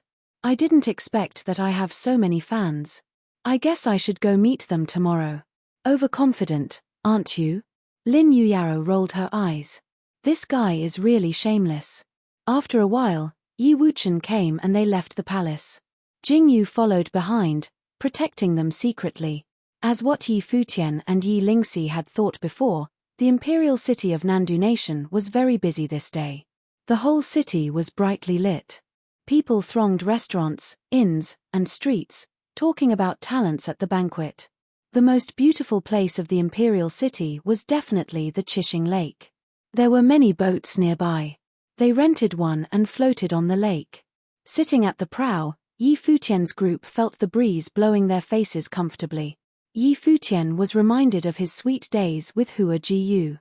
They had held hands at the bank of the Qingju River and it still felt sweet when he thought of the moment. What a pity that she didn't come. "What are you smiling about?" Lin Yuyaro looked at Yi Futian and asked. Yi Futian looked at Lin Yuyaro in astonishment and replied, "Why are you so concerned about me? Don't think too much. You don't have a chance." Yi Danchen choked on his wine when he heard Yi Futian's words. No chance. How can he refuse the first beauty of Kangye Kingdom in such a way? Shameless guy. Lin Yuyaro glared at Yi Futian with some resentment. She had never been rejected like this. She was so popular in Kangye Kingdom. Only Yi Futian was this indifferent to her. Tomorrow comes the final round. Who do you think will eventually dominate the 9 platforms? There was a boat nearby and the people on it were discussing. Shi Lu, 2nd level Dharma plane, Su Mu, 1st level Dharma plane, and Yun Tianhao, who had upgraded to the 8-star glory plane in the battle, are all extremely strong cultivators, while the rest on the platform are also top talents, someone commented. Yi Futian's group heard the comments too. They had never heard of Shi Lu and Su Mu, but it was not surprising to know Yun Tianhao became a shining star. Since his life spirit could summon spiritual qi of any attribute to form matrices, Yun Tianhao was undoubtedly very powerful. He had few counterparts in the same plane. It was unexpected but interesting that he leveled up during battle. Yun Tianhao's proceeding in cultivation was no slower than Yi Futian's. It was rare for Heian City to have someone like Yun Tianhao, although he still wasn't strong enough to be Yi Futian's match. Indeed, the Tingfeng banquet is held every 10 years while there are so many talented people. Even among those who have been eliminated, there are bunches of strong cultivators. Those losers just happened to encounter a stronger one. What a pity. I agree with you. But compared with the Crown Prince, those strong cultivators were all eclipsed. The boat moved on and the sound faded. Yi Futian's group were continued enjoying the scenery while drinking. Yi Wuchen looked up to Yi Futian and said, "If we attend the Tingfeng banquet tomorrow, there must be many sarcastic comments about us. Moreover, according to Yang Kingdom and Yunchu Nation, they might attend the final too. You want to see those talents' strength? Yi Futian asked Yi Wuchen. Some are just too noisy, Yi Wuchen murmured. Then make them shut up. Yi Futian smirked. Hearing their conversation, Lin Yuyaro and Hua Jixin just thought that the two were really good at pretending to be cool. The boat kept moving forward on the Chishing Lake. People in the boats were all talking about the strong cultivators on the banquet with great interest. There were more boats near the Ayat. People were all attracted by one of the islands where a banquet was being held. Yi Futian's group looked up and found that was exactly where the Crown Prince had treated them. At this time, Luo Junlin was there again to treat the talents of the Tingfeng banquet. Aren't they from the Kangye Kingdom? Someone noticed Yi Futian's group. Indeed. Apparently, that girl is the top beauty of the Kangye Kingdom. She really is charming, someone looked at Lin Yuyaro and said. 3 beauties were very noticeable, especially beauties like Lin Yuyaro, Hua Jixin, and Yi Linshi. That man is called Yi Futian, who comes from the Donghai city of Nandu Nation. After violating His Majesty's will, he went to the Kangye Kingdom and is valued by Emperor Yi. He accompanied the emperor to the Tingfeng banquet. It's said that he has twin spirits with great talent. His Yi Futian. With such a handsome face, he must be popular with the girls, someone said. But after the people of the royal Shen temple came and the crown prince shone so radiantly, Yi Futian didn't appear again. Many people on the lake noticed Yi Futian and his friends. They continuously made comments so that even people at the Ayat looked over and saw Yi Futian. People, including Crown Prince Luo Junlin, all looked to Yi Futian's boat in the lake. Yi Futian. Among the people on the island, Yun Tianhao stood up and walked to the edge of the island, looking toward the boat on the water. His sharp eyes fell on Yi Futian. Yi Futian was drinking with head lowered. Seemingly not hearing Yun Tianhao, he didn't respond. Will you come tomorrow? Yun Tianhao didn't mind Yi Futian's indifference. Though they had only met a few times, he knew what kind of person Yi Futian was. Yi Futian still didn't answer his question. Yu Sheng stood up, looked to Yun Tianhao coldly, and then walked closer to Crown Prince Luo Junlin. At this time, Luo Junlin was drinking too. Beside him sat a sexy beauty. Possibly due to the wine, her face was charming and enchanting. She was the daughter of a rich family in the imperial city. Both her looks and talent was very outstanding. The reason why she would drink with the crown prince at the expense of losing her dignity was that she wished that Luo Junlin could take her with him to the royal Shen temple. The sexy woman looked to the boat and saw Yu Sheng. She chuckled and said, "This man is so muscular he's ugly." Many people laughed with her. Cultivators always had good ears and the woman didn't lower her voice, so people on the boat also heard her words. Yi Futian looked up to the Ayat and saw the crown prince as well as the woman beside him. He smiled and said, "Your Highness must be in a pretty good mood with a prostitute accompanying you." The seductive woman's expression changed, instantly feeling embarrassed, but Crown Prince Luo Junlin looked quite calm. These things didn't disturb him anymore. Some people landed on the Ayat. One looked to the boat and a strong temperament spread toward the boat following his eyes. "It's Shi Lu," someone exclaimed. Shi Lu's talent had been proved at the Tingfeng banquet. No one at the second-level Dharma plane could defeat him. Yi Wuchen looked up with eyes sharp as swords.